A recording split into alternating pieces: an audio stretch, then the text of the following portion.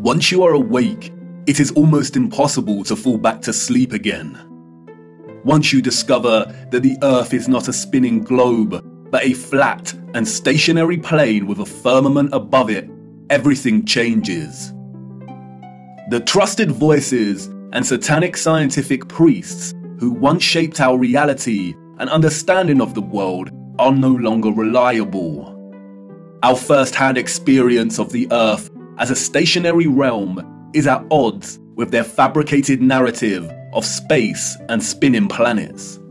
The scarring of our land and the barbaric mining of Earth's once majestic giant trees is at odds with the history books and geological narrative.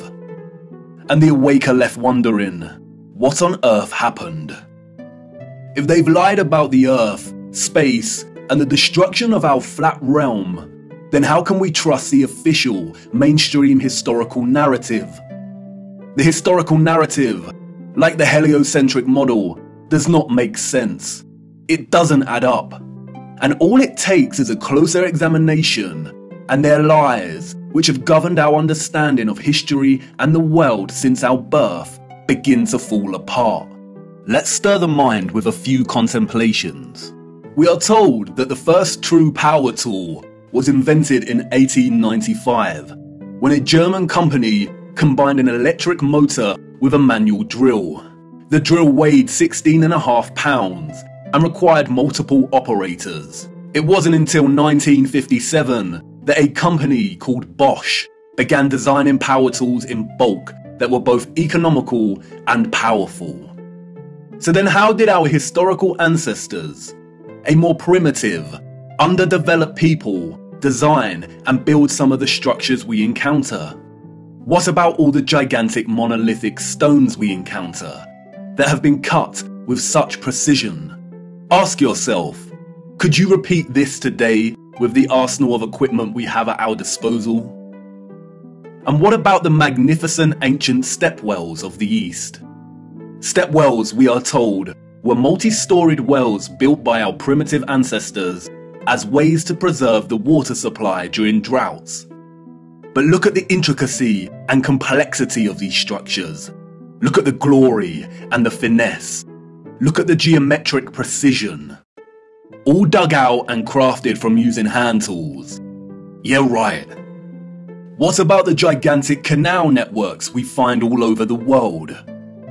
The Erie Canal in America was allegedly built between 1817 and 1825. There were no civil engineers in America at this time. The people responsible for planning construction were novices, we are told. The canal is 12 meters wide and 4 meters deep. The Erie Canal spans 363 miles. But this was not just a case of digging each day for the Irish immigrants and their oxen companions. They had to fell hundreds of trees as they passed through the virgin forest.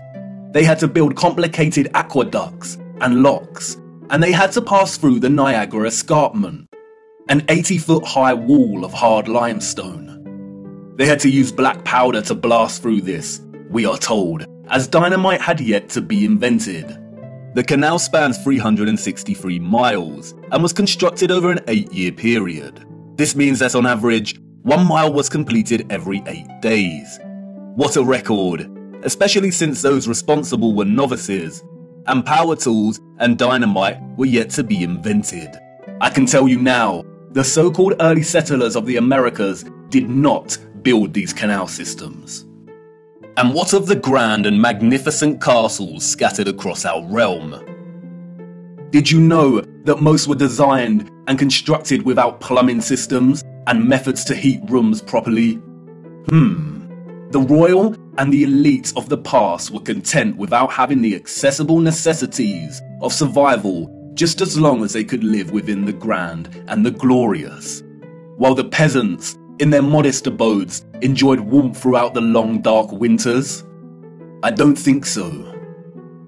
And of course, there is the impossibility of the Great Giza Pyramid Complex. The pyramids, we are told, were constructed somewhere around 2500 BC. The Great Pyramid itself consists of 2.3 million blocks of limestone and granite, and its overall structure weighs 6 million tons. The largest granite stones weigh between 20 and 80 tons each. 20 tons is 20,000 kilograms. These blocks were carved from quarries with copper chisels and allegedly transported from 800 kilometers away. The so-called experts can only theorize that a vast amount of slave labor was required. Being gullible and falling for the official narrative of slave labor is one thing, but can someone please explain how the air shafts of the Great Pyramid align so neatly with the circumpolar stars? And then there is the curious case of star forts, or what the official liars of the world call bastion forts. Developed in the late 15th and early 16th century, these forts, we are told, were designed during an era of gunpowder and the cannon. The geometric design offered a nation's military protection against blind spots during conflict. Of course they did. We all know that the best protection during war is to design a fort with such precise geometric patterning. Has any real historian ever stopped to think just how perfect the geometry is here? Our primitive ancestors did not have the technology to view structures from above, but they still managed to achieve this? Give me strength. There is no way. We could not produce such perfect geometry on this scale today. We've been fooled once again. We have been indoctrinated with a false historical narrative and timeline. And, like the silly heliocentric model, all it takes is a closer look at this narrative and things soon start to fall apart, and the lies become so blatantly evident. Because of their satanic lies, piecing together an accurate, honest historical timeline has become an impossible Rubik's Cube. The official narrative, a Pandora's box, only offering us tiny clues, half-truths, and deceptions. The stitchings of our true historical timeline have been loosened. The contents erased and muddled before we were even born into this world. And herein lies the problem. How to know where you are going if you don't know where you are in the first place? But you see, awakening is truly a gift. Once awake, we learn that we've always had the answers right in front of us. We've always had more than we know. But we had to regain our sight first before things started falling into place. Before things started to make a little more sense. And here we are again, viewer, at the precipice of another great journey. What if I told you that before us there existed a civilization that was responsible for the most advanced technology ever developed, and that it was their understanding of the workings of our flat realm that was key to their innovation? And what if I told you that it is highly likely that our true history as a people only begun just over 200 years ago? Would you think of me as mad once again? Do I sound as preposterous as when I first told you that the Earth is flat? Perhaps, and that's why I need to show you. What I hope to show you is one of the greatest cover-ups of all time. It is on par with the heliocentric lie in its enormity and the impact it has upon humanity. And, as I will try to show you, it is inextricable from the true nature of our flat realm Earth, and you cannot understand one without understanding the other. We cannot waste time, for we must journey in search of lost time. At its heart, this is a story about deception. It is also a story of endings and beginnings, of death and rebirth. And please bear with me. Due to the deceptions and falsities underpinning our historical narrative, this story cannot be told in a linear fashion. We need to go back and forth in time to really draw out something that brings us a little closer to the truth. It is also imperative to understand that, like much contemporary science, history as a discipline was corrupted a long time ago. At its most innocent, a lot of established historical narrative is guesswork. But at its worst, it is a set of lies agreed upon, as the so-called Napoleon put it so succinctly. We are going to be digging in the dark. No historian will be there to help us. We are alone in this journey. Our journey is a hunt for things buried in plain sight. And things may become a little uncomfortable at times, but it is necessary. We have been living a comfortable lie for far too long now. Come on, jump in and put your seatbelt on. For to understand our place in the world, we need to do the unthinkable. It's time for us to take a journey back to the future.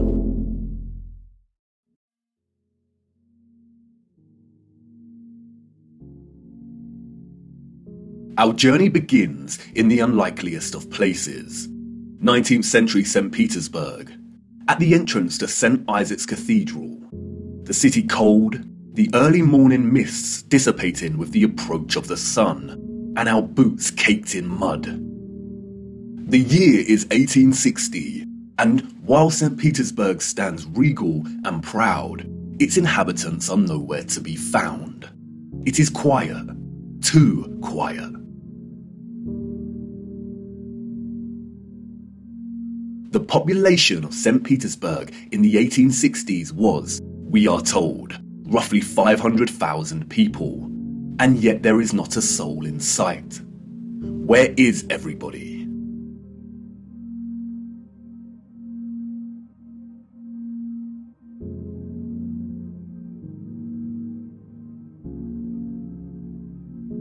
The long shadow of Alexander Column gives us a clue as to the time of the sun's journey above this region. Long shadows only occur during morning or evening. It must be morning, but it appears that no one has surfaced yet.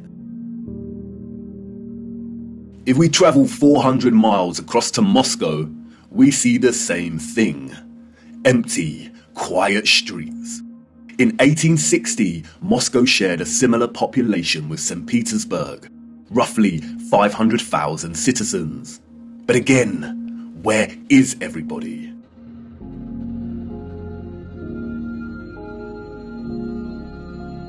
What about the rest of the world during this time period? Edinburgh, Scotland, 1840s.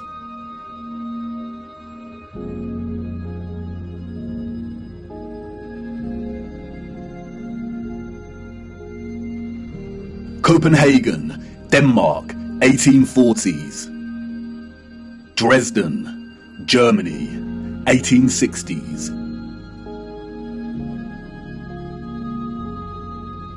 Rio in Brazil, 1860s. Toronto, Canada, 1860s.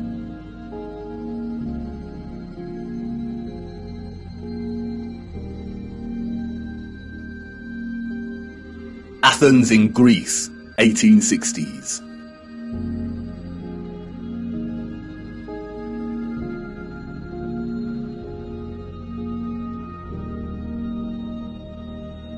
And then London, finally, people.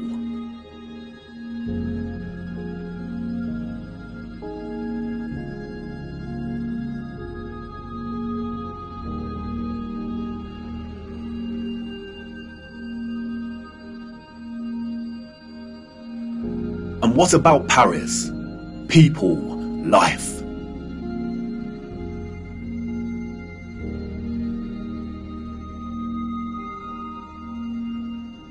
The first photograph, we are told, was created in 1822. The art of photography relies on methods of juxtaposition, of comparison and contrast to deliver its message and sentiment. In these old photographs, we do not find the same deliberate techniques of juxtaposition that contemporary photographers craft into their art, but rather we find natural contrasts that are so important and central to navigating through our deceptive history. Contrast is a phenomenon, natural or artificial, in which meaning is generated and conveyed through the comparison of two opposing elements. When looking at 1860s Russia, there is an immediate contrast between the lack of population and the sheer size of these cities. Even in the 19th century, both Moscow and St. Petersburg are enormous. The infrastructure found in the photographs could hold a population well into the millions. Why are the cities so vast if the population was only 500,000 in each? Furthermore, the official narrative gives us a population that increases in a linear fashion from 1764. Many of the buildings we see here were built years before the photograph was taken. Did the Russians just plan well in advance? But it's when the population is introduced into these photographs that a new contrast emerges that is staggering. That is, between the people and the environment itself. It may be the reduced population numbers, or it may be the monochromatic starkness of the black and white images, but they present to us something that we've lived amongst our entire lives and never paid any mind to. That is, the enormity and impossibility of the architecture. As we engage with the industry and act of tourism, we journey from place to place and observe, taking it all in, learning, hearing, and being told what we are looking at and how it came to be. And standing in front of a structure like the Arc de Triomphe in Paris, we might even exclaim, "Wow, how did they do this?" But the moment, inextricably wrapped up in the busyness of the scene, perhaps prevents us from really asking that question with sincerity. Standing in front of a structure like the Arc de Triomphe while the crowd frantically takes pictures on their smartphones makes it all a reality.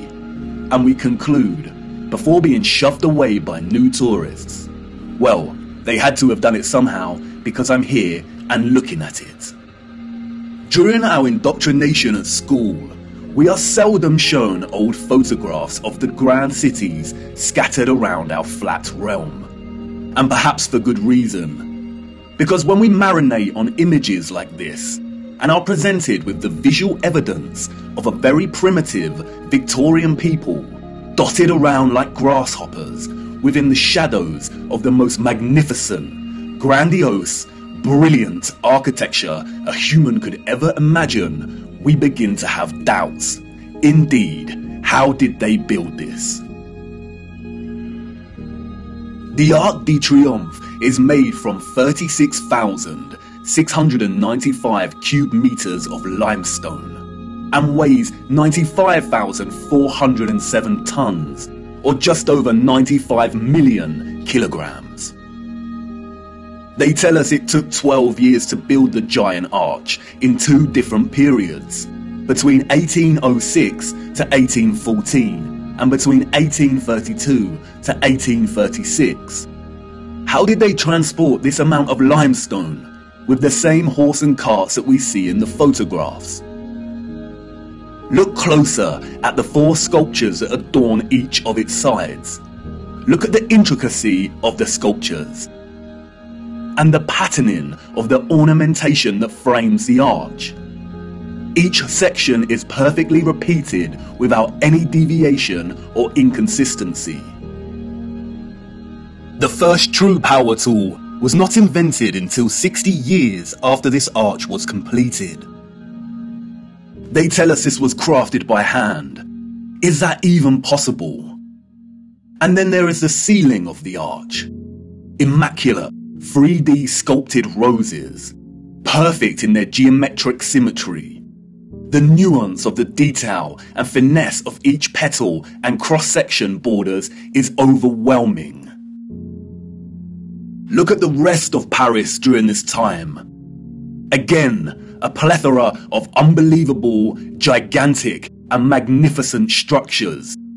The city's infrastructure glorious, and the people and their means of transport primitive, unsophisticated, and seeming not at all developed to the point of producing a city like this. The roads are improperly paved and uneven. They are dirty and muddy. We also see buildings during this period in which the architecture aligns with the inhabitants. buildings of misshapen proportions, less developed and refined, charming in their own way, but coarse in their use of wood and plaster. This is exactly the type of architecture we expect of a generation of horse and cart, a generation ignorant to the discoveries in technology that would follow in the years to come. Furthermore, at the time of this photograph, the arch is roughly 40 years old since its completion. Yet can you see how worn some of the parts of the structure are? We see weathering on the stone that suggests the arch is much older. As we approach the late 19th century, we see that the people of Moscow have finally decided to leave their homes and venture out into the streets. The infamous Red Square, now bustling with life. St. Basil's Cathedral and the Spasskaya Tower dominate the frame of the square. The construction of St. Basil's Cathedral began in 1555 and was completed in 1561, a mere 6 years. It suffered a huge fire in 1737 and underwent restoration over a 20-year period. But look at it. What a structure. Almost unreal and like no other. It is composed of thousands of red bricks and tin sheet metal that has been shaped into the distinctive onion domes we see. Look closer at the intricacy of the domes. How did they bend metal to achieve such precision and perfection in the 18th century? And again, if they had the skills and dedication to build a wonder such as this, then why are the conditions of the road so poor and covered in mud? We see these incredible structures and buildings everywhere in 19th century photography. We have the wondrous Crystal Palace of London, a monstrous structure with the greatest area of glass ever seen in a building, and all constructed before England had automatic glass manufacturing. We have Westminster Abbey and Parliament. We have the old Euston Arch, constructed out of pure sandstone in 1837. And streets unpaved and full of mud. Why did these people not prioritize the streets they walked upon? The Frauenkirche, the domed masterpiece of Dresden, Germany. Its intricate and opulent splendor in direct contrast with the beat-up wagons and horse-pulled carts of the people below, a people dependent on the bare necessities.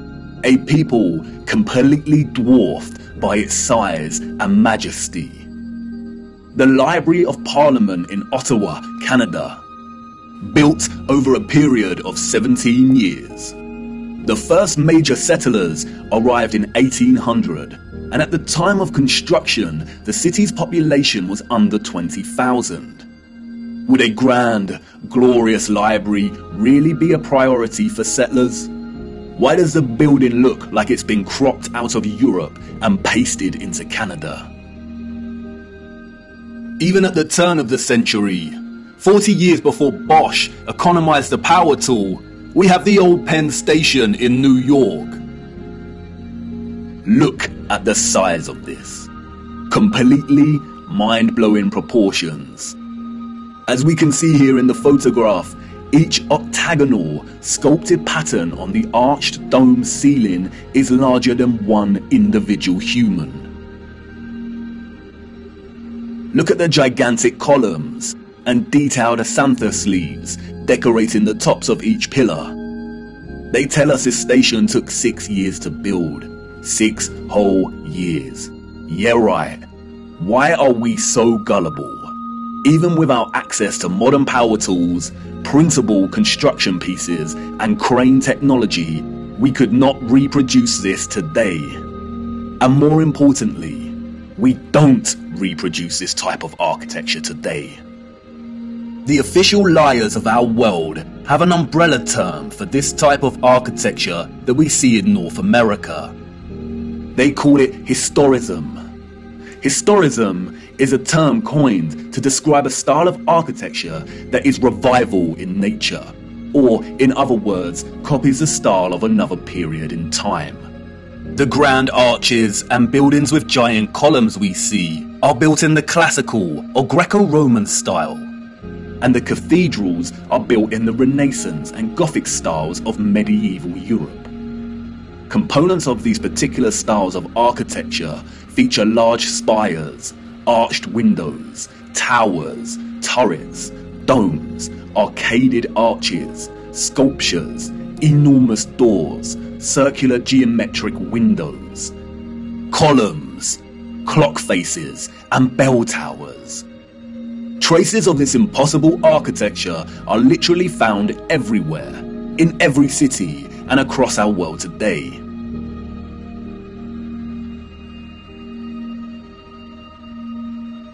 Some preserved and maintained, like the Parisian Arc de Triomphe and Notre Dame, and others lost and long forgotten to time, like the Euston Arch and the Old Penn Station in New York. We as a people travel miles to take our own photographs of these wonders. But the photographers of the 19th century gift us with something they would never have expected to give a future generation: perspective. We see a primitive people against a backdrop of clearly advanced architectural infrastructure. The official historians of the world tell us tales of Darwinian evolution and progression between time periods. The people that came after were always more advanced in their ways, refining and redefining the methods of the generation that came before. If the height of innovation and industry during the 19th century was still the horse and car as a means of travel, then, as these photographs tell us, this style of architecture was just as impossible for those living in the centuries before it. Anyone with a predisposition for thinking and questioning can immediately sense when looking at these photographs that something is rotten in Denmark, that something is off with the mainstream historical narrative, that something is not adding up. In a panoramic image of San Francisco in 1877, we see a collage of historicist architecture. We see columns adorning the entrances to very regal buildings that stand out like sore thumbs from some of the timber shacks surrounding it. We see Gothic spires and towers in the distance. We see domed cathedrals and buildings. We also see just how sprawling and huge the city has become. In 1846, there were under 500 Mormon settlers living on the area of land in which we now call San Francisco. It was frontier land and ready for the taking. Between 1848 and 1849, with the start of the California Gold Rush, the population increased from 1,000 people to 25,000 people. 28 years later, this panorama was taken. The population at this time, we are told, was getting close to 200,000. Who in their right mind would believe this story? Does this look like a city of 200,000 people? Without any modern technology, power tools, automatic manufacturing, electric motors. A people in a strange, unfounded land, just making their mark. Do we really believe that a burgeoning people built this entire city in just 30 years? And again, such quietness, such stillness. This is a photograph of an empty city. Where are all the people?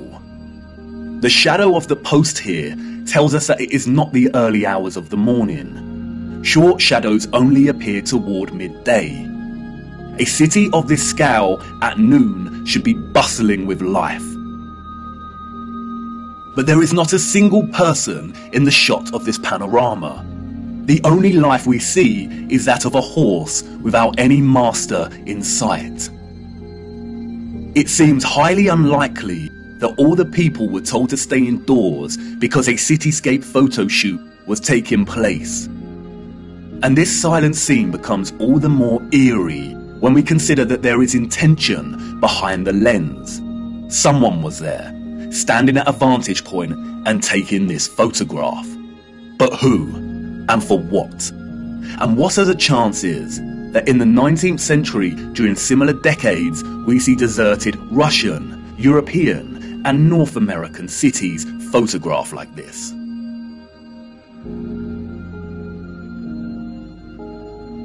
And then only a few years later, we find the same locations bustling with people. A people clearly incapable of building the architecture found in these cities. And what to do with these photographs? If we accept the narrative and these strange anomalies, then we stop here and get back to our busy lives. But the narrative we've received is not the truth, and we shouldn't accept any narrative, no matter how official and certified it is, unless it makes sense. The people we see in these photographs and their early ancestors could not have built the magnificent architecture we see. It is an impossibility. Come on. Jump in. We must venture further into these cities and look a little closer. There must be some clues waiting to be uncovered that helps us understand why these cities are empty. Wait, what's that you say? You want to wipe the mud from your boots first? Do not bother, it's a waste of time. Come on, jump in and let's go. For it is the mud that offers us some small clues as to what could have occurred during this time period.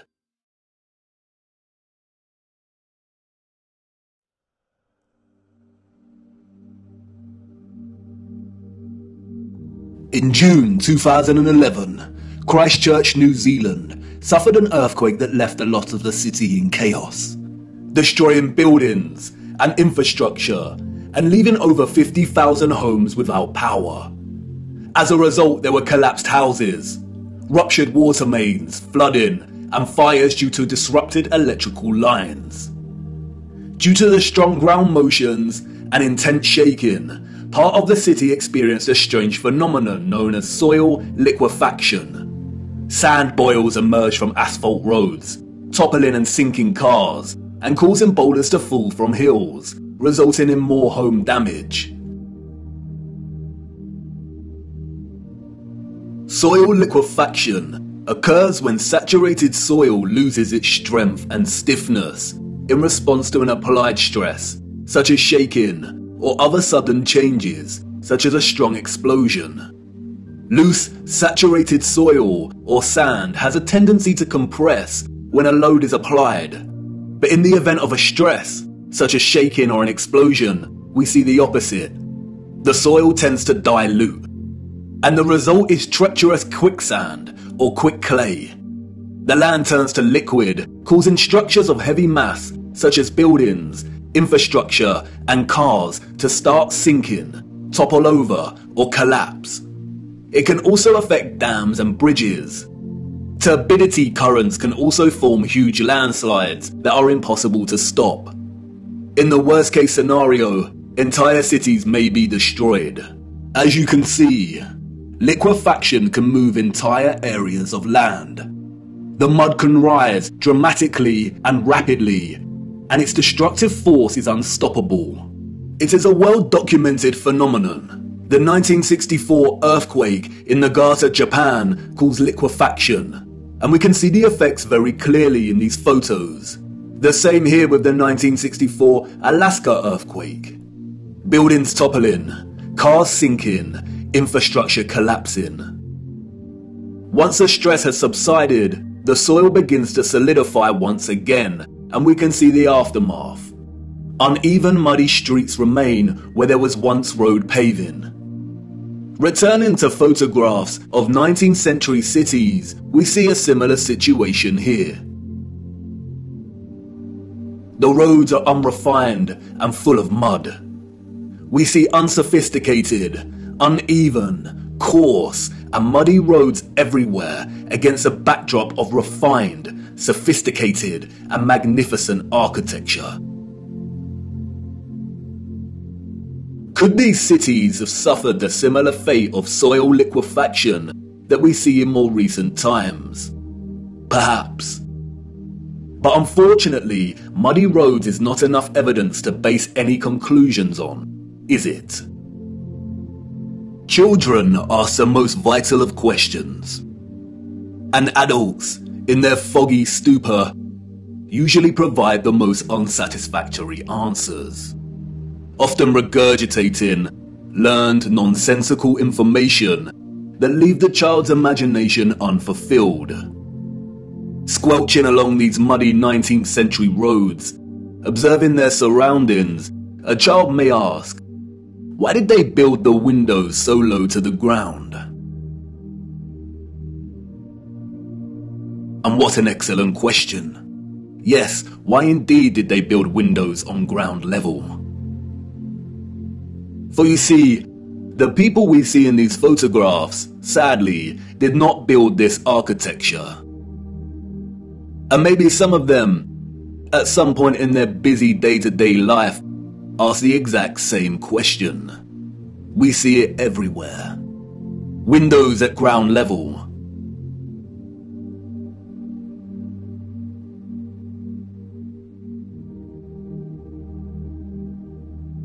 Windows partially below ground level.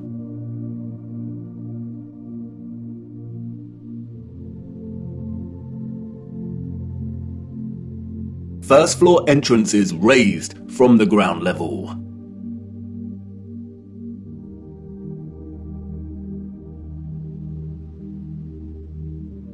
Steps leading down to entrances below ground level.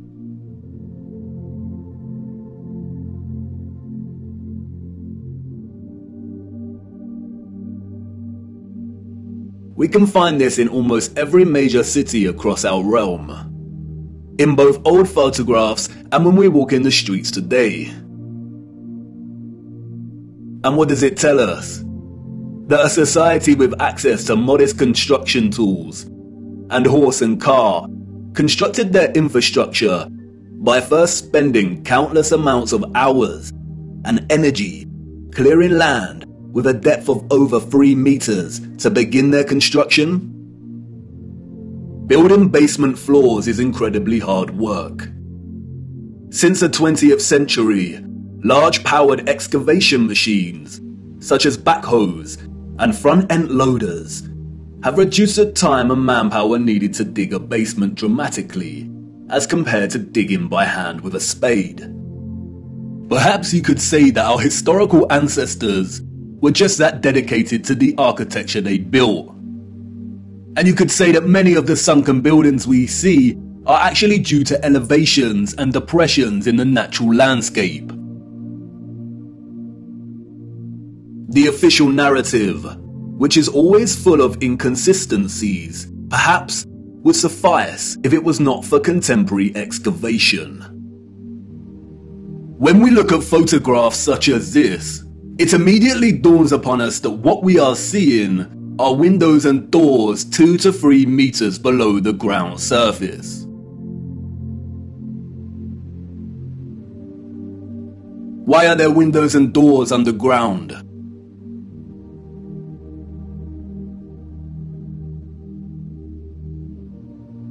What is this that we see in our cities? Natural soil accumulation over time? Geologists have never been able to ascribe a consistent value to worldwide natural topsoil accumulation, because it is impossible. Some regions of our realm experience consistent topsoil accumulation, whereas other regions actually experience consistent erosion. Many historians and archaeologists have noted that many cities over the centuries have been destroyed through war and natural phenomena such as earthquakes, volcanic ash, and flooding.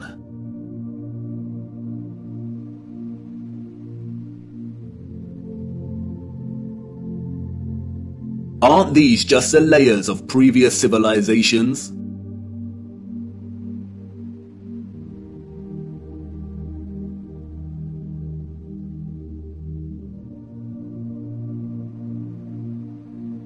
No, they are not. We see over and over again whole floors of buildings consistent with the architecture existing above the layer of ground.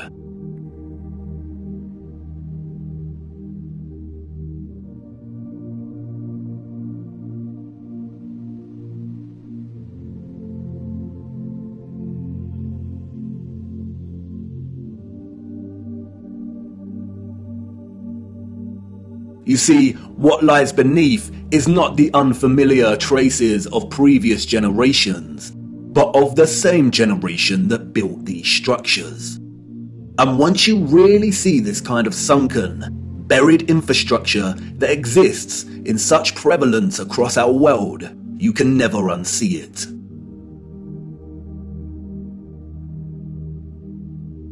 We see that the foundations of old churches are actually the original first floors, with consistent entrances and windows.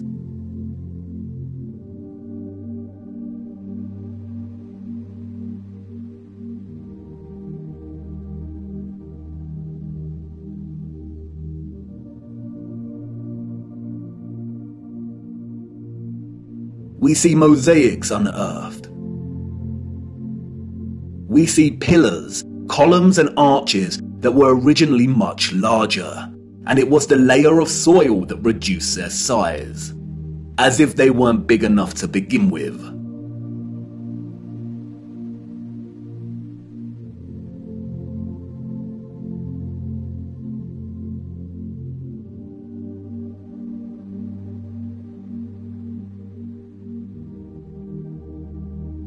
And like with the 1964 earthquake in Nagata, Japan, we also find many so-called ancient structures that are leaning. As if at some point, the soil beneath these structures loosened and liquefied.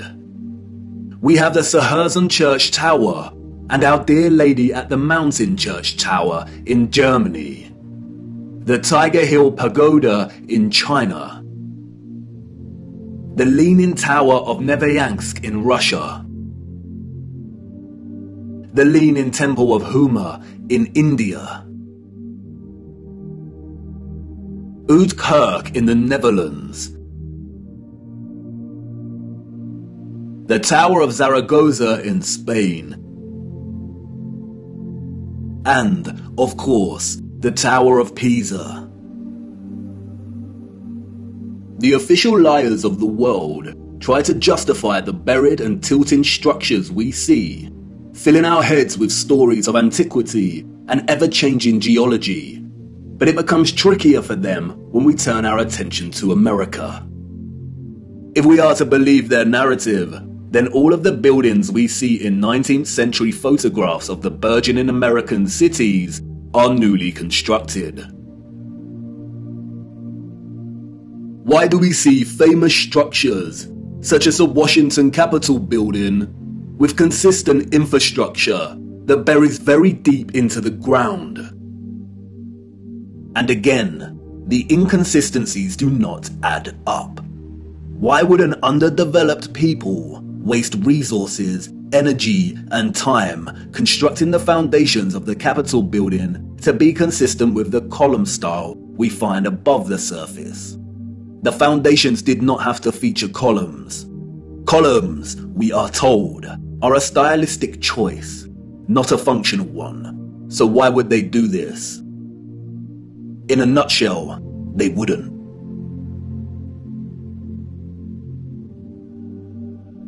We see images that suggest that the people of the 19th century were actually concerned with moving a lot of the vast amount of mud we see, leveling the ground and excavating existing structures.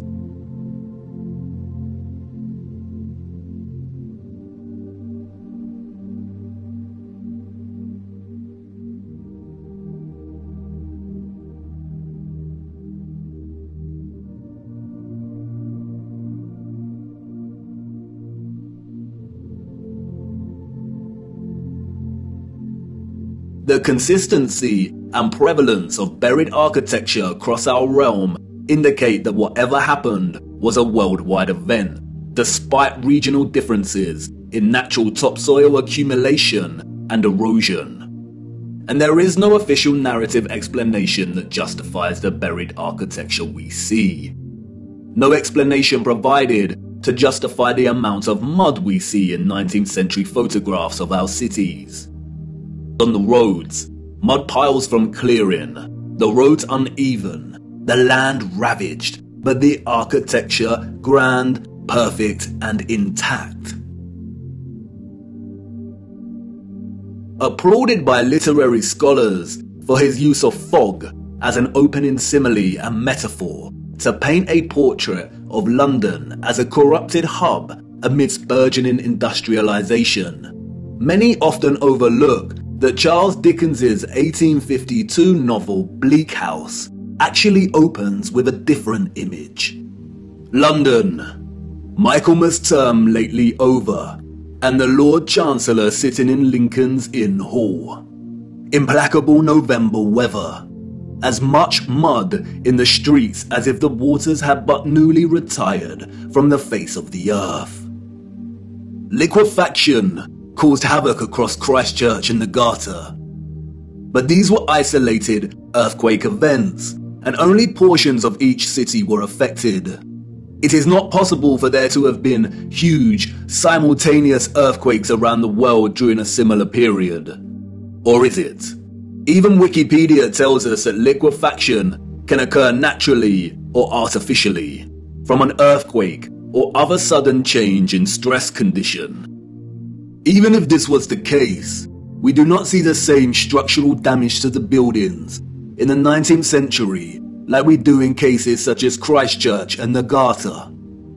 Most of the buried architecture we see is intact. It has either sunken or the ground level has been raised at least 3 meters, sometimes in a uniform manner, and other times partially buried in rolling mud hills, as if there were huge landslides. The strange case of the buried architecture provides the following conclusions: that what lies beneath are not the remains of previous civilizations. More often than not, the buried structures are consistent with the architecture we see above ground.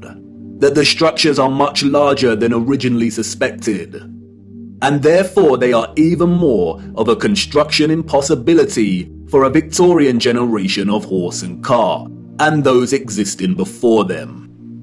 That natural topsoil accumulation and soil liquefaction are not satisfactory explanations for what we see here.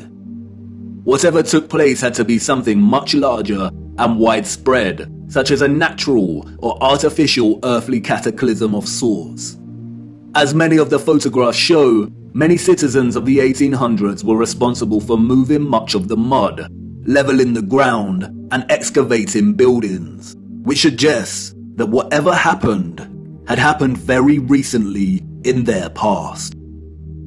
The complete absence of a reasonable, mainstream justification for the buried architecture we see suggests that the controllers of our realm are deliberately trying to hide whatever happened. And what of the deserted cities we see in the earlier photographs? If these cities were truly empty, then we must ask why. We must also ask how all the people got there in the end. In the space of 30 or so years, we see a city go from barren to bustling. Interestingly, it is Charles Dickens and 19th century literature more generally that offers some clues. 2 central themes run throughout 19th century Victorian literature: that of marriage and female chastity, and that of orphans and adoption. Many of the fictional characters we've come to love over the years are orphans. We have Oliver Twist and Pip from Great Expectations. We have little orphan Jane Eyre and Heathcliff from Wuthering Heights. We have Mowgli from The Jungle Book, Cosette from Les Miserables. We have Heidi, Rapunzel, Peter Pan, Snow White. We have Tom Sawyer and Huckleberry Finn and Anne of Green Gables. And these books were of their time, as far as orphan prevalence goes. The only issue is that these novels romanticize the orphan as a figure dislocated from society by default, and therefore pave their life's path as one of unforeseen opportunity. This was not reality. The theme of marriage and chastity that we find in so many 19th century literary works, such as those by Jane Austen, the Brontes, George Eliot, Dickens, Thomas Hardy, Leo Tolstoy, Victor Hugo, and more, was nothing more than carefully disguised, well-written propaganda. with the sole purpose to solidify and justify a social value framework that would separate children from their mothers. Children born outside of marriage or wedlock were regarded as illegitimate, meaning they did not have a legal status. Illegitimate children was a serious stigma throughout the 19th century. The majority of employers would not hire women with an illegitimate child. Many unwed mothers with illegitimate children ended up without a home, in poor health, starving, exhausted. Their only place of refuge would be the workhouse, where they would carry out the most unpleasant duties. In some places, women with illegitimate children were singled out and had to wear a special uniform, which alerted everyone to their status as an unmarried mother or fallen woman. As a result, a vast amount of orphanages and foundling institutions were established. This is the London Foundling Hospital that was very active in the 19th century. Look at the size of it. Charles Dickens was obsessed with this place. Inspiration, they say. The official narrative tells us that an estimated 4,500 women handed over their children to this huge building. But this was just one institution. Wikipedia gives us a partial list of over 64 orphanages that were founded in the UK during the 19th century. The list is only partial. The peculiar case of the vast amount of parentless children in the 19th century is well documented by many researchers. And most of them agree it is almost impossible to establish figures that really do justice to just how many orphans there were during this period. Their footprint did not enter the record books. It formed in the mud and was then washed away. It wasn't just the UK. This was a worldwide phenomenon. New York City had 4 foundling asylums alone that processed thousands of children annually. By the beginning of the 20th century, Italy was reporting 32,000 children per year. Spain and Portugal were reporting 15,000 annual foundlings. Before 1860, 374,000 recorded infants were processed by the asylums in Milan, Naples, and Florence alone. Historian David L. Ransell states that Moscow was receiving between 16 and 18,000 infants annually by the 1880s, and sending over 10,000 of these each year to outlying villages for care. In 1882, there were all told 41,720 foundlings from the Moscow home living with 32,000 foster families, scattered throughout 4,418 villages. A dozen villages had over 90 fosterings each. One thing that is often overlooked is that there were a series of laws passed in the 1800s, making it almost impossible for unwed mothers to keep their babies. The 1833 Poor Law Reformation introduced bastardy clauses that shifted the entire responsibility for the illegitimate child onto the mother. Social stigma meant that she would not be able to provide care for her child and would be forced to hand them over to the authorities, or worse. Advertisements for adoption or nurse care became popular in newspapers. And, as many scholars have pointed out, these were a front for what was termed baby farmers, or paid murder. As Dorothy L. Haller states, the adverts may have been misleading to the general public, but read like a coded message to unwed mothers. No references are asked for, and none are offered. The sum of 15 shillings a week to keep an infant or a sickly child was inadequate, and a sickly child and an infant under 2 months were the least likely to survive, and the cheapest to bury. Infants were taken, no questions asked, and it was understood that for £12 no questions were expected to be asked. The transaction between the mother and the baby farmer usually took place in a public place, on public transportation, or through a second party. No personal information was exchanged. The money was paid, and the transaction was complete. The mother knew she would never see her infant alive again. Most children, however, were not murdered, but were dropped off at the doorsteps of orphanages or the workhouse. All children taken into these institutions were given entirely new identities. They were provided for with shelter, food, and clothing temporarily, and then sent off to workhouses or another location. Photographs in the 19th century were scarce, but towards the end of the century, we see more photographs, and the last continent to experience such mass exodus of orphans was the United States.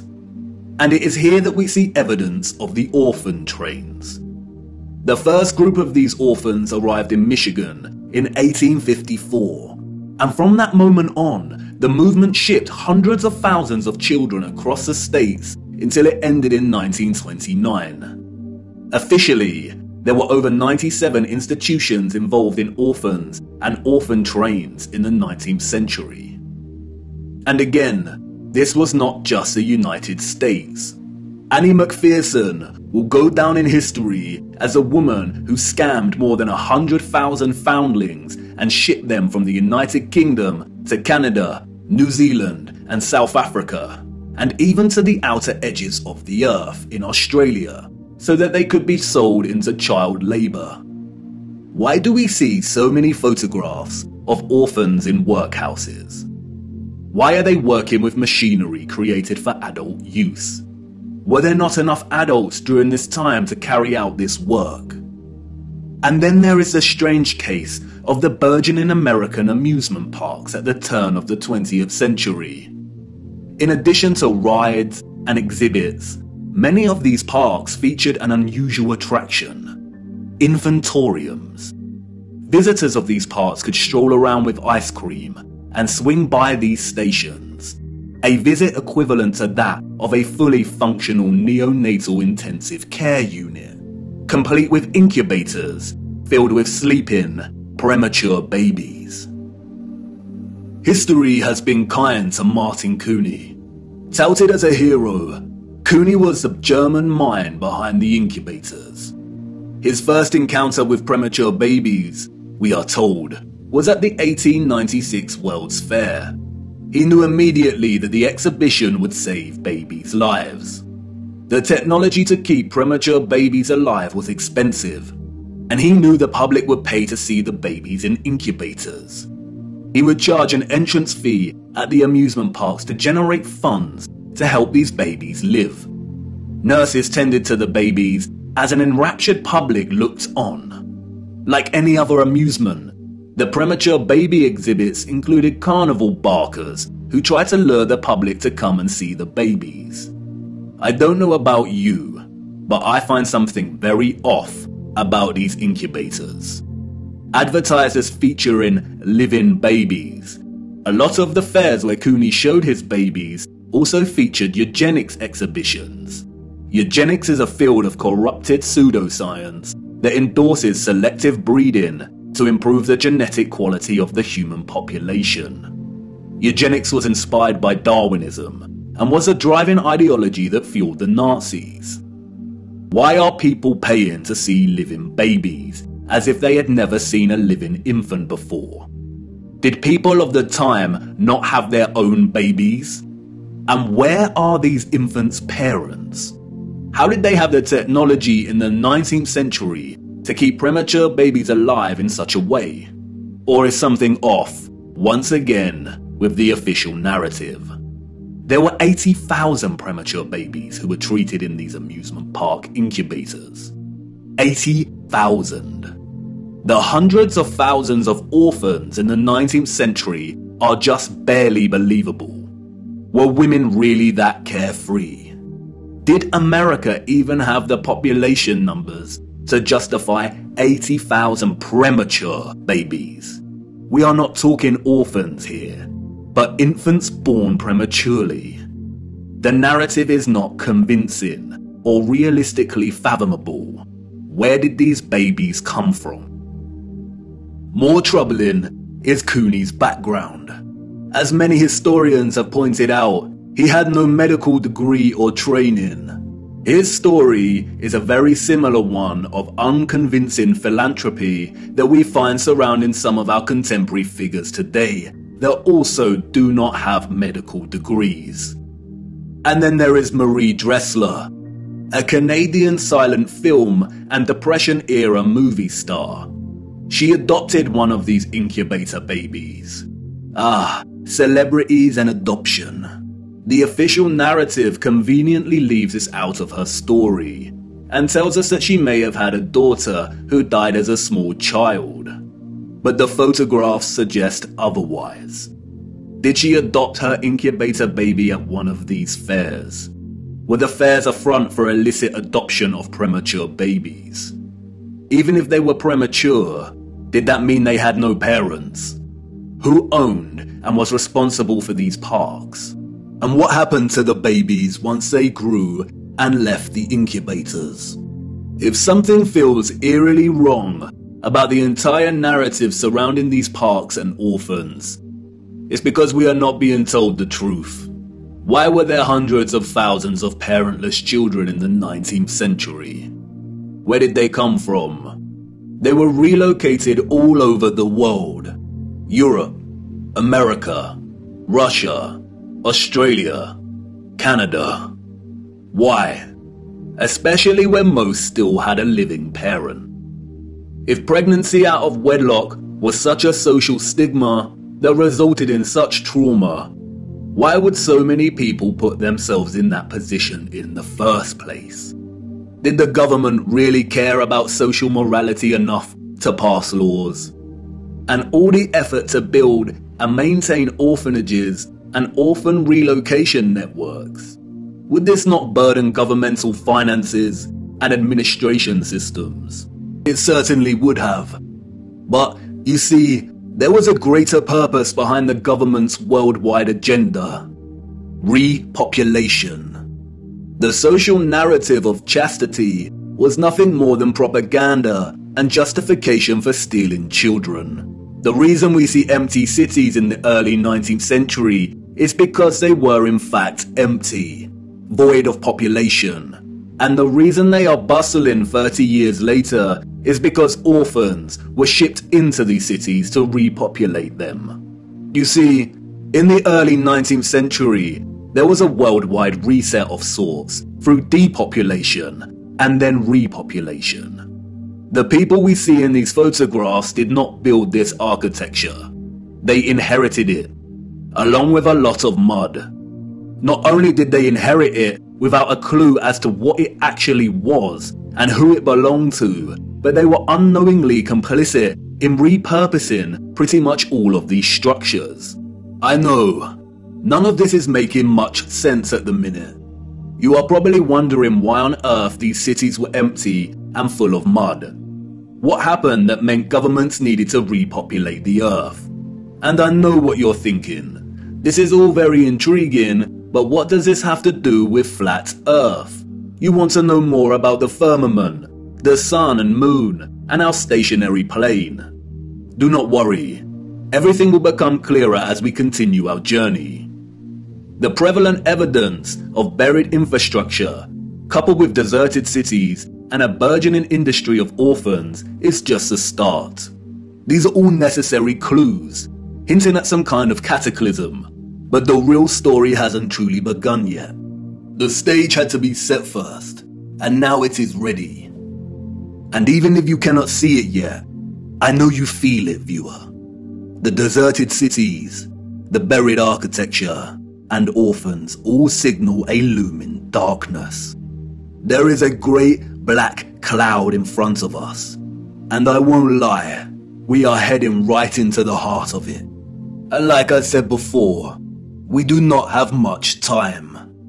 Come on, it's time for me to honor my promise and take you back to the future.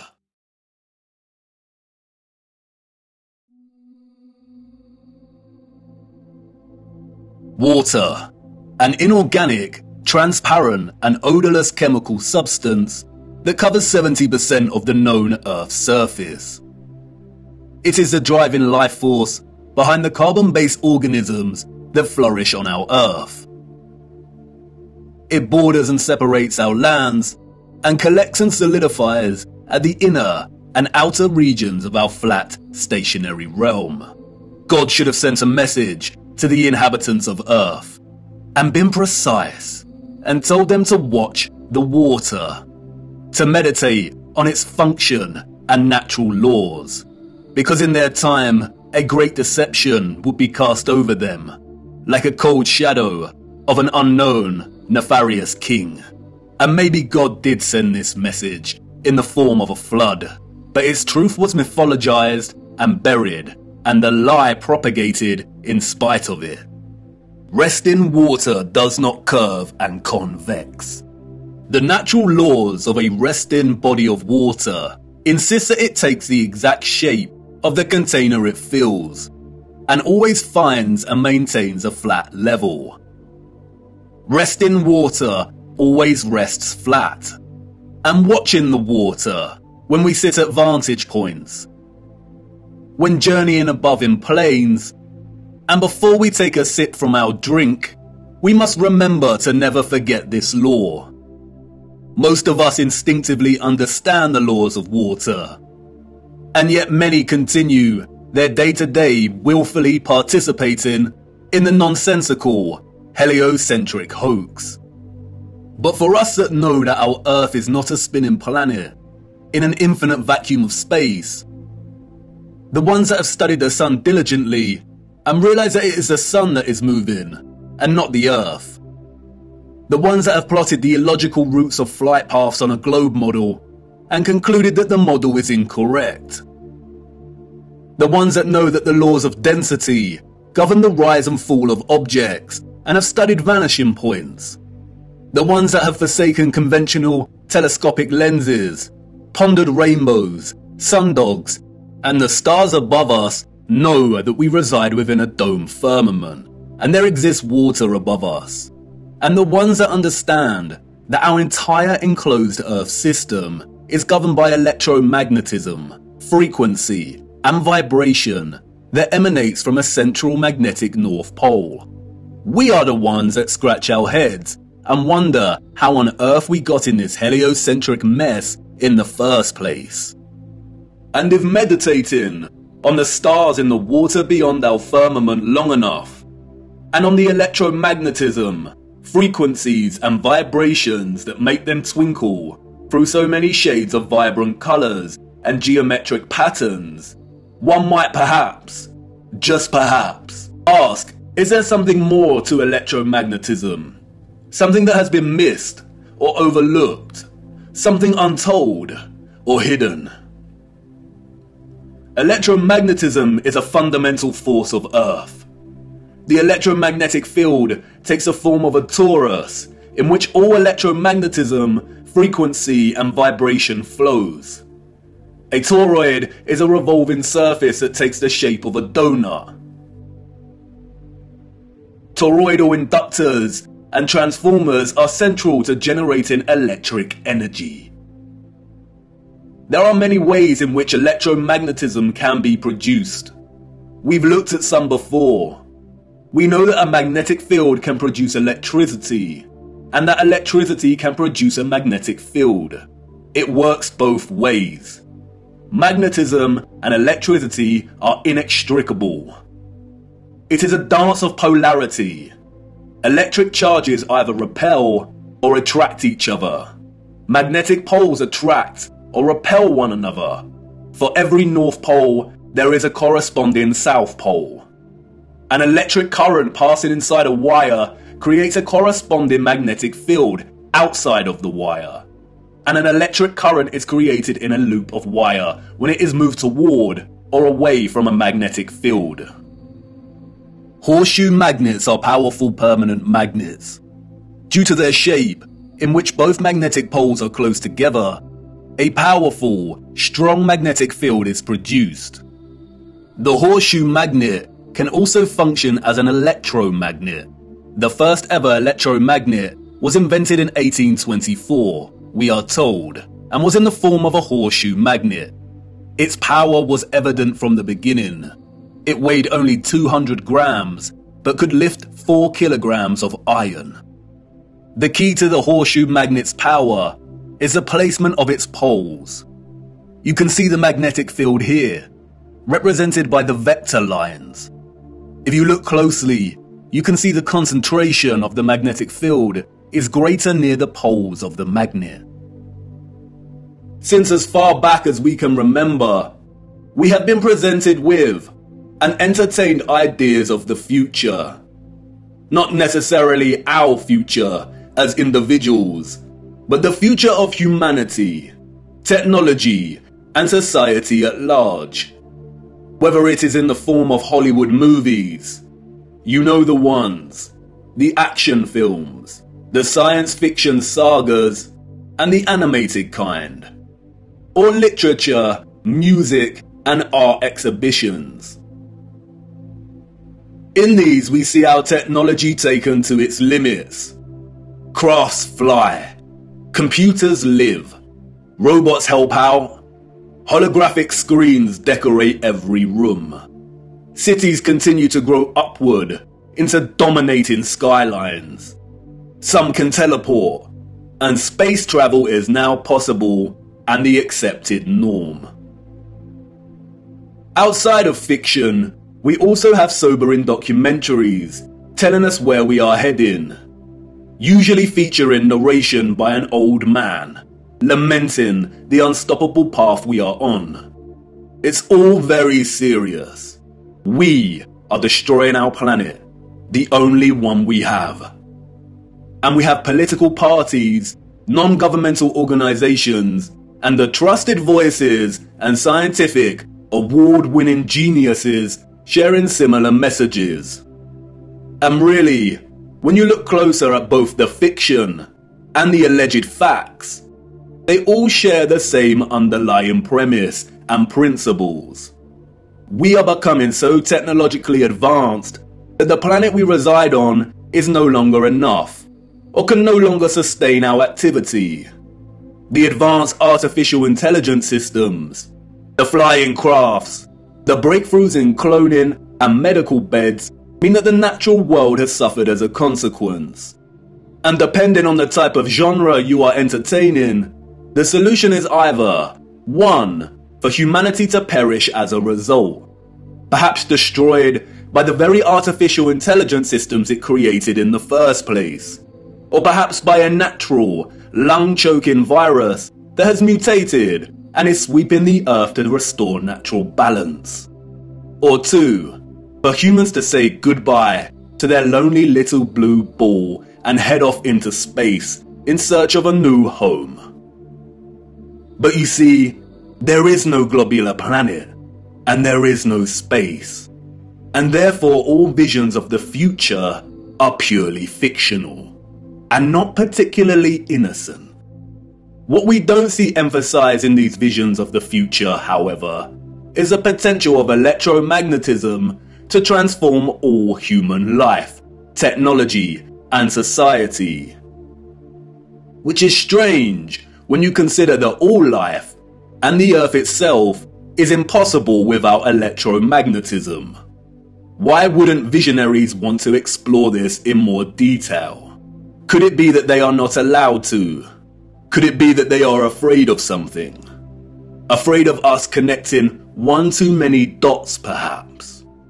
And again, horseshoe magnets can act as powerful electromagnets. If a civilization was to advance technologically through the use of electromagnetism, then the horseshoe magnet would certainly have a tremendous role to play in that development. Yes, it certainly would. And it certainly did. The horseshoe magnet.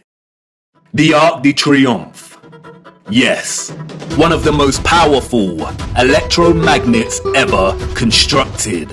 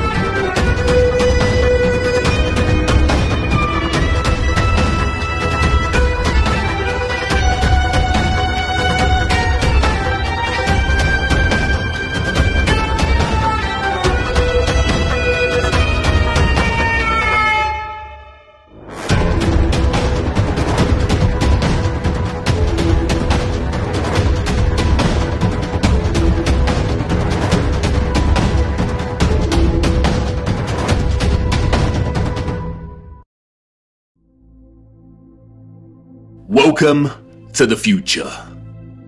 Except it's the past.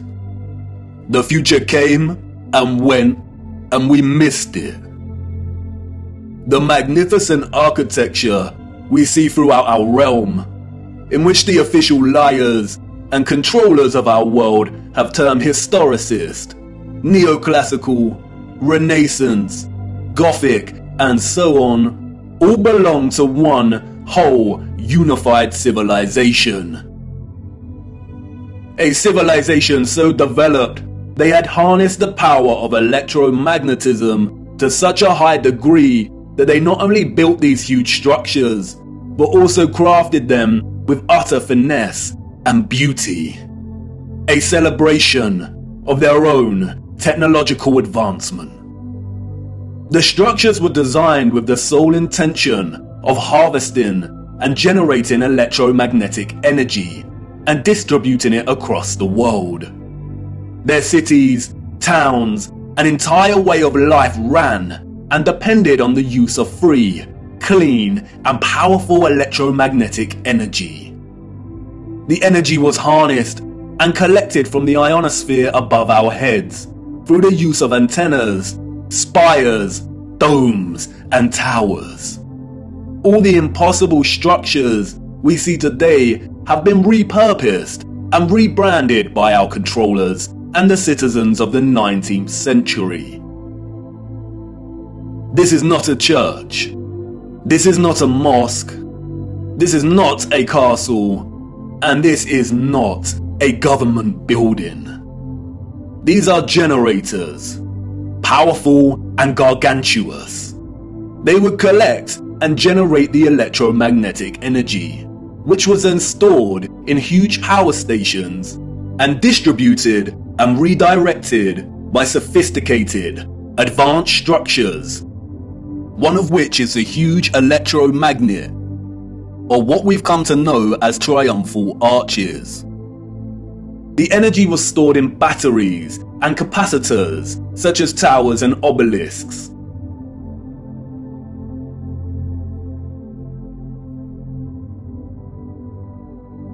All cities were constructed across our realm in the form of one big, interconnected power grid, much like a huge computer motherboard.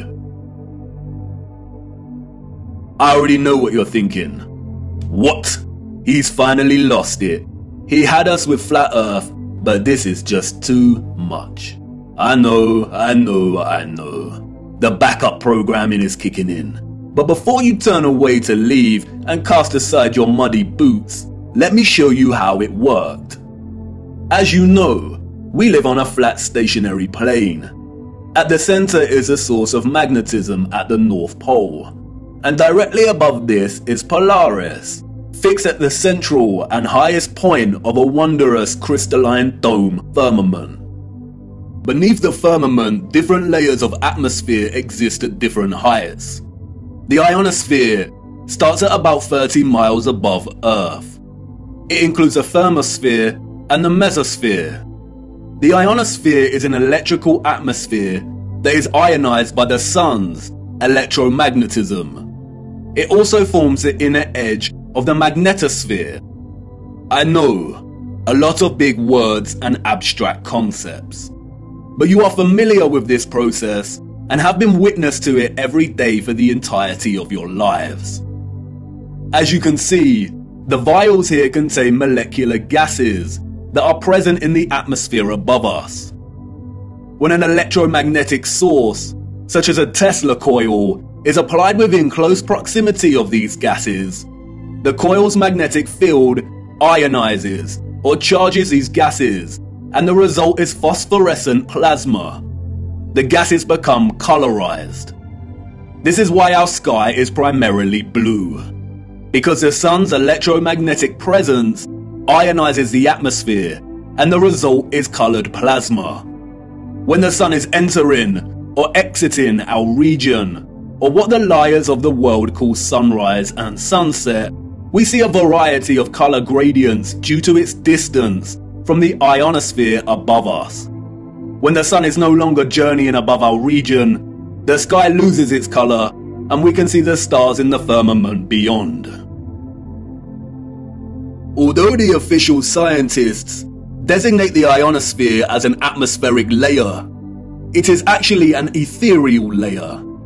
Ether is the fabric or element that carries electromagnetism. It connects everything in our realm. It is the fabric that makes the sun and moon and their concentric journey above our disk possible in the first place. Ether is the mysterious fifth element. It connects everything electromagnetically through vibrational energy.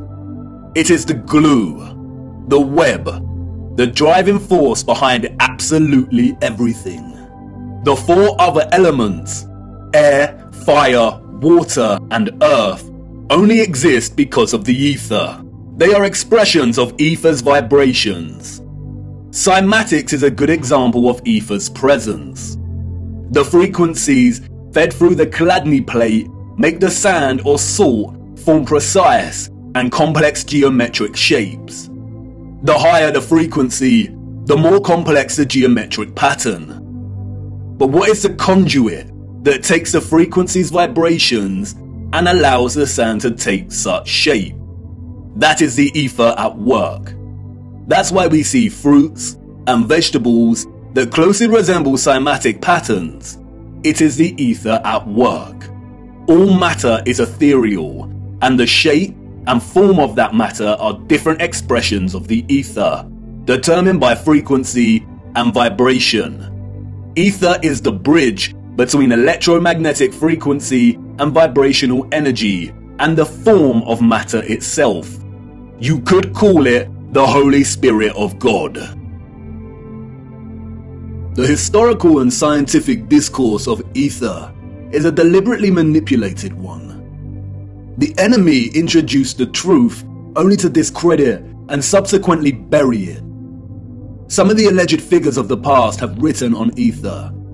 The so-called Aristotle called it the fifth element. James Clerk Maxwell, the so-called father of electromagnetism, spoke of the ether, stating, "In several parts of this treatise, an attempt has been made to explain electromagnetic phenomena by means of mechanical action, transmitted from one body to another by means of a medium occupying the space between them. The undulatory theory of light also assumes the existence of a medium. We have now to show that the properties of the electromagnetic medium are identical with those of the luminiferous medium. The medium he refers to here is the ether. Albert Einstein and others successfully solidified the heliocentric model through fraudulent schools of scientific thought. But even Einstein could not deny the presence of ether. According to the general theory of relativity, space is endowed with physical qualities. In this sense, therefore, there exists an ether. According to the general theory of relativity, space without ether is unthinkable. For in such space there would not only be no propagation of light, but also no possibility of existence for the standards of space and time, measuring rods and clocks, nor therefore any space-time intervals in the physical sense. Even contemporary scientists, under the spell of heliocentrism, admit it is nonsensical to deny ether's existence. Today, the vacuum is recognized as a rich physical medium. A general theory of the vacuum is thus a theory of everything. a universal theory. It would be appropriate to call the vacuum ether once again. Returning to the ethereal ionosphere. As I said, this layer of ether above our heads is a constant sea of electromagnetism, and is responsible for the coloured plasma above that we call the sky. The source of its electromagnetism is the sun. It is because of this ionized layer that we get ionospheric lightning in the form of sprites, which in turn influence the thunderstorms below. An ion is a particle, atom, or molecule with a net electrical charge. Electricity is a continuous flow of ions. The electrolytes in our body are ionized. Everything is connected by electromagnetism and the ether. Our highly developed and sophisticated historical ancestors not only understood the workings of the ionosphere and the ether, but they had developed methods to masterfully harvest it as a fuel to power the entire Earth. And while the exact process by which they were able to extract the ether is deliberately hidden from us and remains unknown, the structural remains that humanity has since repurposed and reused as architecture offer us many clues as to how it all worked. The evidence is everywhere for those with eyes to see, and once you see it, it becomes so glaringly obvious that you'll kick yourself for never noticing in the first place. The matter is very complex, and it would take time to really flesh out. So for now, let's have a closer look at some of these structures, and I will introduce some basic concepts. As we continue our journey, we will explore everything in more detail. We see them everywhere. On top of all these magnificent structures, towers, spires, and pinnacles that rise into piercing antennas. It was through these complex antennas that the ether was harvested.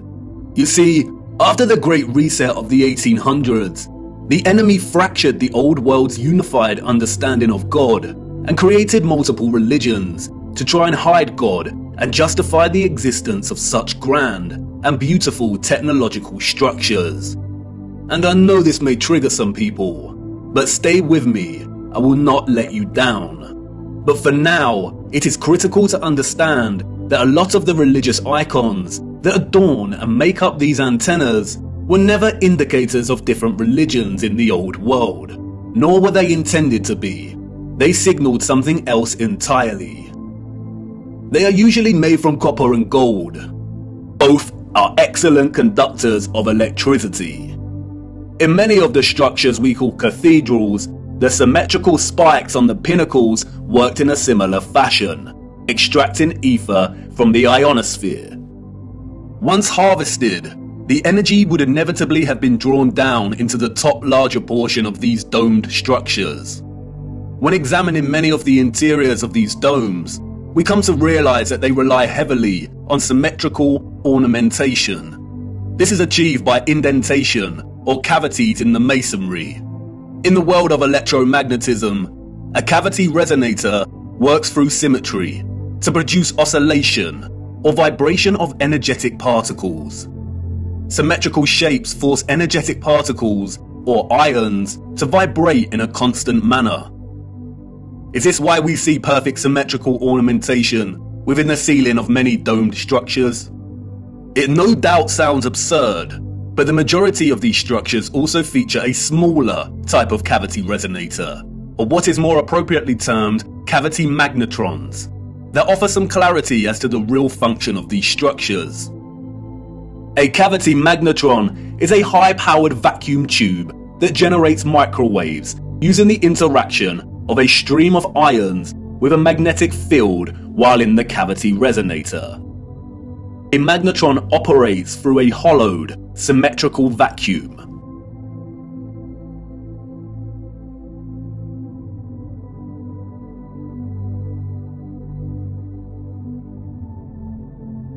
It emits powerful microwaves that can act as a source of free energy. If you break the symmetry or close the vacuum, it no longer functions. But can you see the resemblance?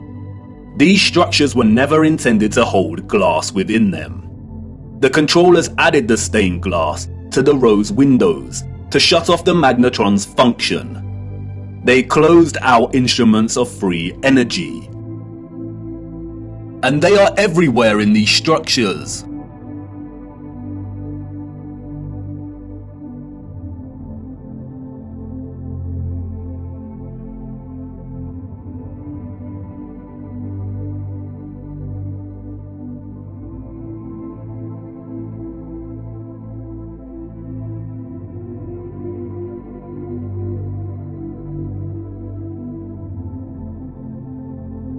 Interestingly, if you look at the geometry of entire sections of the structures themselves, then it becomes very evident that they functioned in their entirety like a cavity magnetron to generate energy.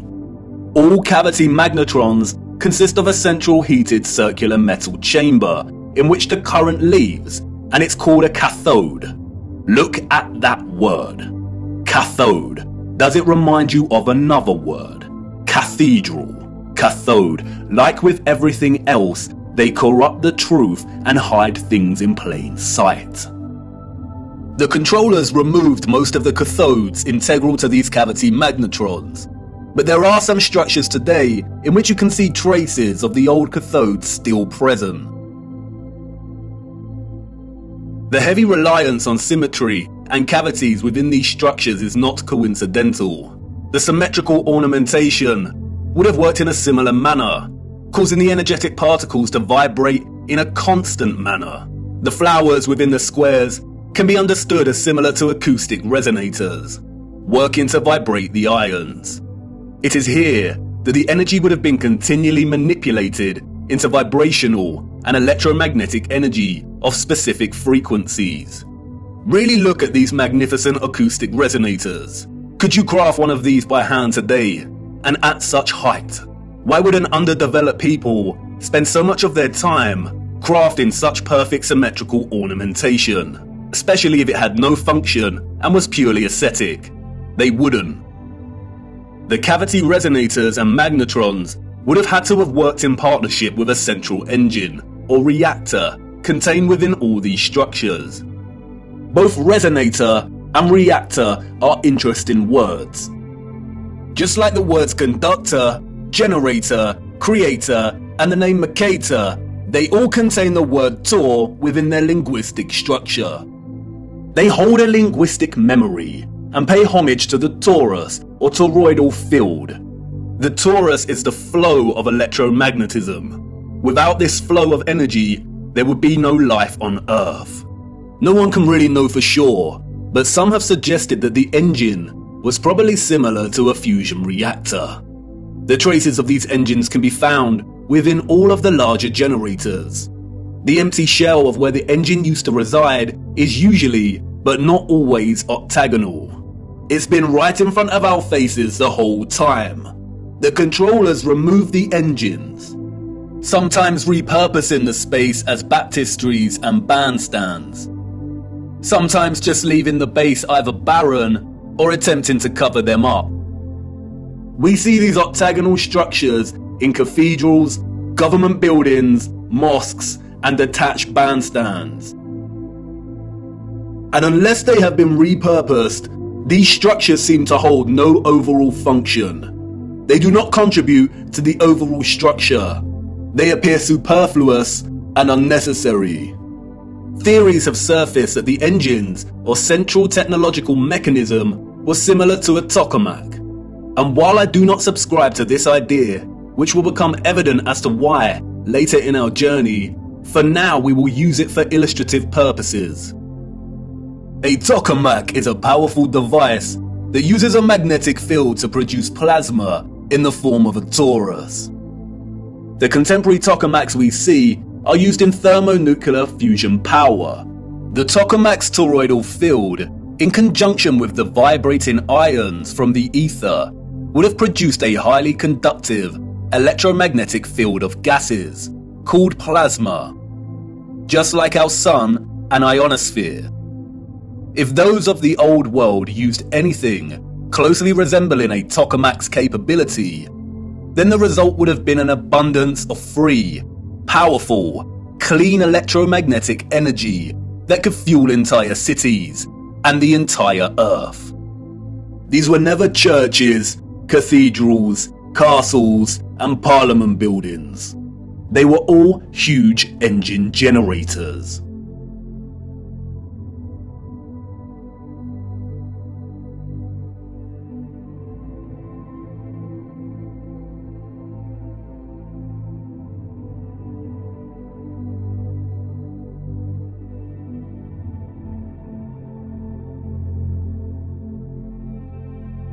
The controllers invented labels and terms such as Renaissance, Greco-Roman, and so on to describe the style of these structures. But as you can see, all these magnificent, impossible structures all share the same fundamental structural principles and design, despite location, time period, and cultures.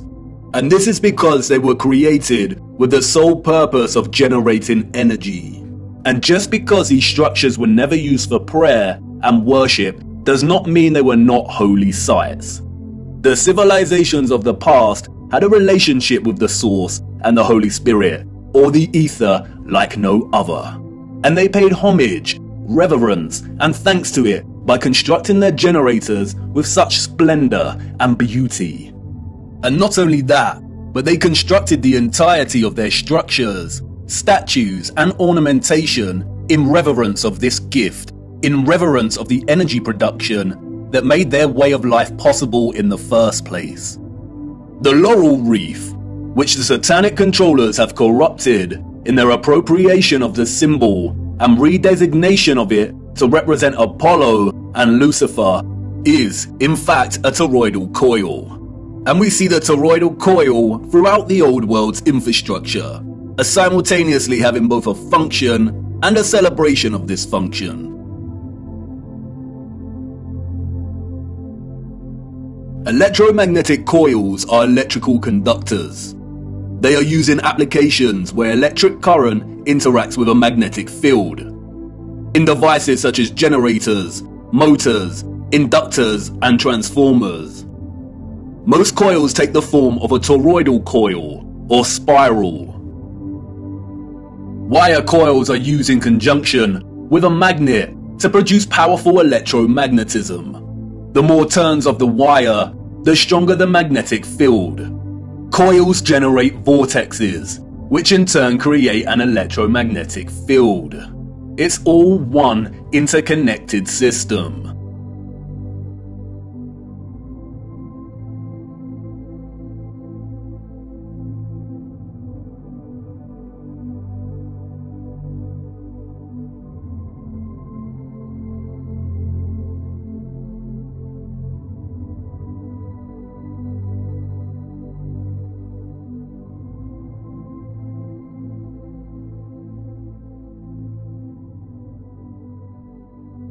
And we see it everywhere. This is what columns and rotundas were used for. Powerful coils to generate electromagnetism and carry the current in loops. The torus is found at the base of pretty much every column found throughout our realm. It is everywhere. Look at the movement of electricity through a wire and the simultaneous magnetic field it produces. This is exactly the shape of a column. And we see this present in all of these gigantic and meticulously crafted columns.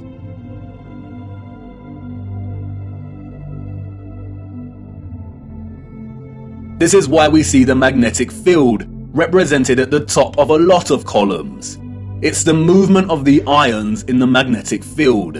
It's the movement of the toroid and the toroidal vortex.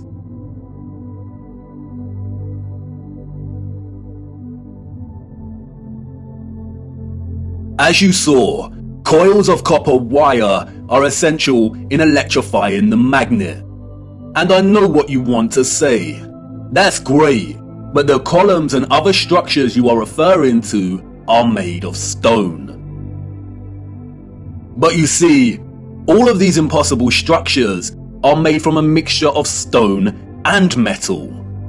They used iron bars in their construction. Iron is magnetic.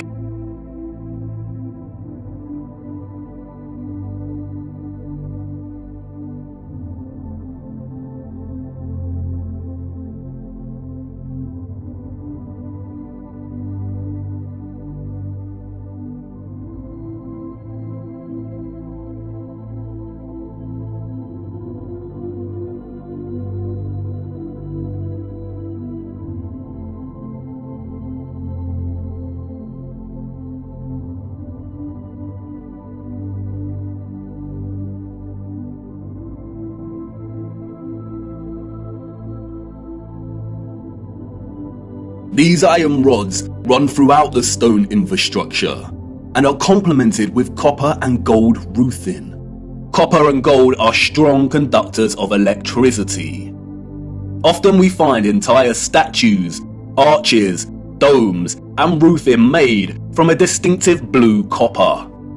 Furthermore, the limestone, granite, and dolomite stone is mixed with crystal silicon or quartz. Quartz has strong electric potential.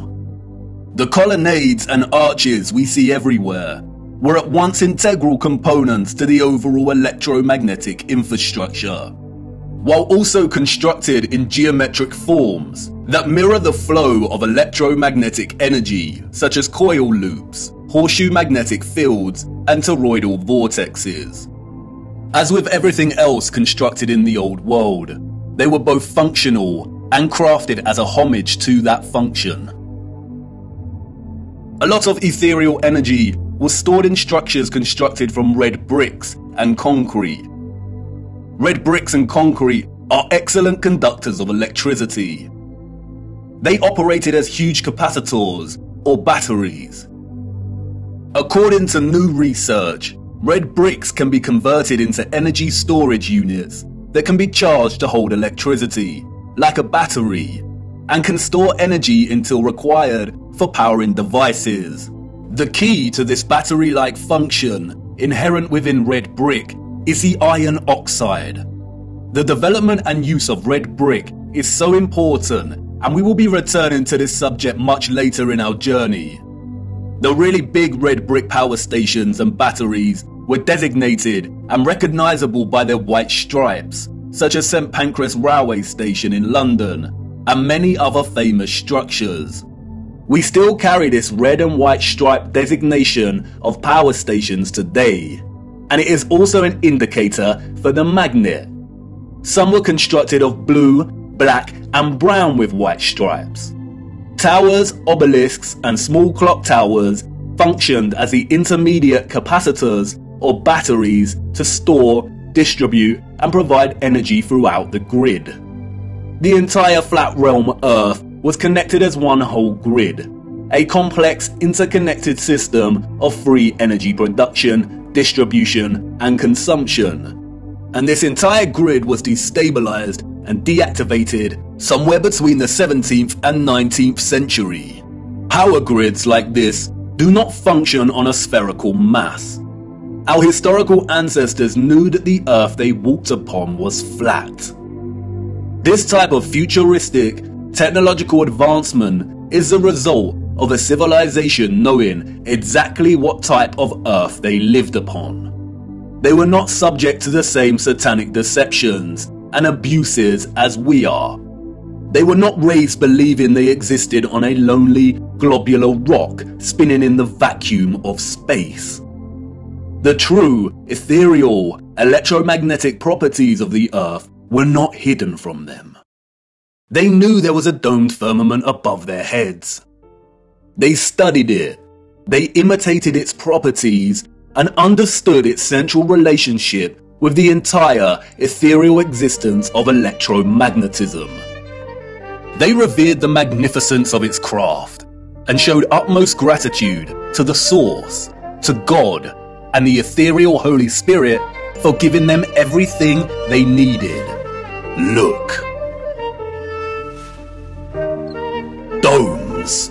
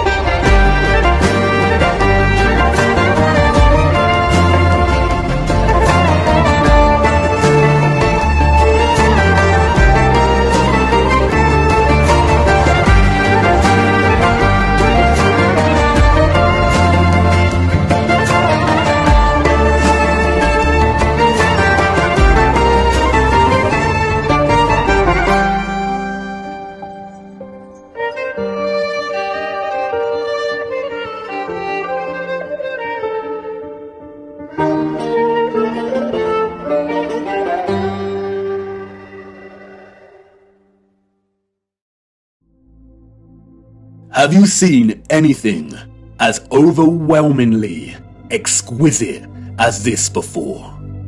How have we lived our entire lives and not seriously considered the impossibility of these structures?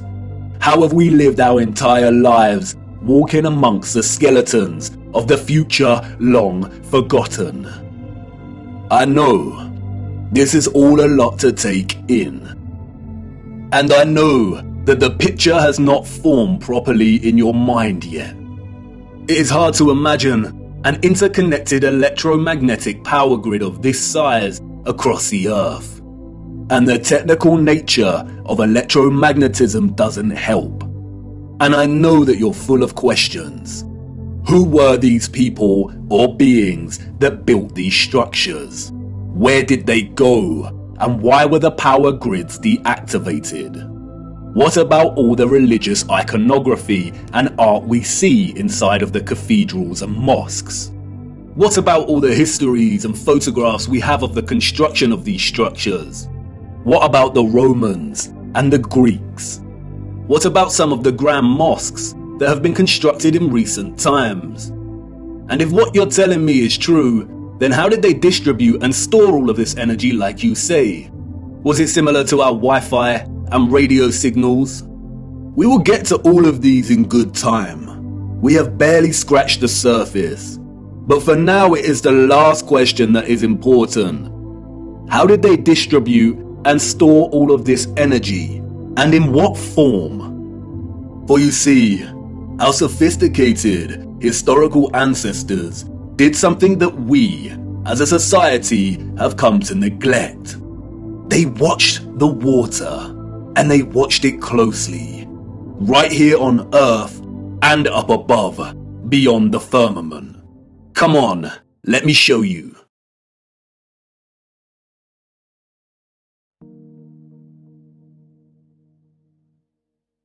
Tip-tap goes the rain, spitting on my window pane. Drip-drip from the trees, sodden earthy and soggy leaves. Splosh, splash, puddle pools, jumping on their way to schools. Onomatopoeia, the formation or use of words that imitate the sounds associated with the object or actions they refer to. The property of a word of sounding like what it represents.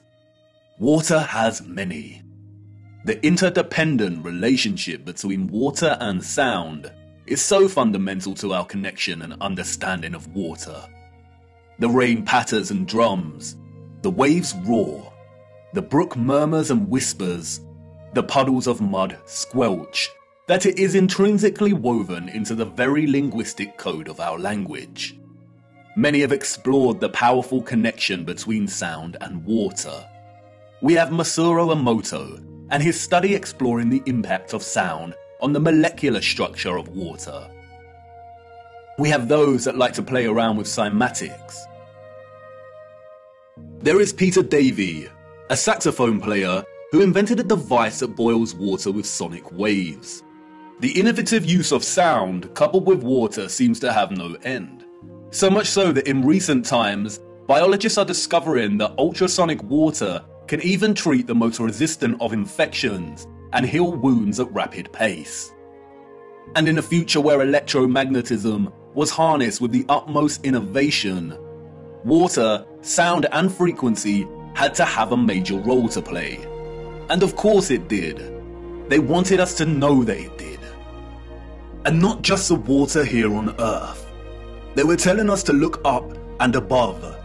They wanted us to know that what they had achieved right here on Earth was only possible because they had studied what existed above. In the beginning, God created the heaven and the earth. And the earth was without form and void, and darkness was upon the face of the deep.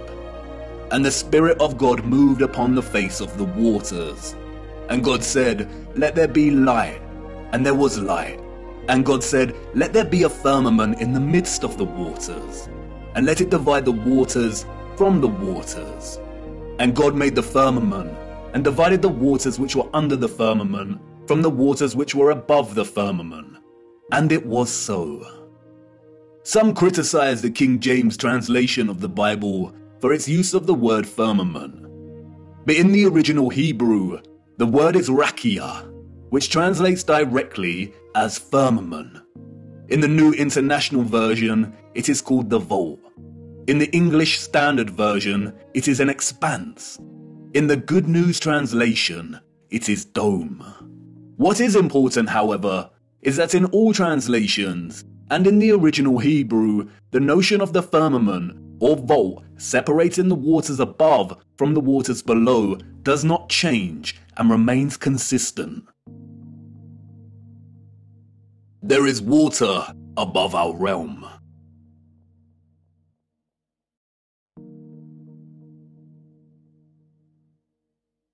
The telescope is an interesting instrument, both at once an apparatus for discovery and simultaneously a weapon of deceit.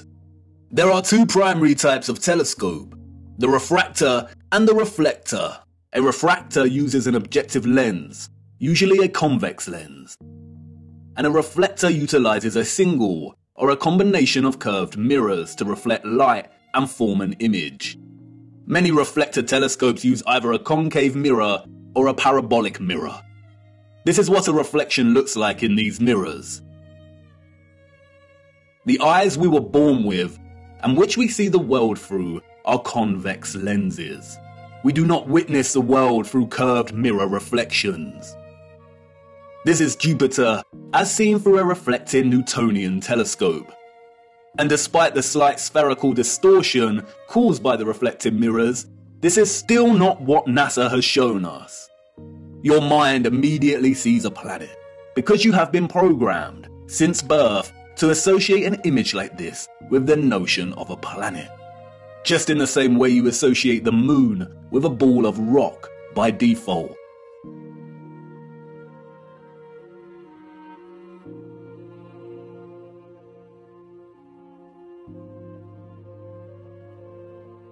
But as you can see here, both refracting and reflecting telescopes produce images similar to the Nikon P900. The Nikon lenses have been criticized by some astronomers as lacking the power to really see the luminaries above. But as you can see here, there is not much difference between the Nikon and both types of telescope. And in each we see that Jupiter is radiating some kind of light of its own. Both amateur and professional astronomers present footage such as this.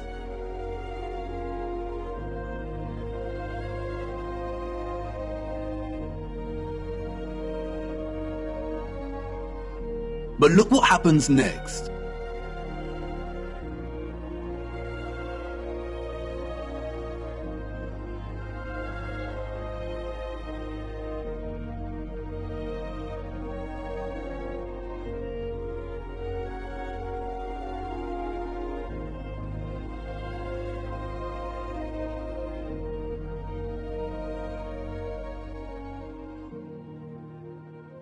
The astronomers here are using imaging processing software to turn their raw images and footage, which display a circular object in the sky above us radiating its own light, into a NASA-style planet.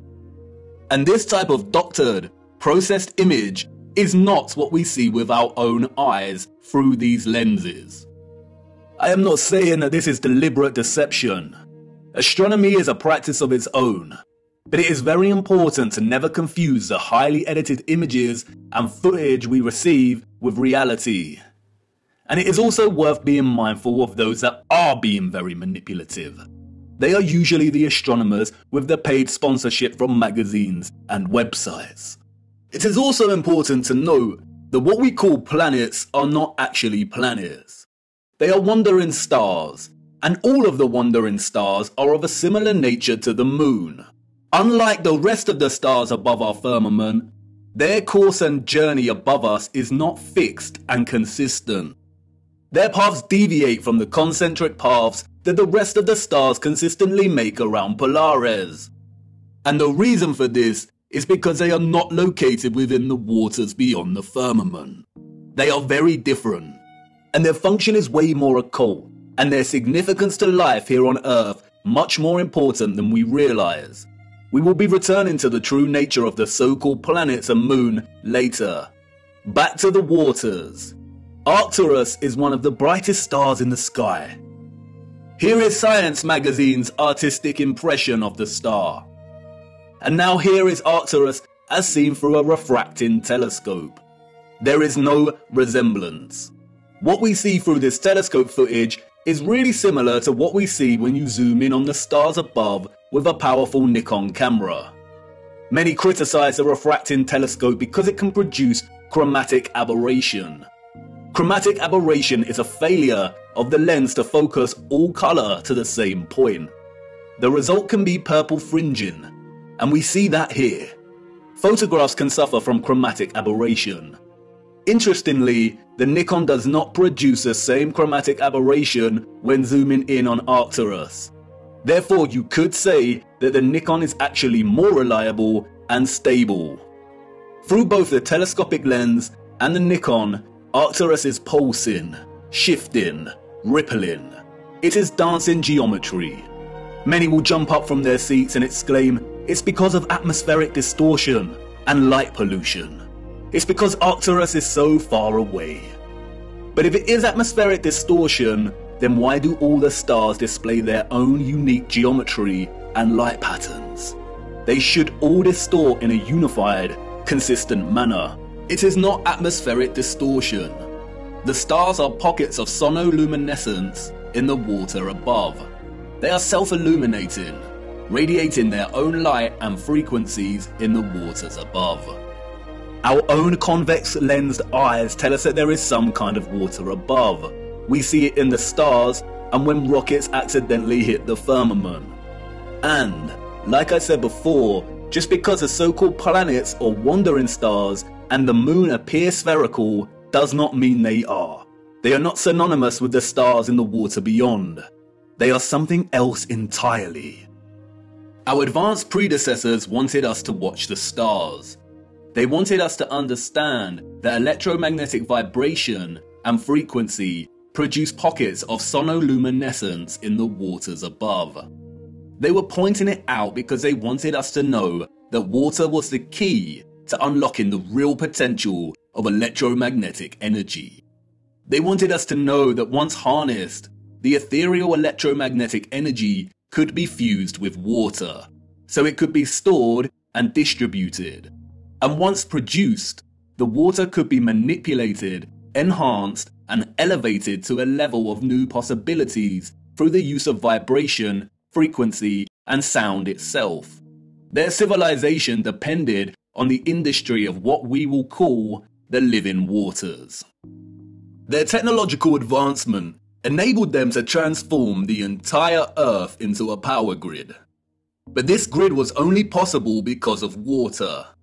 The civilization of the future was an electromagnetic water world. Canals are no great secret. They are found everywhere across our realm, both the great and the small. Most of the great canals around our Earth are connected to the ocean. Salt water is an excellent conductor of electricity. Sodium chloride is ionized. We have the Corinth Canal, connected to the Aegean Sea. We have the Panama Canal that connects both the Atlantic and Pacific Oceans. The Suez Canal connects with the Mediterranean Sea. And there is the Volga-Don Canal, connecting the Azov Sea, Caspian Sea and Black Sea with the major oceanic networks. All of the canals built before the 1920s were not built by us or those in the history books. We inherited them. And while the official narrative tells us that the Volga-Don was finished during the 1950s, its construction actually began back in the 16th century. All narrative surrounding the construction of these canals is purely fabricated, and I will show you how much later in our journey. Once you start paying attention, it becomes very evident that most continents and countries feature a combination of canals and rivers that span the entirety of the land itself. The citizens of the old world utilize the oceans and rivers to create a grid of interconnected waterways to provide water to all of their areas of habitation.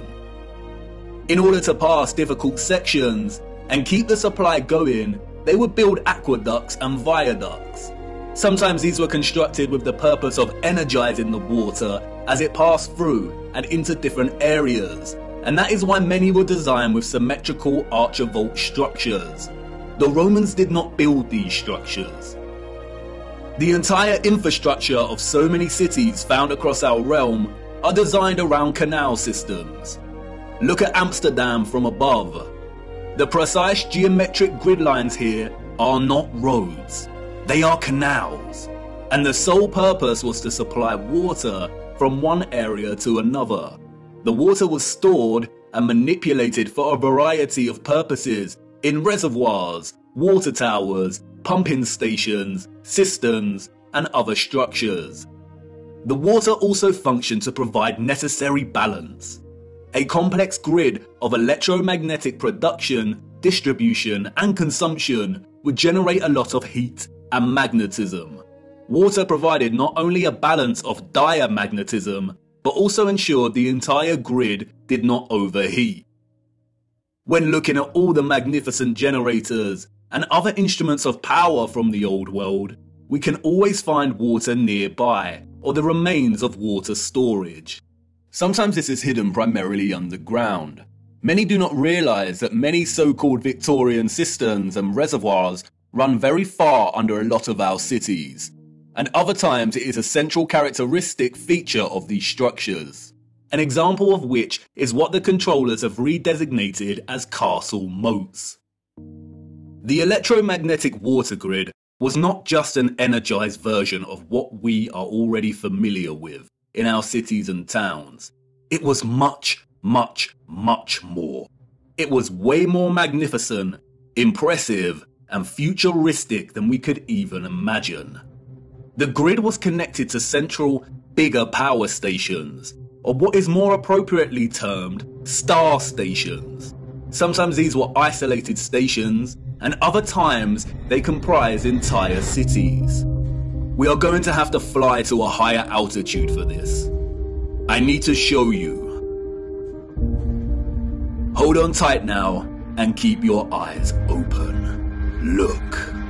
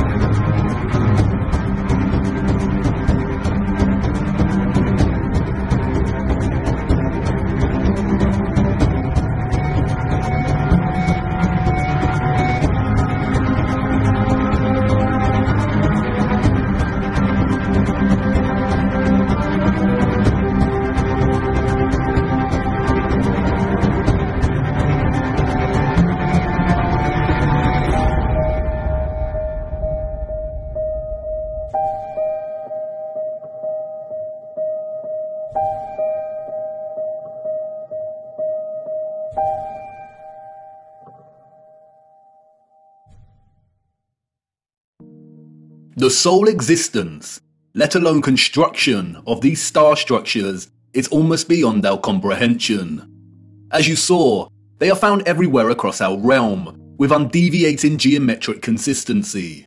A wondrous impossibility. Perhaps they had some kind of technology that allowed them to view huge areas of land from above while planning and building. They were never forts. That is a fairy tale invented by our controllers.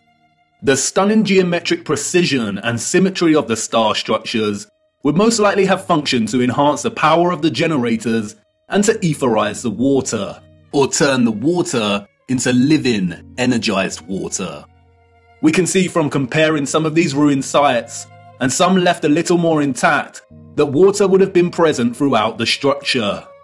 Before the controllers destroyed and drained most of these structures, they were full of water.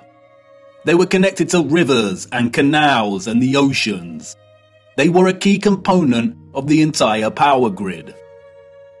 The star structures are fractals of symmetrical geometry, just like many of the ceilings of these huge energy generators. And, like the acoustic cavity magnetrons and resonators, the symmetrical sharp diagonal walls would have caused the ions to perpetually vibrate.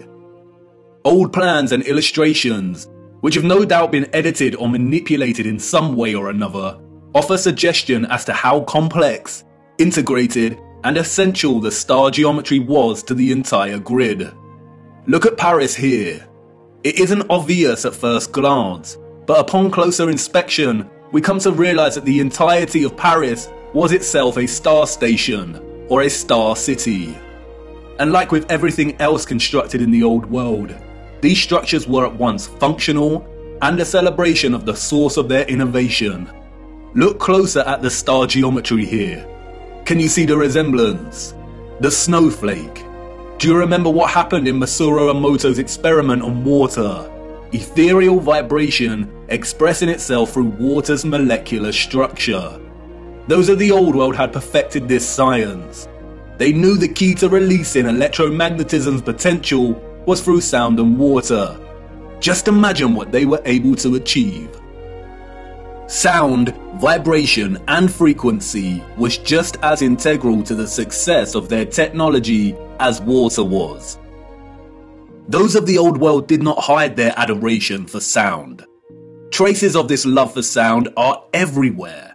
These structures were literally instruments of power. Or as the so-called Goethe put it so succinctly elsewhere, music is liquid architecture. Architecture is frozen music. This is why so many generators, capacitors, power stations, and intermediates feature holes, pediments, dentils, indentations, and complex 3D ornamentation. They were structural openings to manipulate sound waves, the vibrations and acoustics, so they could tune the electromagnetic energy in conjunction with the water in a variety of ways to achieve different results. They were similar to the aerophone instruments such as the flute, the pipe, the recorder, the bassoon, and the trumpet. The old world revered the geometry of the star because it was through the study of the stars in the waters above that they learned the power of fusing electromagnetism, vibration, and frequency with water itself. They all work harmoniously and in concert with one another. This interconnected and interdependent energetic relationship is what makes the stars and all life itself possible in the first place. Look a little closer at the dancing geometry of the sonoluminescent stars beyond the firmament. Do they remind you of something else? That's right, all of the magnetrons, or what we've come to call rose windows, were designed to mirror the cymatic patterns of ether's vibrations in water itself. Artist Tanya Harris was onto something in 2013 when she turned her attention to studying and recording the silent resonant frequency of churches. By placing water inside of a loudspeaker, she was able to discover the hidden geometry of these resonant frequencies. The results showed that even the silence within these structures produced strong cymatic patterns. And again, can you see the resemblance? Others have applied the same technique and studied the cymatic patterns displayed when bells chimed within the structures.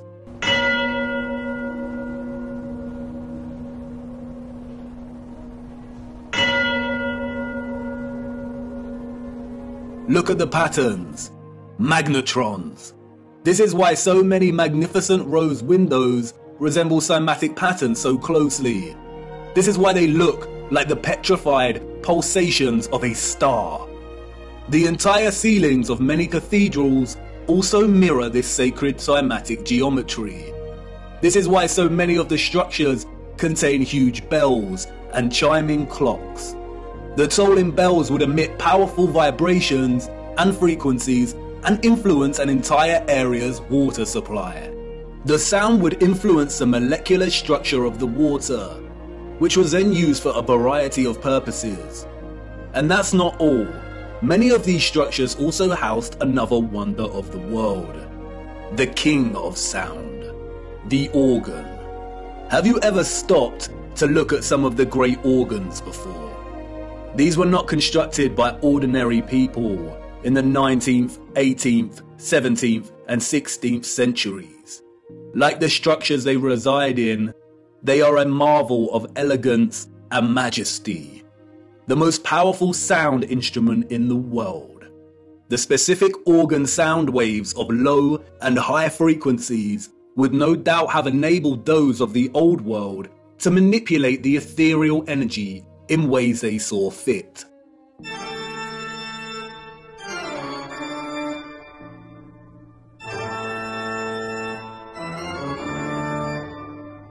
The magnetron rose windows that would not have contained glass would amplify these sound waves, which in turn would influence the molecular structure and properties of the etherized living water.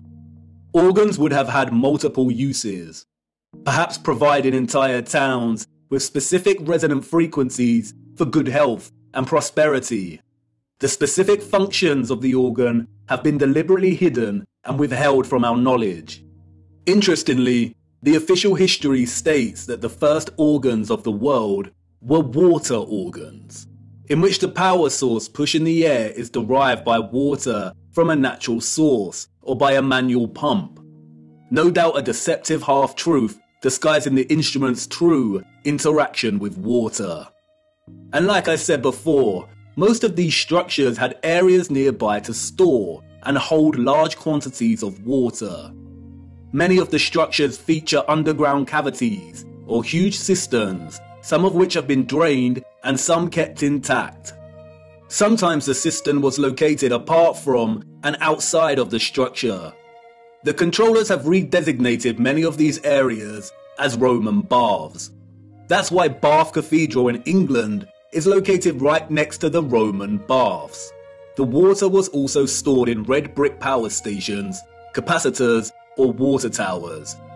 Open rectangular sites, reservoirs, wells, and step wells. This is why step wells were constructed with precise geometric patterns. Again, the symmetrical structures here work to encourage oscillation or vibration of the ions. They kept the water electromagnetically charged, and the aqueducts and viaducts would have worked in a similar fashion. It is likely that a lot of the huge electromagnets we see scattered across our realm would have actually straddled passing water, much like we see on the Volga-Don Canal, even though it's unlikely that the Volga Arch is original, and that many roads themselves were constructed during the Great Reset. It is likely that the inheritors of the 19th century were instructed to drain and fill many of the tributaries that once carried water. That's why we see drained castle moats and star stations. Perhaps that's what a lot of the surplus mud we see during this period was used for. Perhaps a lot of homes and buildings were constructed with underground chambers to store their own personal supply of living water, and these areas were destroyed, filled in, and forever hidden with vast amounts of mud during the 19th century. The use of electromagnetism, sound waves, and water would have had endless applications and uses in the old world, most of which we will never know about. But many structural remains do offer a lot of clues. The abundance of remarkable and impossible stately homes, halls, and manors found throughout our realm all point to the mass-scale farming practices of the old world. We travel miles to marvel at their beauty and grandeur.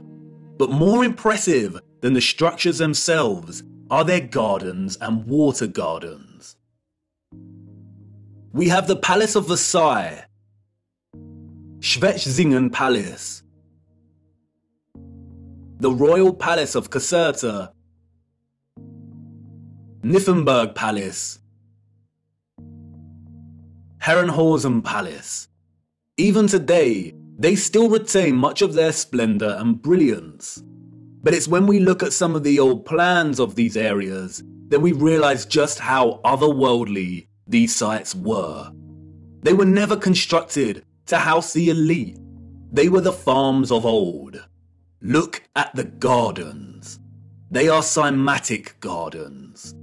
Even from these old illustrated plans, we can see just how gargantuous these farms were. Microcosmic grid systems, suggestive of the entire larger power grid itself. The Cymatic Gardens were likely grids cultivated with sound and the living water to grow food, herbs, and who knows what else. Even contemporary scientists openly acknowledge that sound waves strongly influence the growth of fruit, vegetables, and crops. And to this day, some of these structures retain a lot of their glory when viewed from above. The Palace of Versailles, a wondrous geometric marvel, a collection of impossible structures, extraordinary cymatic gardens, and water systems. Let's venture closer into the Palace of Versailles and have a look. Hold on now. Wait, what? This is not the Palace of Versailles. I really need to fix this thing. It's been acting up a lot lately. Where are we? Wait a minute. I recognize this place. Memories from a long time ago. This is Chatsworth House in the Peak District, England. Oh well, this should do. Come on, let's see what we can find. Chatsworth House was completed in 1708, we are told. Its story, much like the story of the entire Peak District, is a fabrication, a complete lie. The place has changed much over the years. It is situated beneath two large bodies of water, the Emperor and Swiss Lake. The water from the lakes is channeled across a broken aqueduct before falling 79 feet and meandering gently down the hills in complex waterways and running right into Chatsworth Estate. The waters feed the estate's own lakes, rivers and streams through a series of runways and a multitude of complex tunnels beneath the estate and the structure itself. Due to the estate's repurposing, much of this remains hidden, but you can see the tunnels quite clearly here, snaking their way down. It is one interconnected water system. Waterways deliver themselves into waterfalls at the impressive rockery before continuing on their journey. All of the water gathers into a central, rectangular front piece which feeds the Emperor Fountain. The water then continues underground until it pours into the River Derwent, a 66-mile-long tributary of the River Trent, which runs throughout the Peak District. While much of the estate has undergone some serious restoration, which is actually a fancy, deceptive word for criminal gutting and destruction of technology, there are a lot of haunting remains of its former glory. It is important to note that unlike many of the huge energy generators, Chatsworth House was probably partially occupied. By farmers, that is. The central engine was located off-site and has been subsequently removed and repurposed as a larder to store hunted game. This magnificent, gorgeous structure would have functioned as a small generator, which also contained a small engine in its centre. It was repurposed as the stables. The horses of the 19th century clearly lived better lives than most of the population. Above, Atop of the hill next to the Emperor and Swiss Lake, we can see the quadruple capacitor or water tower. This was repurposed as a hunting tower. But stalking the 105-acre grounds, a visitor with eyes to see might spot some unusual sights. One of which is the half-ruined obelisk hidden away in the tangled overgrowth at the bottom of the hill below the lake. The official, controlled history that visitors receive when touring Chatsworth conveniently leaves out any mention of the obelisk. For you see, the hunting tower was not Chatsworth's only capacitor. The entire estate needed constant water storage to fulfill its energetic requirements and purposes. There are many odd structures dotted around that remain unexplained. And then there is this, the cascade, a true little wonder. The dome, a series of toroidal circles that rise to meet the smaller copper dome. They tread carefully here, making sure they force a distorted history on you. But, as always, they cannot help themselves. They just have to tell you, in their own roundabout controlled manner. As the placard states, water can be made to flow over the roof and out of 13 spouts. Some of these spouts are crafted in the form of immaculate stone dolphins and giant fish. There are even hidden jets in the floor, they tell us. The water is received from the lakes above and is used twice more in its journey to meet the River Derwent below. Once in the South Lawn Fountain and again the private West Garden. But look closer at what they acknowledge.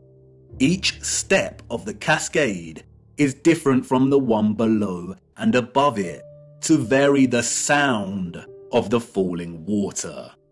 This was allegedly built in 1703. Why would an 18th century people be concerned with varying the sound of falling water? How did they even have the knowledge and skills to manipulate the sound of water like this? And it's everywhere in the estate. The waterways, streams and rivers all meander gently down to rest briefly at ponds and lakes before continuing their journey toward the River Derwent. Their journey is one of such splendid sounds.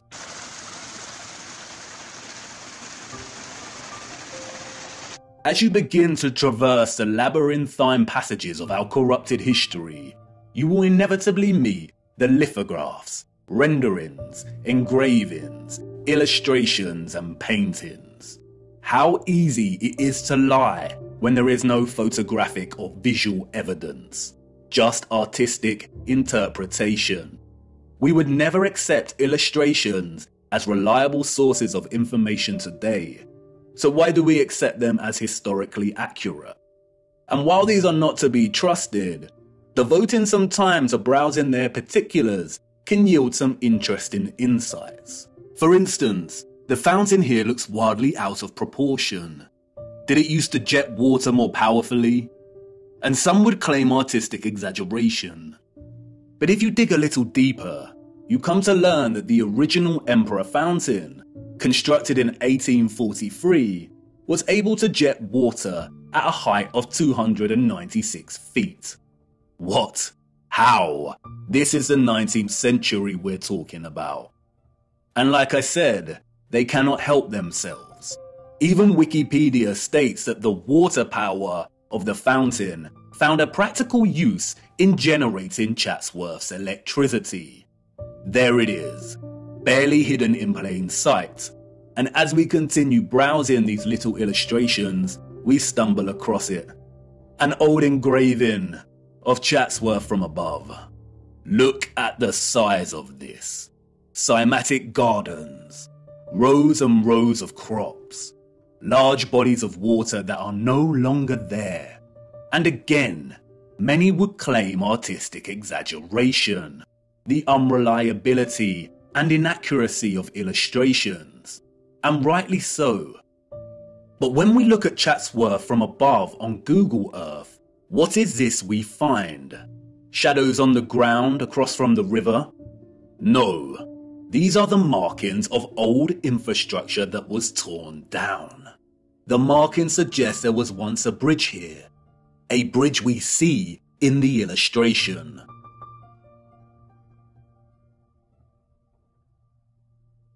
Look a little closer. An octagon with the clear outline of an old generator. So yes, the illustration is a lie. The estate was much, much larger than depicted here. In 2018, there was a heatwave in England, and the old markings of Chatsworth's former glory started appearing in the grounds themselves. They had to acknowledge it. Sometimes mud and lies are not enough to bury the truth. Chatsworth was a huge farm in the old world. As I said before, the illustrations and paintings are not to be trusted. More often than not, they are used as tools of deception against us. But as you see here, they do have a tendency to backfire on the controllers. Just like with the plans of star stations and cities, our own technological access to tools, such as Google Earth, validate these old plans and illustrations as half-truths. You can bet good money that even the plans and illustrations are only giving us a fraction of the full picture, just like here with the plan of Chatsworth. And it's in Chatsworth that we encounter the first of many acts of barbaric desecration by the hands of the enemy. Chatsworth's great conservatory stood immense until destroyed in 1920. It was 84 meters long and 20 meters high, and constructed, they say, in 1840 before the establishment of automatic glass manufacturing. Huge interconnected tunnels and water pipes collected under the ground of the structure to provide heating via boilers and hot water, an engineering feat as impossible as the construction of the structure itself. It was designed by Chatsworth's gardener, Joseph Paxton. Paxton is a phantom that haunts the pages of the history books. Paxton's story is one of fortunate circumstance, daring innovation and success. It is, unfortunately, a dishonest story, an unconvincing fiction. We are told that Paxton secured a gardening role when he was 20 years old, while working at Chiswick Gardens, and it was here that he encountered William Cavendish, the Duke of Devonshire, who was so impressed by young Paxton's horticultural abilities that he hired him as head gardener of Chatsworth House. Paxton is responsible for creating the following: Chatsworth's Arboretum, its rockery, the Emperor Fountain. You remember, the fountain that sprayed water into the air at twice the height of Nelson's Column. The Great Conservatory. He was responsible for cultivating the Cavendish banana, the most consumed banana in the world today, and designing railway stations all over the Peak District. What a talented and productive young man. Paxton's achievements, however, did not end with the banana and the conservatory. The farce doesn't end here. What a tangled web we weave when setting out to deceive. Paxton's success with Chatsworth led him to design the infamous Crystal Palace of London, just in time for the Great Exhibition of 1851. It was originally constructed in Hyde Park for the fair. It was constructed in just over a year, an engineering feat never again repeated. It was made from more than 1,000 iron bars, and its overall mass comprised of over 4,000 tons of iron. The Chance Brothers Glassworks in Smethwick provided the 300,000 sheets of glass. Remember, this was before automatic glass manufacturing. This is the glassworks in which the glass was produced. A simple maths equation gives us an average of 822 glass panes produced every day, 7 days a week, for a year. Right here, in this factory. This was Paxton's initial plan sketch for the structure. He went from this to this in a year. Furthermore, The entire Crystal Palace was able to house gigantic trees, and they had to board a lot of the glass panes up and cover a lot of the top of the structure during the World's Fair exhibition because the interior of the structure became too hot. Wouldn't Paxton, who designed the Chatsworth Conservatory, know that a huge glass palace would produce immense heat? The entire narrative soon dissolves into stupidity when we realise that a year later, in 1852, they dismantled the Crystal Palace and moved the entire structure to Sydenham in southeast London, where it was rebuilt with 2 additional huge water towers at either end of the monstrous structure. Interestingly, no photographic evidence of the original Hyde Park Palace exists. Just illustrations. Wouldn't the structure have been the focus of many photographers during the opening of the Great Exhibition of 1851, the first of its kind? It is highly likely there were either 2 of these crystal palaces in London and both destroyed, or the Hyde Park Palace is just an outright lie.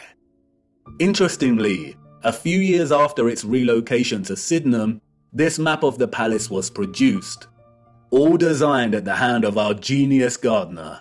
He struggled with the water supply, we are told, after all, supplying 12,000 fountains, 2 of which shot water 250 feet into the air, and the various cascades would be a difficult task to achieve. But clearly not for Paxton. He made it happen. Interestingly, the Crystal Palace also featured one of these impossible, grand, and spectacular organs. Oh, and if that wasn't enough, while Mr. Paxton was redesigning the Crystal Palace at Sydenham, he was also designing the glorious Mentmore Towers for none other than Baron Mayer Rothschild. Who would have thought that a random, young 20-something gardener would go on to be responsible for some of the most impossible and impressive engineering feats in history? Let's also not forget about his banana. Paxton is an example of the enemy's laziness when it comes to hiding our true history. It is not fathomable or even possible for the citizens of the 19th century to have even built these structures, let alone assign their inception to one sole man. The Crystal Palace and its gardens, just like Chatsworth, were huge farming grids that used to live in water in conjunction with sound and electromagnetic energy to cultivate a whole range of wondrous produce. Kew Gardens in London is another example. The abundant electromagnetic energy was able to produce conditions of heat with ease, and the vibrational frequencies encouraged growth. Perhaps that's why Crystal Palace housed a grand organ, utilizing frequencies and vibrations to enable the growth of produce. And that's why the controllers were able to assign the cultivation of the banana, an exotic fruit, to a fabricated Englishman. The technology already established in England was able to grow many things with ease. Among other impressive horticultural achievements attributed to Paxton's genius were the perfect pineapples, another tropical fruit he grew at Chatsworth. He grew enormous lily pads, which could hold the weight of a human. He grew gigantic sequoia redwoods at Chatsworth, which usually only thrive in humid conditions. He grew them with ease, and many of these redwoods remain today, a spectacular sight to behold. It's probably worth noting that among Paxton's many other talents, Wikipedia also tells us that he became quite skilled in moving gigantic trees, as well as gigantic crystal palaces. The largest of these trees weighing 7,000 kilograms. How? With horse and cart? Why are humans so gullible? They destroyed the beautiful and impossible Chatsworth Conservatory in 1920. As the Duke's son said in a letter to his father, they blew off well over 200 pounds of explosives to tear it down, so it must have been well built. The structures of the old world were built to stand for centuries. What a great shame.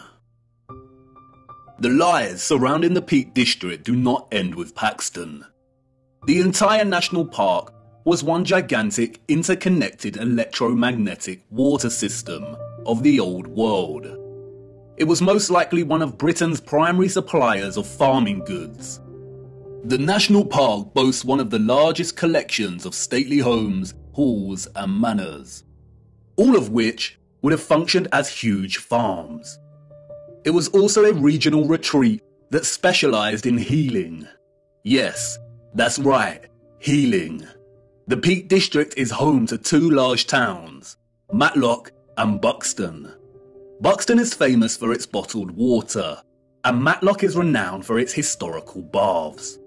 Even today, both towns boast an enviable collection of old world structures. We see an abundance of old generators, domed pavilion structures, capacitors, colonnades, columns, bandstands, gardens and water systems. Overlooking the town of Matlock is River Castle. Its silhouetted frame and turrets stand regal in the distance. It is a derelict structure and has been derelict for over a century. The curious public are not allowed near the structure.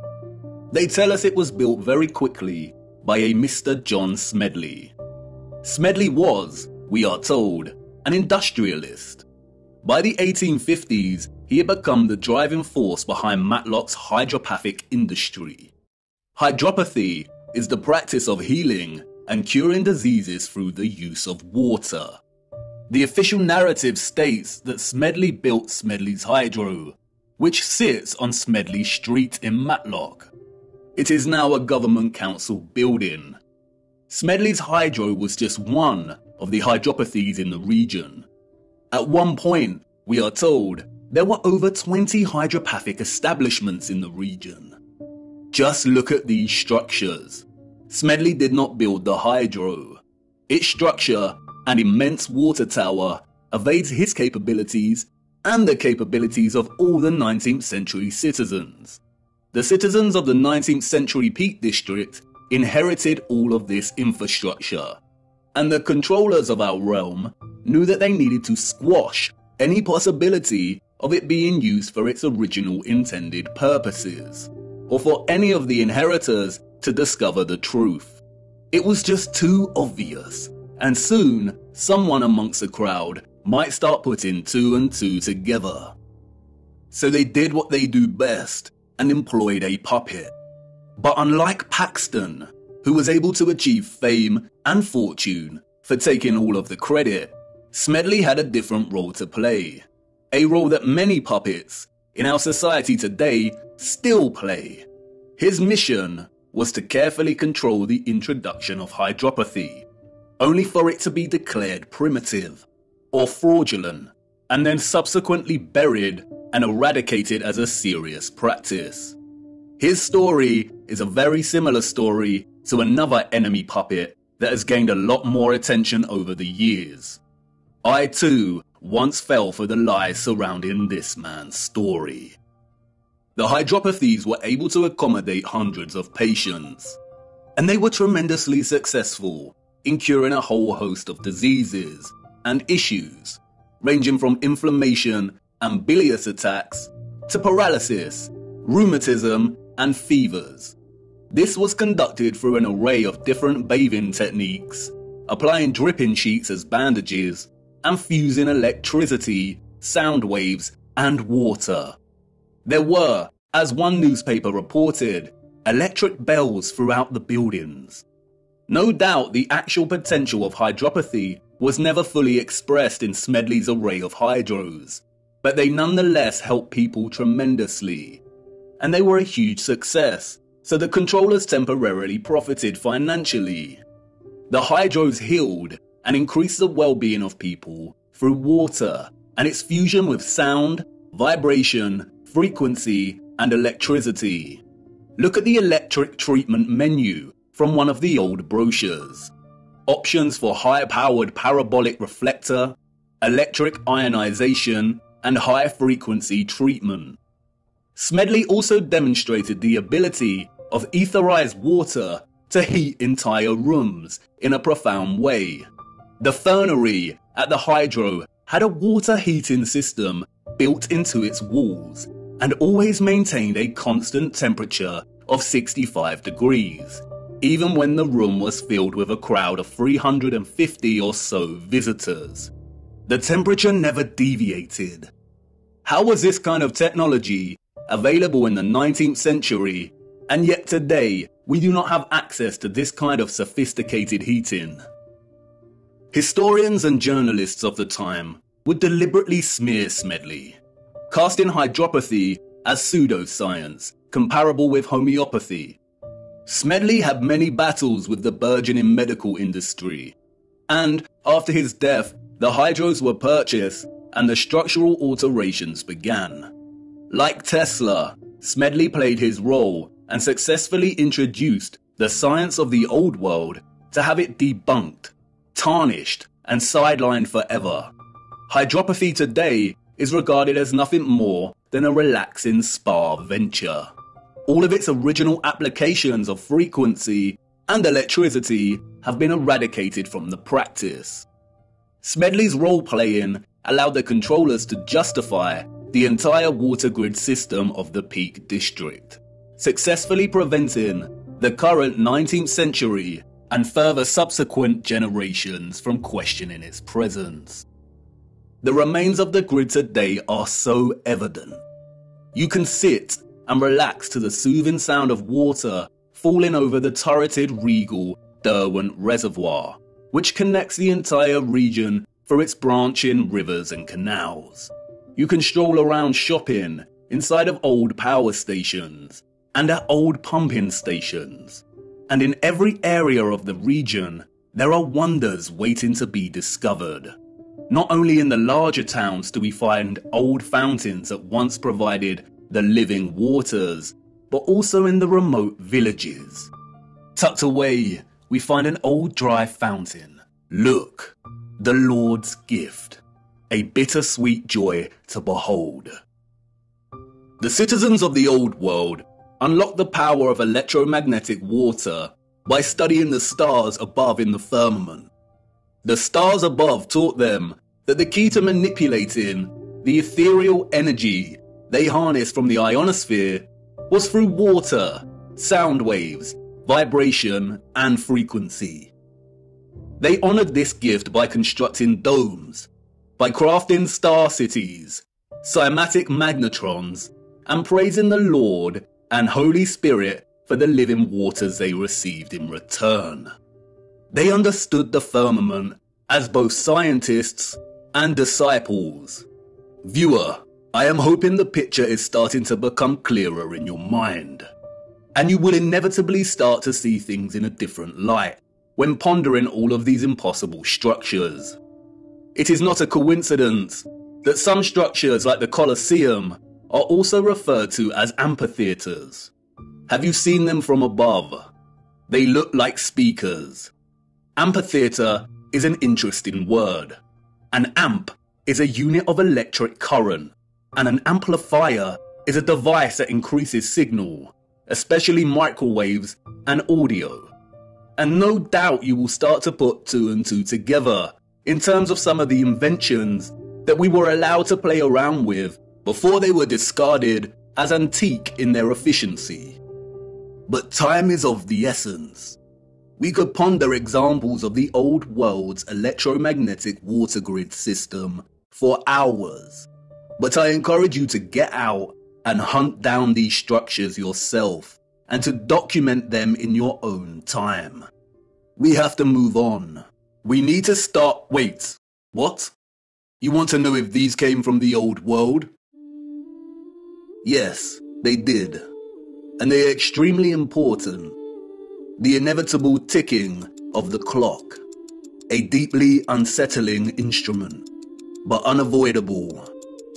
I need to show you one more missing piece of the electromagnetic puzzle first, and then we will take a closer look at these timekeeping instruments.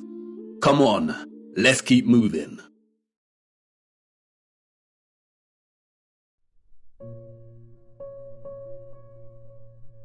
a missing piece of the puzzle. When observing the old world structures today, there is a great sense of absence and alteration. Structures have evidently been altered and changed drastically over the last 200 or so years. And when journeying across our realm and studying these structures, a tremendous sense of absence persists. Something is missing. The concept of ethereal harvesting through these wondrous antennas is not enough. It is not concrete enough to complete the picture. Something else was once present that made the entire technological grid possible. This, of course, is the key technological component of these structures, the engine, and the central mechanisms that made them function in the first place. The engines were, of course, not tokamaks. A tokamak is a crude and base instrument. It is a design of the New World. It does not belong in the Old World. It would have had no place in their structures. Their sophistication and finesse would not have relied on such ugliness, on such primitiveness. What is undeniable, however, are the parallels between the tokamak's fundamental octagonal form and the Old World's love for the octagon. It is very likely that the octagonal formation is an essential component when generating a toroidal vortex. We see the octagon everywhere in the Old World. Octagonal geometry underpins many of the structure's fundamental formations. And the peculiar octagonal structures everywhere are not by mistake. They are what they seem, empty shells that once housed something else. This sense of emptiness is everywhere and remains unexplained. So many towers and domes rise to smaller, hollow domed cupolas. Why are they hollow? Why would an earlier civilization waste so much time and energy constructing such a seemingly superfluous and useless structure? But they didn't, did they? A lot of these empty areas are always directly below the antennas. And although not all of these crucial empty structures are octagonal, most are, and they are always situated in key areas, like under central antennas, beneath domed resonators, in the center of closed, symmetrical courtyards, or detached and just outside the bigger generators. And when reflecting on such perfectly wrought geometry, the absence is tangible. There used to be some kind of cylinder or apparatus contained within this space.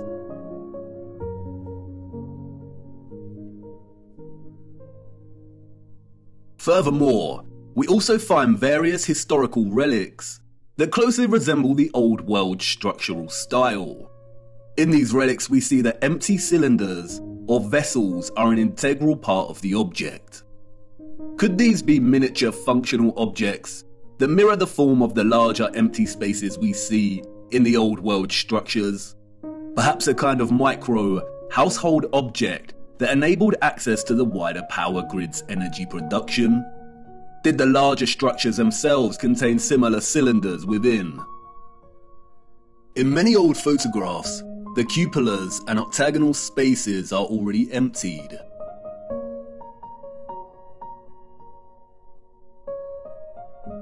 But there do remain a few images and illustrations that can offer a little insight as to what was present before. In some we see a type of cylinder, and in others we see some kind of orb or container.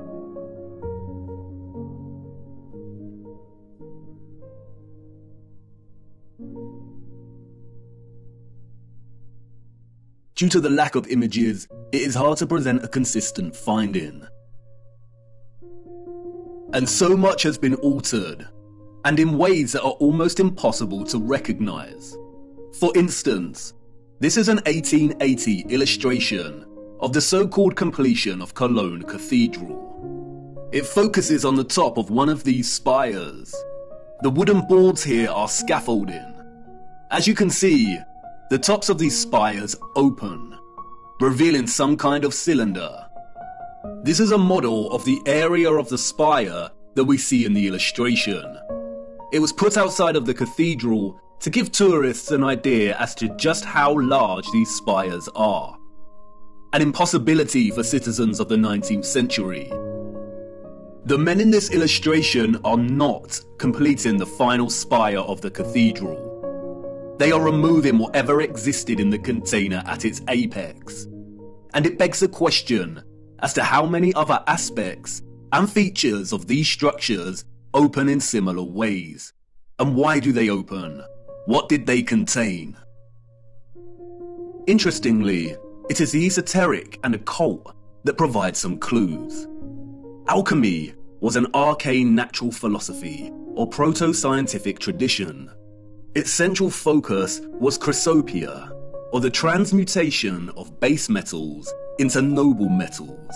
From its inception in ancient Egyptian, Greek, Indian, and Middle Eastern culture, the field of alchemy, we are told, was obsessed with turning base metals into gold, and a maniacal obsession with creating the elixir of life to achieve immortality.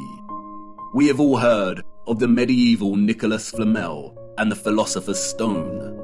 It is a field of inquiry steeped in a rich fabric of occultism, Kabbalah mysticism, and magic. It wasn't until the mid-18th century that alchemy was divorced from its occultism and transformed into the burgeoning field of chemistry. But there was a small occult revival during the 19th century that continued into the 20th century. In 1922, a mysterious text was written by an equally mysterious figure. The Mystery of the Cathedrals by Fulcanelli, a French alchemist, we are told. To this day, the identity of Fulcanelli is still debated. No one knows who he truly was. And like many mysterious figures in the history books, his name appears to be an anagrammatic play on words. Fulcan is a reference to Vulcan, the Roman god of fire, and Eli, a reference to El, the Canaanite word for God. It is evidently a work of one or more Freemasons, but nonetheless, its alchemical reading of the wondrous and magnificent structures we call cathedrals is potently original and offers many insights and half-truths. And it's in Fulcanelli's reading of the statue of Arcturus that was taken from Notre Dame Cathedral and destroyed that he begins to offer the reader some truths. As the legend goes, Arcturus was a strong giant, but with a dull mind. His intentions were always good. He wanted to serve the most powerful king on earth. He was sent to the court of a mighty king to serve him. One day, the king, hearing a singer say the devil's name, made the sign of the cross with terror. "Why do you make that sign?" Arcturus asked. "Because I fear the devil," the king replied. "If you fear him, you are not as powerful as him," Arcturus reasoned. "I want to serve the devil." And so he did, and enrolled among Satan's servants. One day, the servants met a cross by the side of the road, and the devil ordered them to turn around. "Why is that?" the curious Arcturus asked. "Because I fear the image of Christ," the devil replied. "If you fear him, you are not as powerful as him," Arcturus reasoned. "I want to enter the service of Christ," Arcturus exclaimed, and passed by the cross and went on his way. On his way, Arcturus met a hermit. He asked the hermit where he could find Christ. "Everywhere," the hermit replied. The hermit knew the type of dull giant he was dealing with, and he knew he would not take to prayer. So he led Arcturus to a violent river and said, "The poor people who have crossed this water have drowned. Stay here and carry them on your strong shoulders. If you do this, Christ will recognize you as his servant." And so he did. Arcturus spent his days and nights carrying people across the river. One night, overwhelmed with fatigue, Arcturus received a knock on his door. It was a child who wanted to cross. Arcturus took him on his shoulders and began crossing the river. But as he reached the middle, the river became a furious torrent. The waves swelled, and Orpheus began to buckle. In fear of letting the child fall, Orpheus uprooted a tree to lean on, but the child was becoming heavier and heavier. Orpheus began to fear the child would drown. He lifted his head up and asked, "Child, why do you make yourself so heavy? It seems to me that I carry the world." The child replied, "Not only do you carry the world, you carry the one that made the world. I am Christ. As a reward, I baptize you in the name of the Father, in my own name, and in the name of the Holy Spirit. From now on, you will be called Christopher." Christopher walked the earth for the rest of his days to teach the word of Christ. Christopher, the one who bears Christ for the masses. In his focus on Orpheus, however, Falconelli reveals a certain key to unlock another layer of meaning in the legend's symbolic expression. In his enigmatic manner, Falconelli writes, "Christopher stands for Chrysope, who carries the gold. From then on, we better understand the great importance of the symbol, so eloquent, of St. Christopher. It is the hieroglyph of solar sulfur, Jesus, or the nascent gold, raised on mercurial waves and then carried by the clean energy of this mercury to the degree of power possessed by the elixir." Cryptic indeed, almost impenetrable prose. But let's look at this passage a little closer. Falconelli is stating that in the symbolic legend, Jesus, or Christ, is the nascent gold. Nascent means coming into being. The word's etymological roots stem from the concept of beginning or birth. Nascent gold here, or the solar sulfur, is not just gold, it is gold growing into its full potential. The final section of the excerpt explains why the gold is growing. Because it is being carried on the mercurial waves. The mercurial waves here refer to the metal mercury. Gold is achieving its potential because of the clean energy of mercury. Falconelli explains that mercury's colour is an emblematic grey, and that explains why many of the representations of St. Christopher coat him in that colour. We will return to the legend of Orpheus soon, but first let's look closer at Mercury.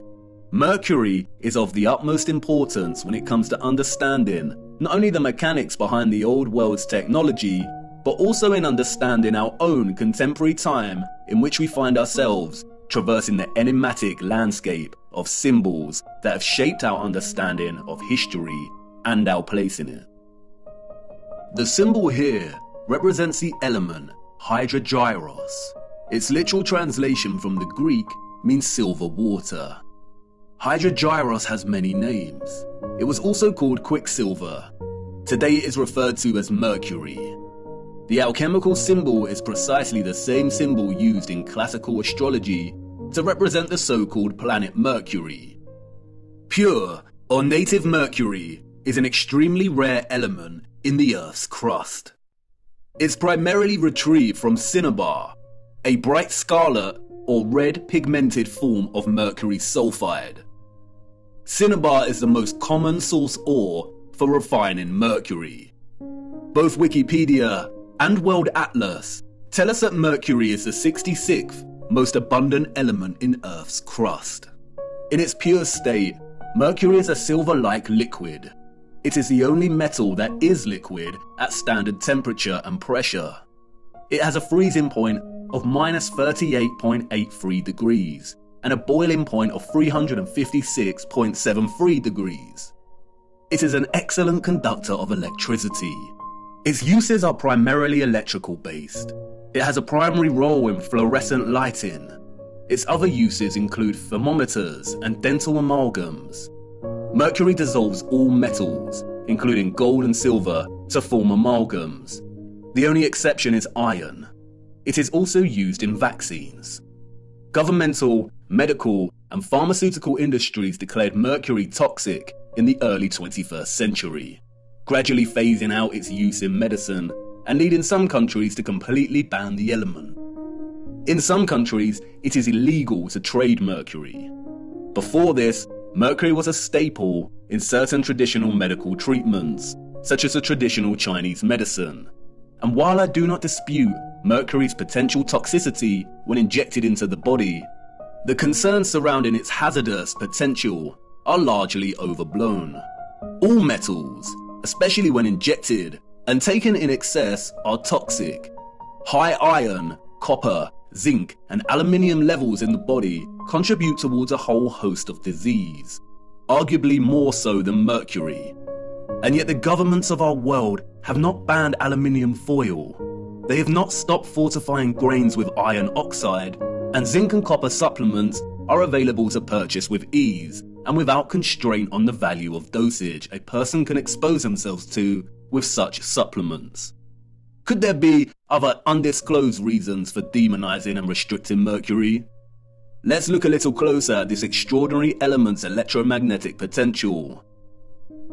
Mercury is an electrically conductive liquid, and because of this, it has historically been applied to create light switches, electrodes in some batteries, as a gas to create fluorescent lighting, and, most interestingly, it was used, we are told, in lighthouses. According to the mainstream historical narrative, lighthouse keepers were responsible for keeping the massive lens at the top of the lighthouse spinning all day, every day. A spinning lens turning at a set speed made the light flash.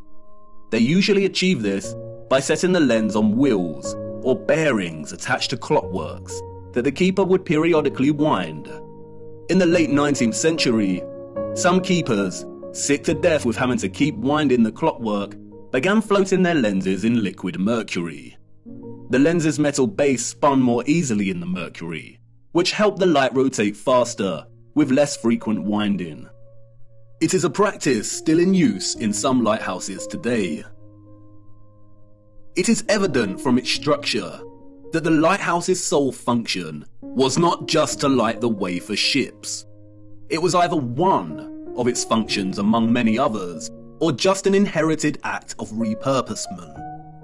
Many lighthouses are constructed in the familiar octagonal structure. Many have the red and white stripes, indicative of power stations. Many still have their antennas, and they were situated right next to the water. It is obvious that they had a similar role as many of the old world's power stations we find repurposed and rebranded all across our realm. Lindau Lighthouse in Germany is a fascinating example.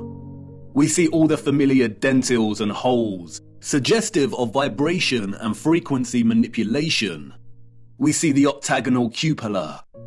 They have replaced the original antenna with New World junk, and oddly the structure has a clock. And although those of the old world made the most advanced clocks ever seen, the presence of a clock face here appears superfluous.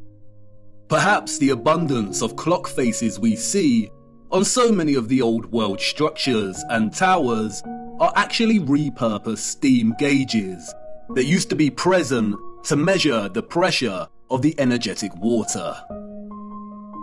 The intricate and complex design of these lighthouses would have been a feat of engineering for those of the 19th century and their predecessors, unless those that came before the 19th century were technologically advanced, which of course they were. Mercury's role in lens rotation is a subtle example of repurposement. It is very likely that the complex apparatus at the top of these lighthouses were modified as illuminated lenses during the Great Reset, and what existed before operated to extract ethereal energy. For most of the 19th century, gas and oil burners were used as sources of light in these structures. And yet look at the size of some of these lenses. Look at the complexity of the designs. All to house light running on gas and oil? I don't think so. The history of the lighthouse is of utmost importance because it, 1, provides evidence of Mercury being present in some kind of apparatus directly located in a cupola, the very spot we see emptied on so many structures today. And 2, because Mercury's presence here was to enable the lenses to spin and rotate more easily. And that's very interesting, because look what happens when you apply magnetism and electricity to Mercury.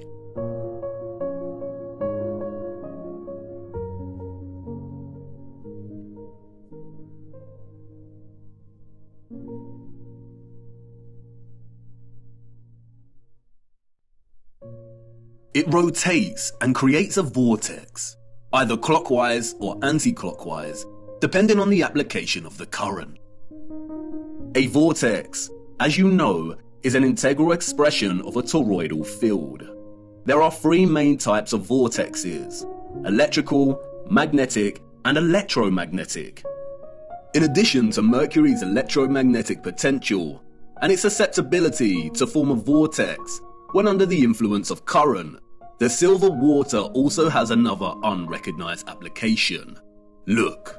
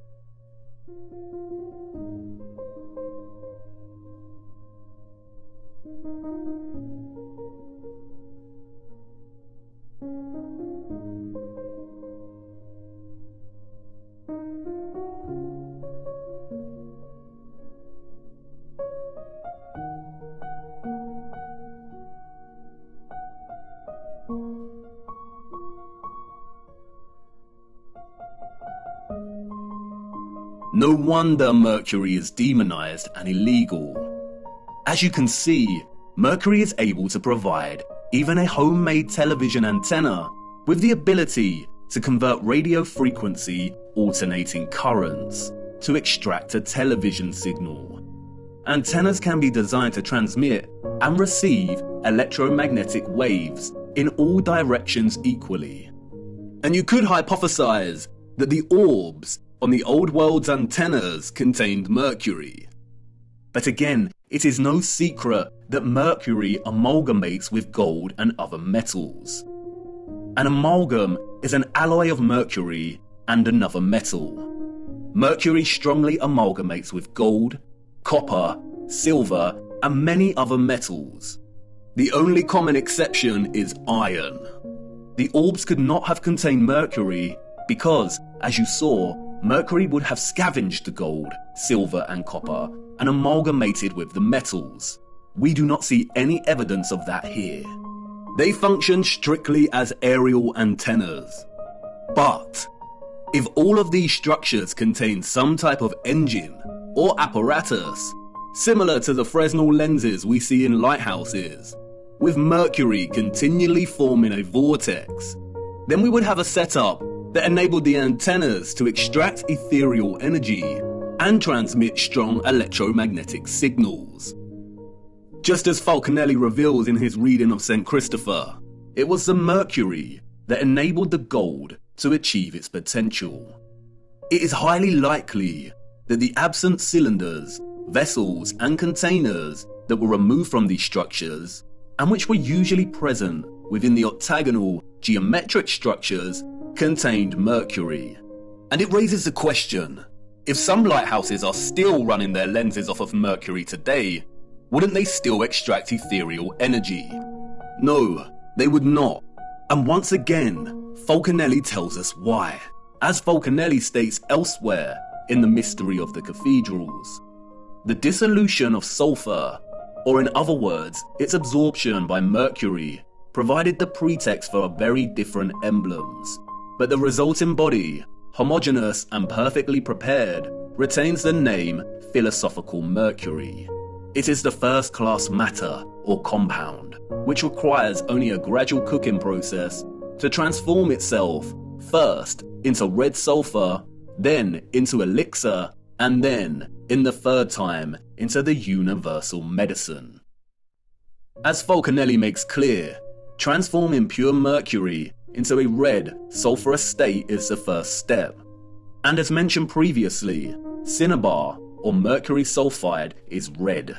And as we see here on representations of St. Christopher's robes, he wears one half grey to indicate mercury and another half red, which is indicative of the red sulfur. It is the transformed state of mercury that allows the gold, here represented as Christ, to achieve its full potential, or, to keep it consistent with the legend, to reach the masses. What Falconelli is actually telling us is that in able to distribute this clean electromagnetic energy via golden-orbed finials or antennas, a special kind of mercury had to be present. This is what was contained within the vessels and engines. And it is likely that it was this unique mercury that enabled the extraction of the ethereal energy from above in the first place.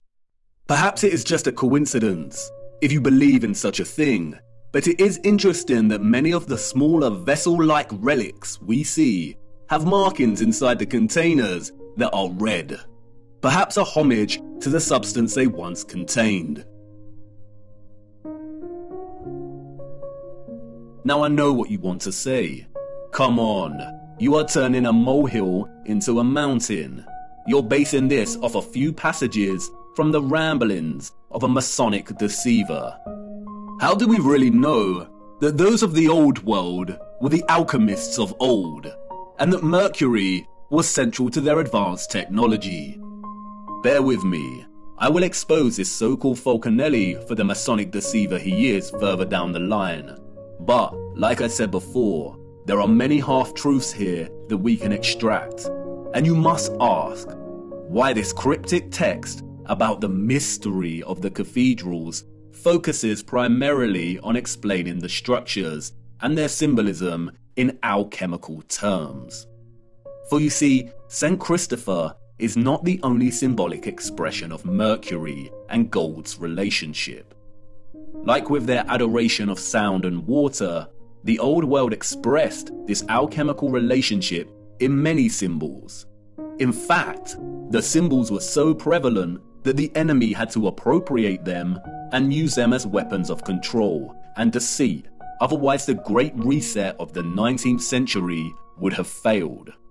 The enemy's genius stems from its appropriation, redesignation, and deliberate obscuring of symbols, to the point where tracing the history and true meaning of one symbol in particular becomes a monumental feat.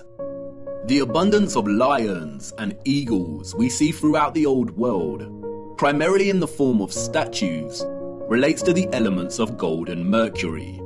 As Falconelli states, the lion is the sign of gold. It represents a terrestrial and fixed force, while the eagle represents the airy and volatile force, or the mercury. When the two champions come together, they attack, repel, and tear each other apart with energy, until the antagonists become one body, the animated mercury. The fusion of the fixed gold and the volatile mercury create the griffin, in which the lion, or the gold, represented the fixed, basic part of the compound, which in contact with the adverse volatility loses the best part of itself, the part that has characterized its shape, that is, in hieroglyphic language, the head. And like the lion and eagle, we see the griffin everywhere in the old world.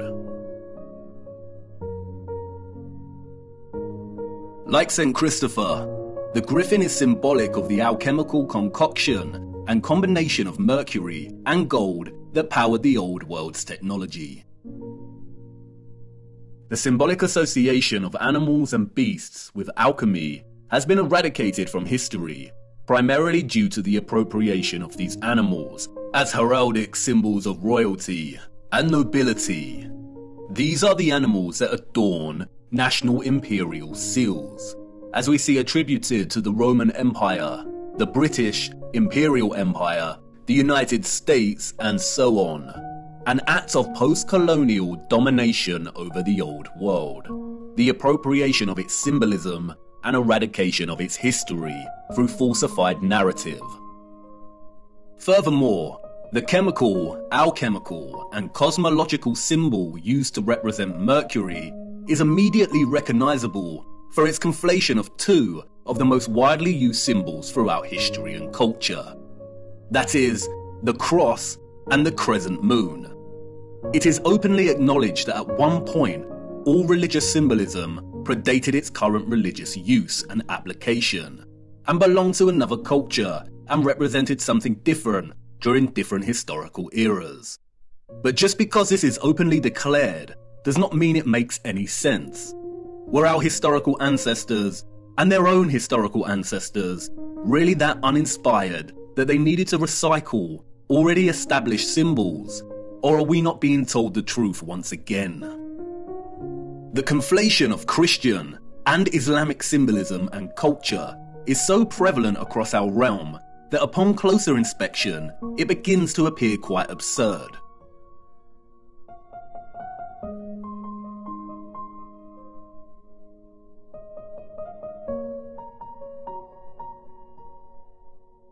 If we are to believe the official historical narrative, that is. If we believe the narrative of the Crusades and Ottoman Habsburg Wars, of the continual warring between West and East, then the presence of the crescent symbolism displayed on many so-called medieval European coat of arms and crests indeed makes no sense. Perhaps this is just more cultural appropriation, but the narrative becomes very unconvincing when we turn our attention to the structures themselves. Why was the Hagia Sophia Holy Grand Mosque originally constructed as the Church of Hagia Sophia by the so-called Roman Empire? It remained a church, we are told, for almost 1,000 years.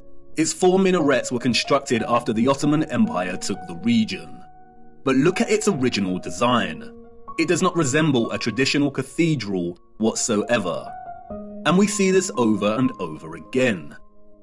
The Cathedral of Cordoba in Spain, originally erected as a mosque in the 8th century, and then converted to a cathedral in the 13th century. We see right here the conflation of both styles of East and West. Interestingly, the structure also features the red and white striped arches, indicative of power stations that we find throughout so many impossible structures.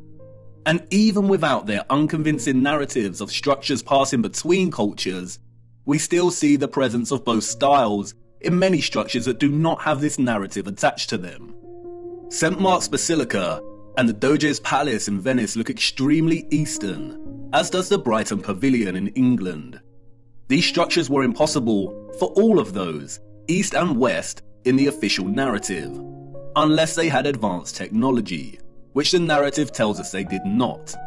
The official narrative tells us tales of architects being inspired and influenced by the structures of East and West alike. But remember, at the time these structures were built, the people didn't have accessible transportation. Journeying between continents and countries took weeks, and they had no cameras to document the structures in order to be able to replicate them with such accuracy in the first place. Why don't synagogues have their own unique particular style, like mosques and cathedrals? We see this fusion of architectural style everywhere. We see water pumping stations that resemble cathedrals. We see water towers that resemble castle turrets. We see cathedrals that also resemble official government buildings. All these structures belong to one whole, unified civilization. That's why we find so many ruined cathedrals in the Middle East. They were destroyed and ruined during the Great Reset and after to solidify the falsified narrative. That's why we see the crescent moon in old 19th century photographs in areas it should not be. This is Brazil. Look closer. Even today, Brazil's Muslim population comprises a total of 1% of the country. So why is this crescent present at the top of one of these antennas in the 19th century? Why is it present in San Francisco in 1905? Why do we see many structural antennas composed of both the cross and crescent moon. In many of the old photographs, we see many structures without any religious symbolism, but just standard antennas. And what about all the unusual antennas we see? Many of the antennas functioned as symmetrical instruments to enhance ether extraction and to transmit energy to other antennas. They were never signs of different religious factions in the old world. They were most likely later designated these meanings to fracture the unification of the old world and its understanding of God. Even the mainstream narrative admits that it was not until the 19th century that the crescent moon even became associated with the Ottoman Empire, and it wasn't until 1950 that the symbol became the emblem of Islam. The symbols of the crescent and cross are much more complex than most realize. In the context of the antennas, they are likely a symbolic homage to the alchemical mercury that made them function in the first place. But the crescent and cross also have broader implications that are related to the holy, energetic and ethereal workings of our realm. We will be returning to these symbols later. This is not meant to discredit the meaning of these symbols today. Symbols evolve over time, but this evolution was carefully orchestrated by our controllers. It is also not to discredit God, and this point is crucial. I understand that much of this may trigger some people, but it is imperative to understand that religion, in an institutional sense, was created by our controllers as a means of control. Many religious organizations today are corrupt and use religion as a front when their true allegiance lies with the psychopathic controllers of our realm. Religion was an essential tool of deception to justify the old world's infrastructure. Religion is not synonymous with an understanding of God, faith and prayer. And it is also not to discredit the life of the Son of God. No, and this is crucial, and you will see why later in our journey.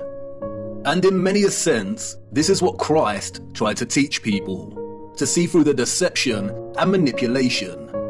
And when thou prayest, thou shalt not be as the hypocrites are, for they love to pray standing in the synagogues and in the corners of the streets, that they may be seen of men.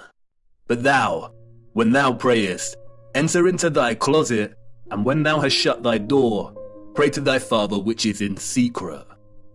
You see, the scriptures are more accurate than most understand. They are at once historical accounts, instruction manuals for living, and sacred texts of prophecy. There are a handful of texts that are so important that the enemy has been desperately trying to steer people away from them in recent times. And you will see why this is of utmost importance later in our journey. Stay with me, the best is yet to come. And it doesn't end there. The basis for the alchemical symbol of Mercury, we are told, was a caduceus. And we see the caduceus throughout the remains of the old world. Another symbol appropriated by the enemy, adorning many coat of arms, and adopted by centralized, corrupted medical industries that have been responsible for mass crimes against humanity that continues today. It is not a coincidence that the same Mercury that the symbol represented is injected into humans via vaccines to disrupt their entire methylation cycle, resulting in widespread autism and a whole host of neurological and metabolic disorders. The caduceus illustrates clearly how both Roman and ancient Greek mythology serve the enemy as a tool of deception. In Roman mythology, the caduceus staff was carried in the left hand of the god Mercury. The Roman Mercury was the god of financial gain, commerce, communication and messages. In Greek mythology, the staff is carried by Hermes. Hermes was the god of travelers, merchants and commerce. The fabricated mythologies allowed the enemy to obscure the caduceus's true association with the elemental Mercury, while also permitting them the usual sick, hiding in plain sight mocking ritual by linking their medical industries with the god of financial gain and commerce. As Falconelli writes, the snake indicates the incisive and dissolving nature of Mercury. This reptile is the aspect of Mercury in its first state, and the golden wand is a corporeal sulfur added to it. It is the philosophical Mercury and the caduceus as its symbol. Not only does the caduceus represent the Mercury elixir essential for the transmission of electromagnetic energy, but the dueling snakes form a spiral coil, representative of the energy pathway, and the vortex. The rod represents the gold and sulfur, but it is also reminiscent of the antennas themselves. And just as the mythologies hide in plain sight, the wings here represent the connection, the communication, the messages, the signals between antennas in the electromagnetic grid, and also the connection between the antennas and the ether itself. After all, the Roman god Mercury was known as the messenger of the gods. And it's hiding in plain sight throughout alchemical art and illustration. We see the eagle and the lion, we see the caduceus, and we see similar geometries and objects that adorn the top of the old world structures. And yet it is still difficult to imagine the energy grid.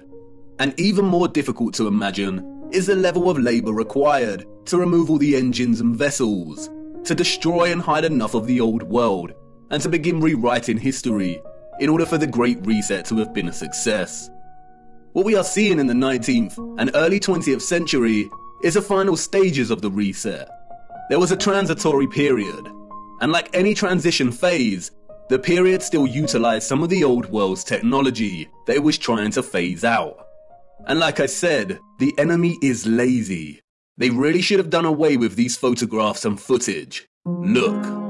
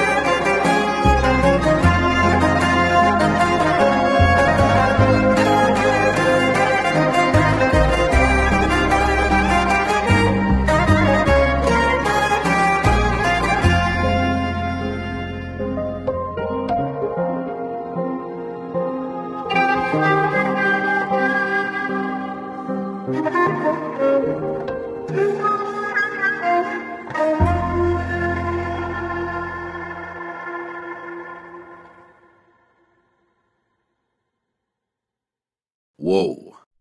Most of these images were taken during the World's Fairs of the 19th century, and at the turn of the 20th century.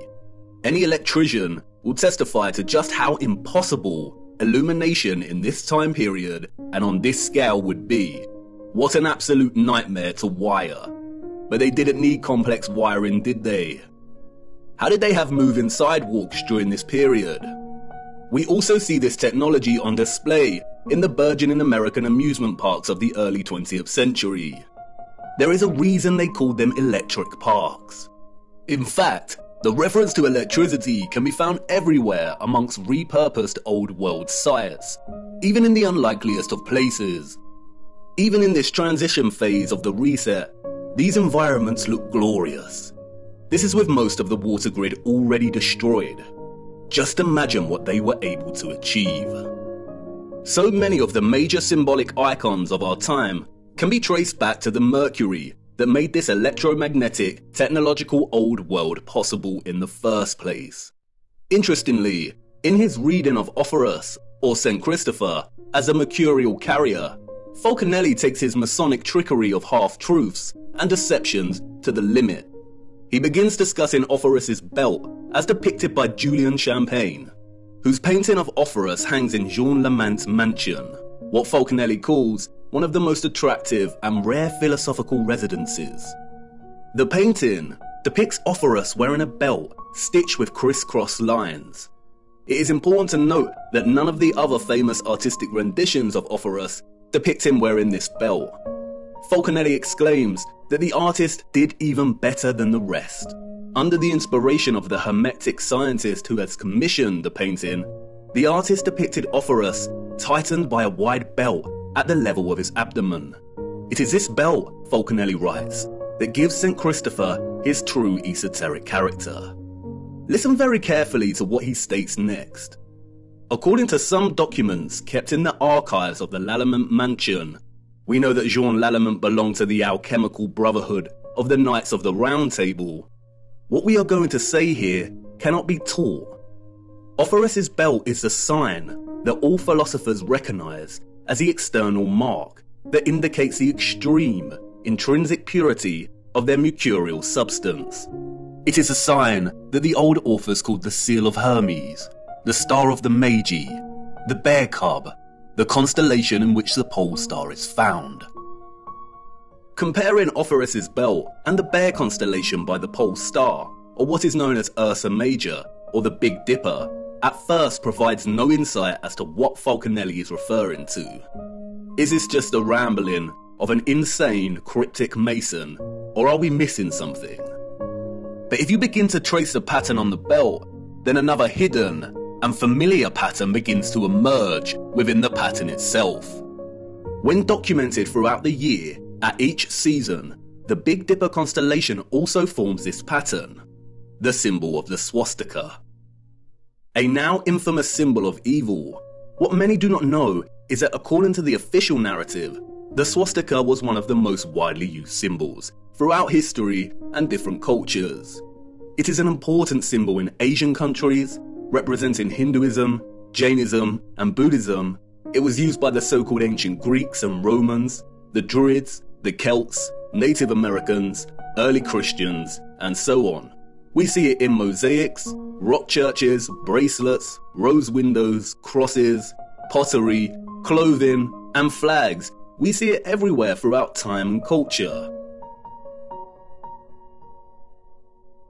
Interestingly, Swedish and Norwegian power companies used the symbol in the late 1800s and early 1900s to represent electric power stations and hydroelectric stations.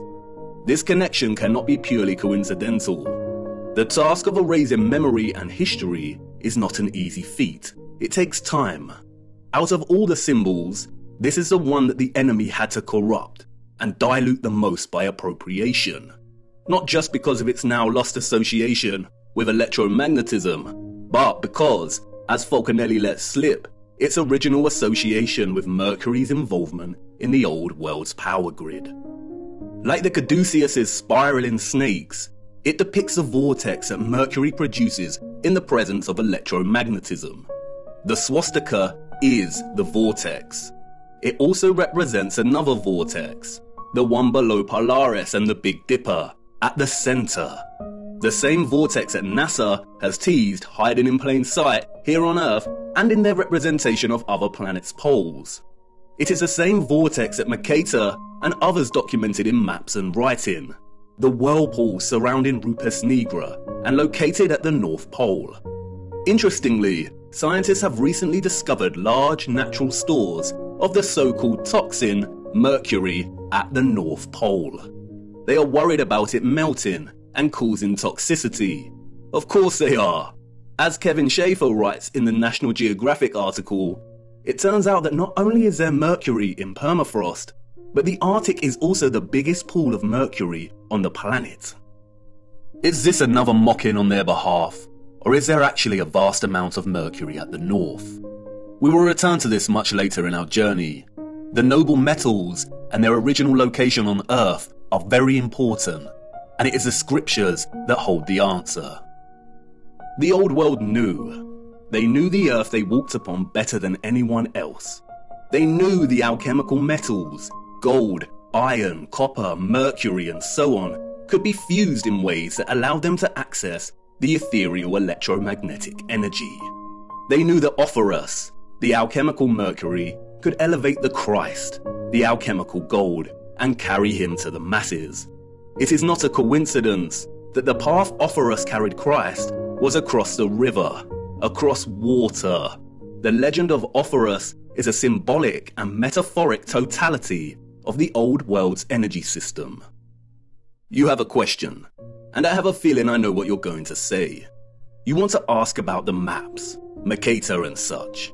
If they have fabricated history, distorted so much symbolic meaning, and lied about those that came before, how can we trust these old maps and accounts of the North?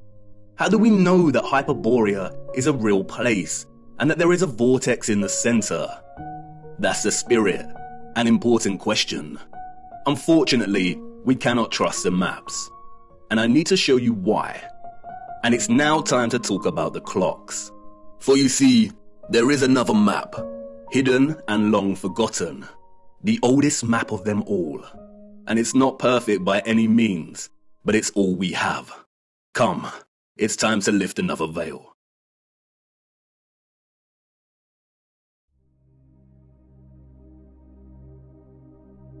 Midway upon the journey of our life, I found myself within a forest dark, for the straightforward path had been lost. And during my journey, as I made my way through the tangled labyrinthine paths of deception, looking for the center of truth, I met a brilliant woman who taught me many a flat fact. But out of all of her flat facts, it was one fact that struck a chord. She showed me the maps of old and asked me to find the key anomaly, the one error that all maps contained. I pointed to the varying representations of unknown land masses, to Hyperborea. She shook her head. No, find the glitch. We live on a flat plane. Our world is an electromagnetic terrarium, surrounded by an ethereal sea of water. And like all terrariums, after initial creation, they begin to form their own self-sustaining atmosphere. The sun and the moon journey above our flat realm in concentric spirals. There are 5 prominent circles of latitude, we are told. We have the Arctic Circle, closest to the center, the Tropic of Cancer at 23.5 degrees latitude in the northern hemisphere, the Equator at 0 degree latitude, the Tropic of Capricorn at 23.5 degrees latitude in the southern hemisphere, and the Antarctic Circle. The sun journeys from the equator at the March equinox up in concentric spirals to the Tropic of Cancer. When the sun is in this position, the northern hemisphere experiences summer and the southern hemisphere experiences winter, after which the sun turns and begins making its way back to the equator. The word tropic stems from the Latin word tropicus, which means pertaining to a turn. The sun journeys back, taking the same concentric spiral path, and reaches the equator again. It then keeps going and reaches the Tropic of Capricorn. When the sun is in this position, the southern hemisphere experiences summer and the northern hemisphere experience winter. After a time, the sun turns and begins making its way back to the equator for the March equinox. The equinox occurs when the sun is journeying the circle of the equator, and those living along this line of latitude will see the sun directly overhead at a 90-degree angle at solar noon. The March equinox marks a season of spring in the northern hemisphere, and the September equinox marks a season of autumn. If you live in the southern hemisphere, this is reversed, and the September equinox marks spring and the March equinox autumn.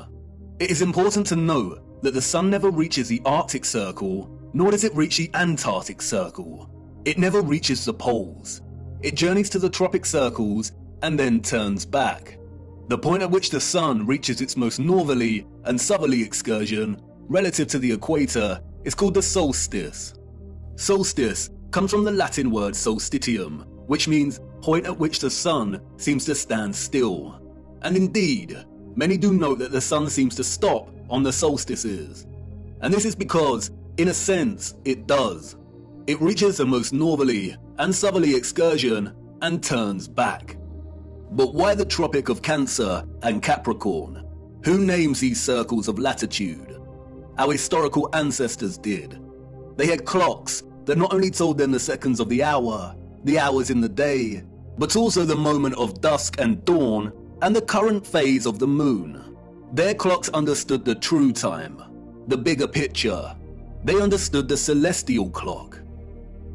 The stars above us, beyond our firmament, and in the waters above, revolve at a constant 1 degree every 4 minutes, from east to west, that is, anti-clockwise. This means they revolve at 15 degrees each hour. 15 degrees multiplied by 24 hours is 360, a full circle. The stars above are fixed. They do not stray from their anti-clockwise journey, but revolve and complete a full circle every day. Our ancient, historical ancestors knew this. They assigned the stars above into fixed constellations. They divided the 360-degree circle of the sky above into 12 divisional arcs of 30 degrees, in which each constellation of the zodiac resides in. They designated each constellation in each 30-degree arc with an anthropomorphic symbol, most of which are animals. Zodiac is an interesting word. Zodiac, the arcs of the zoo. Yes, the parallels with Noah's Ark are strikingly obvious. Each constellation of the zodiac moves from its fixed position in the waters above at 1 degree every 72 years. The stars in the circle above us are fixed in their positions, but every 72 years, the entire circle shifts 1 degree. This is what is called the precession of the equinox. Remember, each arc is 30 degrees. If we multiply 72 with 30, we get 2,160 years. It takes 2,160 years for the circle above to shift 1 whole arc. Astronomers call this an age, and this is what is meant by entering or the dawn of a new age. As Wikipedia tells us, the Tropic of Cancer and Capricorn were named such because many years ago, in the days before Christ, the days before BC, the sun was in the constellation of Cancer at the June solstice, and the sun was in the constellation of Capricorn at the December solstice. What does it mean for the sun to be in a given constellation during the solstice? It means a position of the sun in the sky at solar noon. Of course, during solar noon, we would not actually be able to see the stars in the firmament beyond. Therefore, to discern the sun's position relative to the constellations requires either 1, a thorough understanding of the stars and their positions above. Our ancient ancestors, we are told, created star charts and used devices such as astrolabes. Or 2, computer technology that is able to map and overlap the sun's position against the backdrop of the stars and constellations at solar noon. The sun's presence in the constellation of a given zodiac sign means exactly as it sounds. At solar noon, on the day of the solstice, the sun should be in front of a given constellation.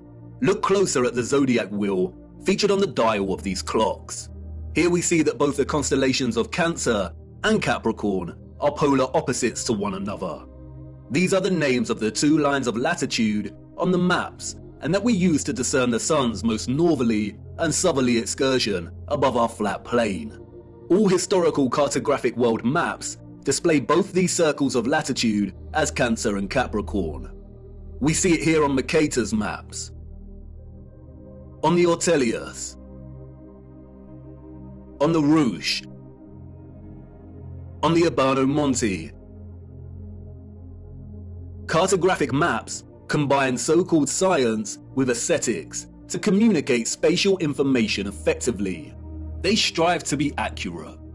And we still use this designation of Cancer and Capricorn for these circles of latitude on our cartographic maps today. Google Earth also uses these designations. But why? As Wikipedia states, when this line of latitude was named in the last centuries BC, the sun was in the constellation Cancer at the June solstice, the time each year that the sun reaches its zenith at this latitude. Similarly, when the Tropic of Capricorn was named, the sun was in the constellation of Capricorn at the December solstice. And the wheel of the zodiac makes this very easy to understand. For instance, if the sun is in any given constellation at solar noon on the June solstice, then its counterpart on the December solstice will always be in the constellation opposite to the June sign. And this is represented with a straight vertical line. If, for instance, the sun was in the constellation of Aries at the June solstice, then it will appear in the constellation of Libra in the December solstice. If the sun was in the constellation of Pisces at the June solstice, then it would be in the constellation of Virgo during the December solstice. These signs are, in a sense, bound in their opposition to one another. And this is where it becomes interesting.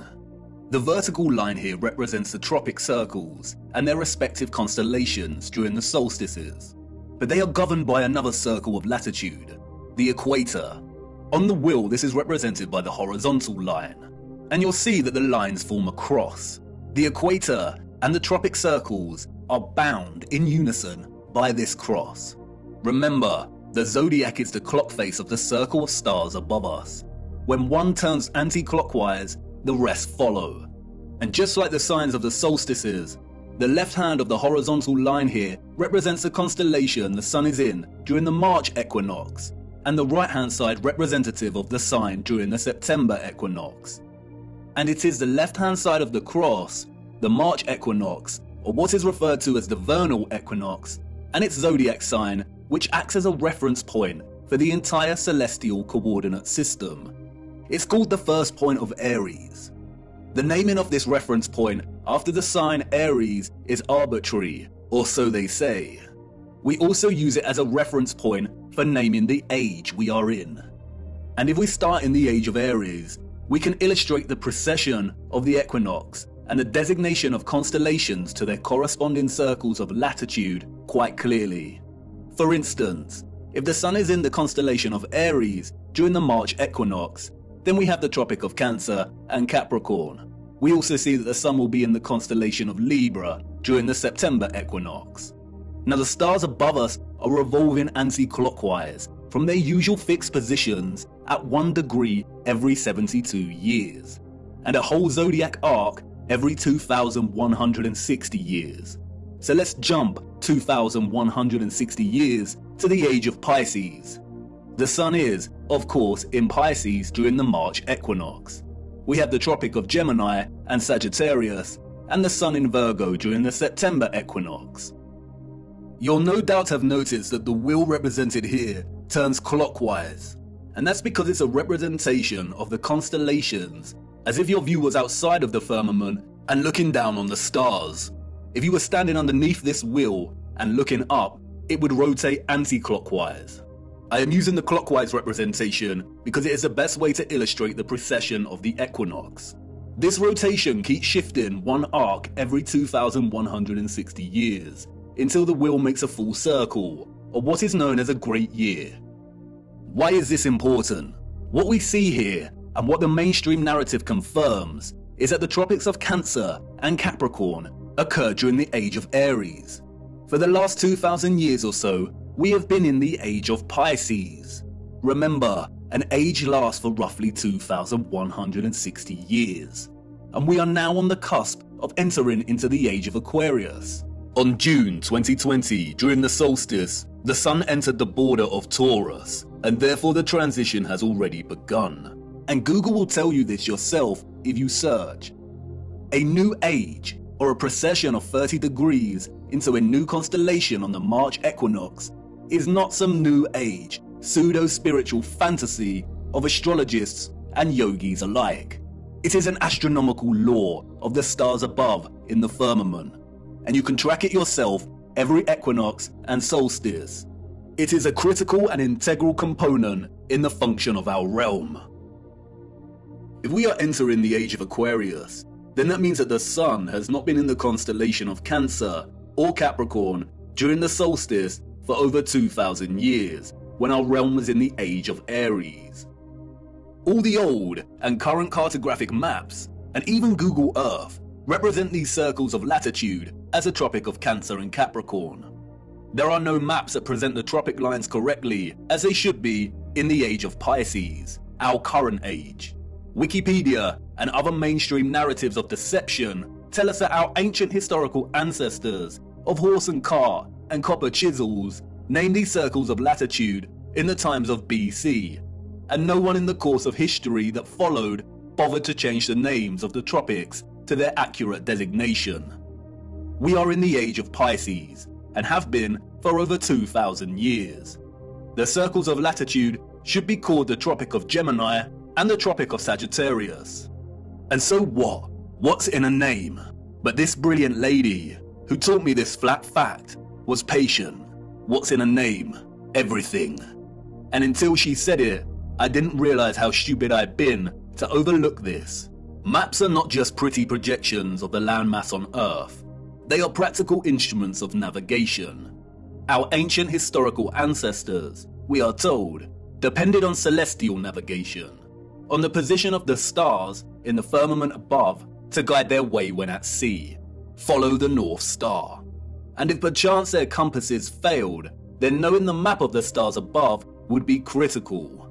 Believing that our ancestors just continued to use the designation of Cancer and Capricorn for the tropics that was established by their own historical ancestors, who belong to a different age entirely, is absurd. Celestial navigation would have been an essential skill set for anyone navigating their way across the oceans. And if they did have advanced technology, like we have our computers and GPS systems, then would they really be that lazy and neglectful to not bother designating the tropic circles to their correct constellation titles? Did they really invest so much time building the most advanced astronomical clocks only to neglect their maps? No, they did not. All these historical maps present designations for the tropic circles of latitude that are well over 2,000 years old. Why? And why are we still using this designation today? For you see, these maps, and all our maps, including Google Earth, are tools of deception. Where are the maps from the age of Pisces? The maps of the last 2,000 years? And could these maps actually be over 2,000 years old? It seems like someone does not want us to know the age we reside in, or wants to distract us from finding out just how important the precession of the equinox really is. This brilliant lady's flat fact leaves us with the following conclusions. The maps, all of them, Mercator and so on, are either 1. Original maps that belong to a period that occurred thousands of years ago and have been given false dates and narratives surrounding their creation. 2. Manipulated copies and versions of original maps that were created over 2,160 years ago. Or 3. They are all fake and created during the Great Reset of the last few hundred years to generate a false history and timeline and solidify the false historical narrative and the rise of Galilean heliocentricity. Out of all of these options, the second and the third are most likely. Cartographic world maps are not easy documents to create and establish. They require a solid understanding of our Earth's size and shape. They require a thorough understanding of the circles of latitude that are integral to the workings of our world. They require a complex understanding of the continents and land masses. These maps are likely manipulated duplications of maps thousands of years old, or completely fake. And we do see signs of manipulation, especially in regard to the landmass known as Hyperborea. We see Hyperborea in various maps of variant styles, and we are told that these are from the 16th century. But towards the 17th century, we see Hyperborea start to be erased from the maps. We see unknown land masses that are present in some of these old maps vanish entirely. And then it dawned on me, the message of this flat fact. We have no trustworthy maps, not a single one. We have no reliable source to show us the bigger picture of the realm we inhabit. I continued my journey, and as I ventured deeper into the forest, the path to the center that led me thus far was gone, and I could not turn back, and there lay no path in front of me. I became truly lost. How to know where you are going if you don't know where you are in the first place, if you don't have a map? All historical waymarks that I had invested some degree of trust in before were now completely unreliable and questionable. How much had been edited by the controllers? How much truth was left? What if all the maps were fake? Why are they hiding the maps of the last 2,000 years? We do not have one single accurate or honest world map. And like in all moments of being lost, right before despair takes hold, an unforeseen circumstance arose that set me back on course. I stumbled through thick overgrowth and out into a moonlit clearing with a small lake. At this clearing, I met a mysterious figure named Sturgios. I told him I was lost, and he told me to come and look into the lake. He told me to watch the water. What did I see? He asked. Myself, I replied, my reflection rippling and glistening in the moonlight. Mirror, mirror, look beyond yourself, he said. What do you see? And there it was, just as it had always been. Mirror, mirror, way up high. Mirror, mirror, in the sky. Mirror, mirror, oh how they lie.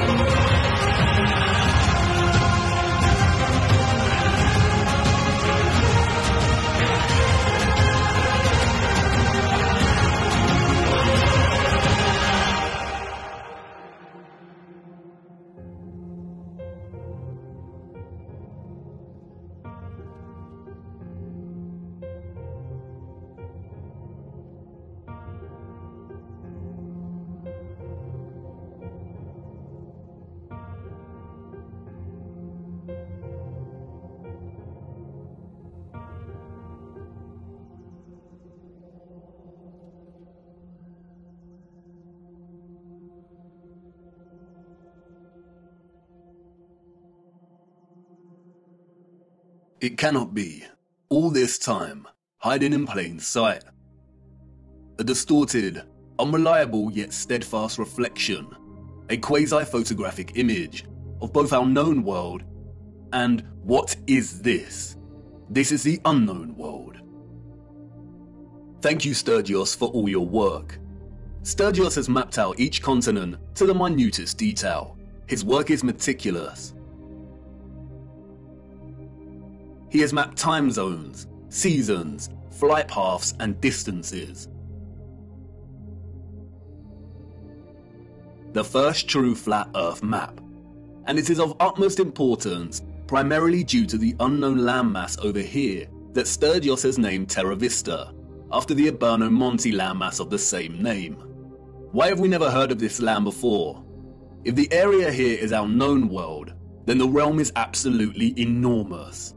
But wait a minute, Sturgios' presentation of our known world here maps the 5 prominent circles of latitude. We see the Arctic Circle, the Tropics, the Equator, and the Antarctic Circle, and Sturgios has mapped the Sun's concentric journey around these circles of latitude, mapping seasons and time zones with the utmost precision and accuracy. So what's going on? The Sun and Moon cannot journey the entirety of the landmasses presented here because it would take too long. Does this landmass not have its own sun? Or perhaps the Moon is not a map of the greater realm after all. But not so fast. We need to spend some time breaking down Sturgios' discovery here. How the image on the face of the Moon was and is formed, when it was formed, and why are all questions that no one can answer. Nobody knows apart from the deceivers in higher places. But there are a lot of things hidden in plain sight that bring us a little closer to having a better understanding of this mysterious phenomenon. First of all is the nature of this image. It is a composite image. You are witnessing multiple images simultaneously when looking at the face of the Moon. And these images are akin to a type of X-ray photography. There is also evidently a lot of distortion and optical illusion present in these images.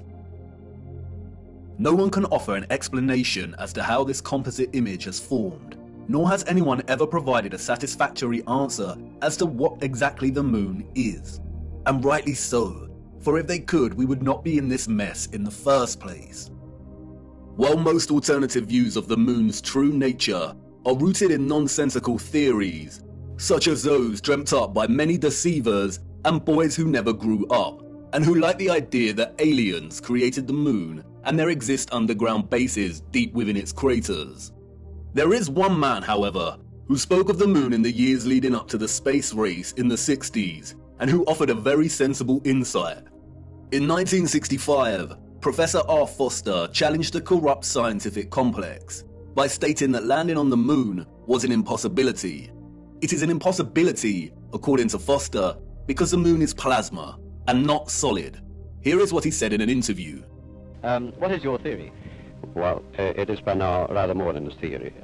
10 or 11 years ago, I stated to various scientists that the Moon is not a piece of rock, but it is a plasma phenomenon, cosmic plasma, and that this fact will eventually be confirmed. I made certain predictions which were already confirmed in 1958, and the situation now is coming close to a complete confirmation. Scientific views expressed all over the world now that the Moon seems to be of a quite different nature from what was assumed.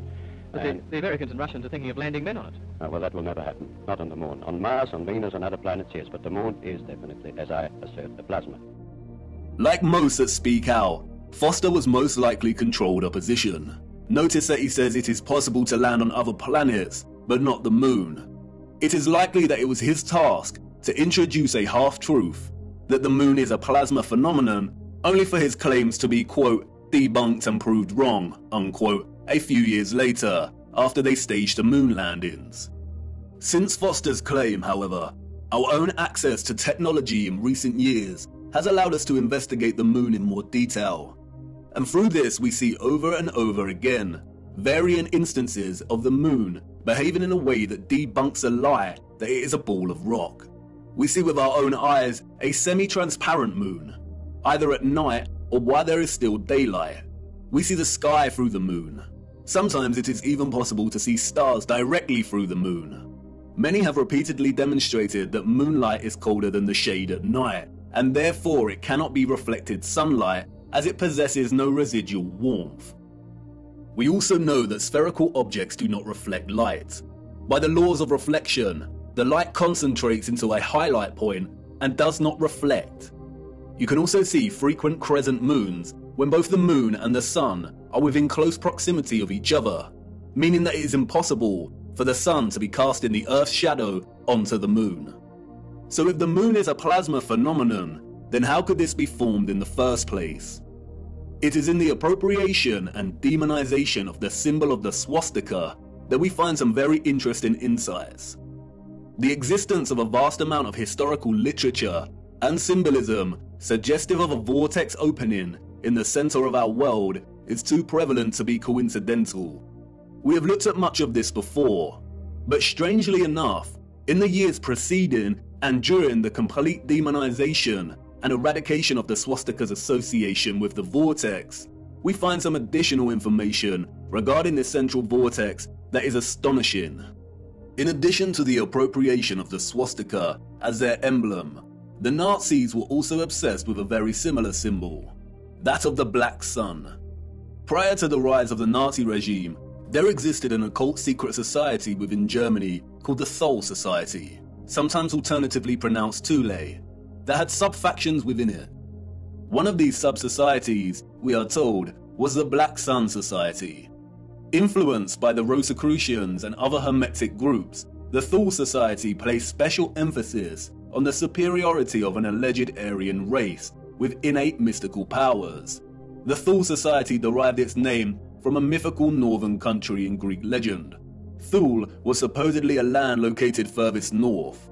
Others have called it Hyperborea.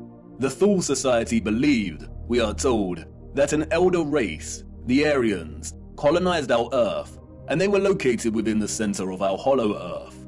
Admiral Byrd, the military Antarctic explorer, also made reference to a hollow Earth with an entrance at the North Pole. The Thule Society also believed that the Black Sun was a big ball of primer materia that existed in the center of the Earth and emanated radiation in the form of real energy. This energy has many names. Some have called it Chi, astral light, odic forces, or orgone. In 1933, the main architect of the event known as the Holocaust, Heinrich Himmler, acquired Wavelsberg Castle, a wonderful piece of old world infrastructure and technology. He supposedly remodeled the castle, and in doing so imprinted the symbol of the Black Sun into the marble floor of what came to be known as the General's Hall. Much of what has surfaced regarding the German secret societies before and during the Nazi regime is deliberate misinformation, carefully controlled with the sole intention of distraction and demonization. The misinformation regarding these societies has served to further fuel the UFO and alien agenda, which many, such as Jordan Safer, David Wilcock and Corey Good, have since latched onto and promoted. They are part of a controlled opposition agenda. They are liars. The sole intention of disclosing information regarding German secret societies was to yoke together a ridiculous concept of a superior alien Aryan race existing within our world's northern core, or opening at the center, with maniacal dictatorship that resulted in gruesome genocide, or in other words, to make them seem crazier than they already were. The controllers of our realm had to appropriate the swastika and eradicate its symbolic association with the Earth's central electromagnetic and physical vortex. And while I do not think there exists a black sun underneath us, if the notion of this seems absurd and far-fetched, just remember that the majority of the world's population have already accepted that there is some kind of dark sphere beneath them, acting as a source of our world's electromagnetic energy. Heliocentrism has convinced so many that inside their little blue ball hoax, there exists a spherical core of solid iron at a temperature of over 5,000 degrees. Their own black sun. Interestingly, they never represent this iron core with the metal's usual black or dark grey colour associations in their illustrations, despite telling us it is a crystalline sphere of solid iron. Surrounding the iron's solid core is an outer layer of molten iron, and it is because of this hot liquid iron, we are told, that the Earth has a magnetic toroidal field. And millions have accepted this, and these silly diagrams that resemble Satsumas, despite the hard fact that the furthest depth a human has ever drilled into the Earth is a mere 8 miles. The heliocentric model has to acknowledge an inner core energy source because it is in fact a reality, and our world cannot exist without it. It is likely that the notion of a black sun beneath us is more distraction, although it is not as absurd as the heliocentric Satsuma model. We will return to this later. What is important now, however, is that not only have we another instance of the concept of a black core at the center of our realm, and another reference to a central vortex and opening, but we also have reference to energy, or what the Thule Society called vril, radiating out of this opening. And if this is truly the case, then we have a theoretical model in which both the formation of the sun and moon makes complete sense. What I am going to try and convey now is complex, and I will do my best, but I need you first of all to forget every model of our Earth you have become familiar with. Things may not make sense at first, but by the end it will. Let's start with the realm and the firmament, and then a central opening. And now let's incorporate our known world, as outlined on the moon by Sturgios. And finally, let's add the source, or electromagnetic coil beneath. Whether a magnetic rock or an electromagnetic coil, the source of our world's magnetic field is located at the center and beneath, and any source of intense electromagnetism would produce strong radiation. No one can say indefinitely, but it is highly likely that the concentrated plasma that we call the moon is a result of a unique form of radiation, similar to X-rays, that emanate from this source via an opening or vortex. X-rays, or very strong radiation beams, would, by the laws of physics, emanate from this central vortex in diverging straight lines.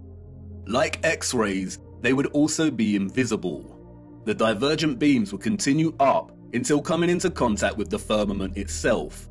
X-ray beams differ from light beams and do not tend to reflect.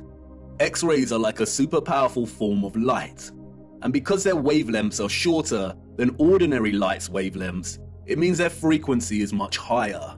Because of this, X-rays can travel through objects that ordinary light cannot, and it means that X-rays are not reflected easily.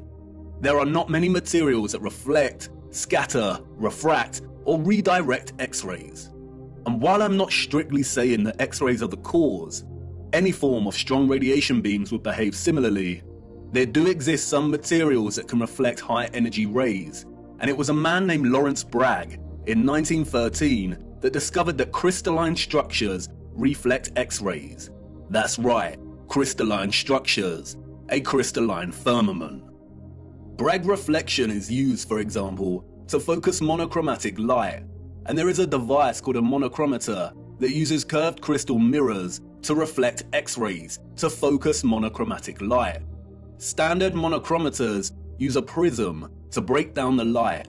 This is a very familiar image, and Wikipedia displays it for everyone to see. It is now associated with an infamous music album. What is the title of that album? They are telling us. This means we're right on track. Radiation beams reflected off of the crystal firmament would likely be redirected down, off-center, and into the ionosphere above our heads. The same ionosphere in which the ethereal electromagnetic energy was harvested from. It is here that the beams will converge and concentrate and generate the plasma phenomenon we call the moon. The idea of electromagnetic rays reflecting from the firmament and converging in the ionosphere may seem preposterous, but there are many homemade experiments you can conduct yourself to prove the power of concentrating light rays.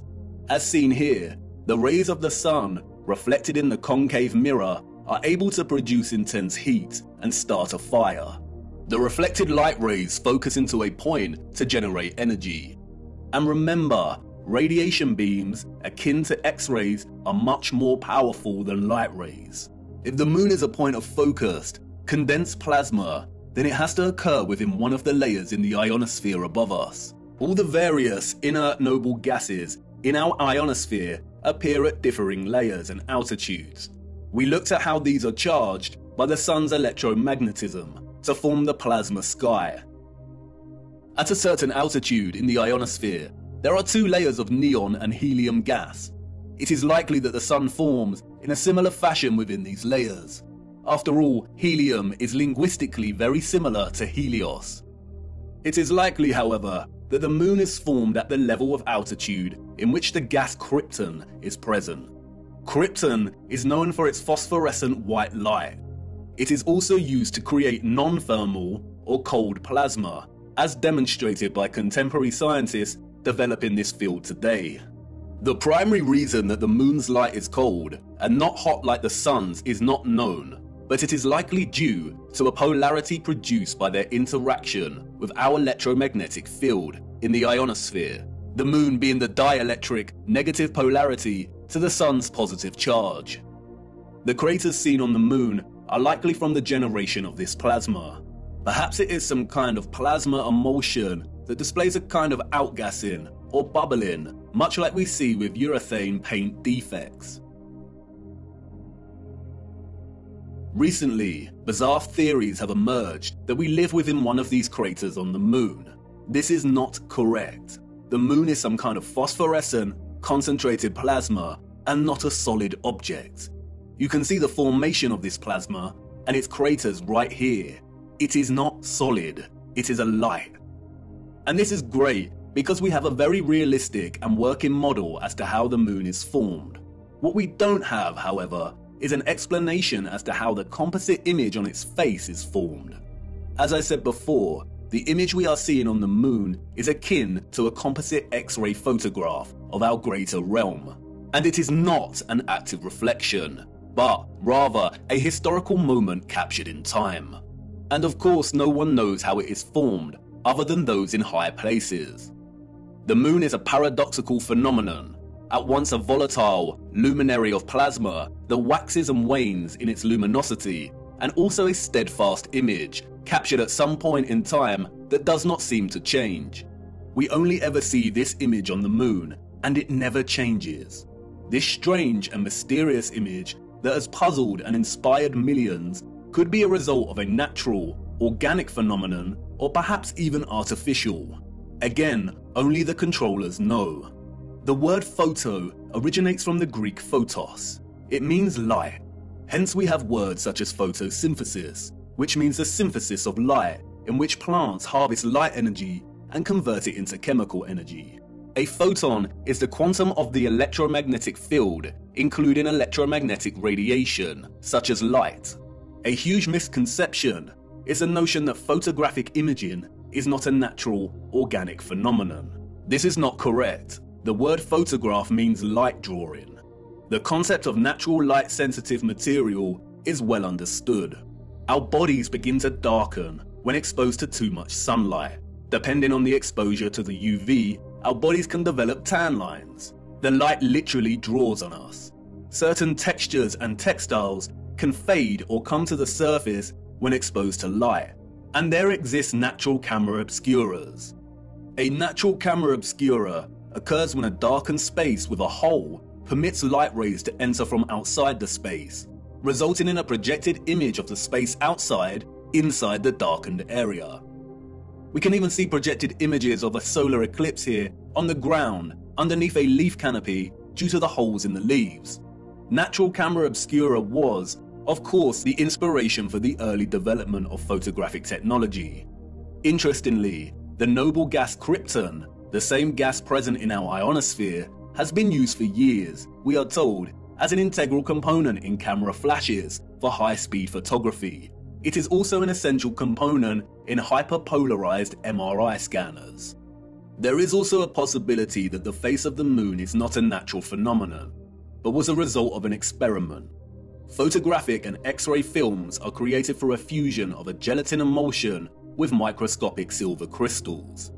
Because of this, exposure to light is able to capture an invisible latent image. During light exposure, the silver halide crystals grow to visible sizes, and this is what is called printing out the image.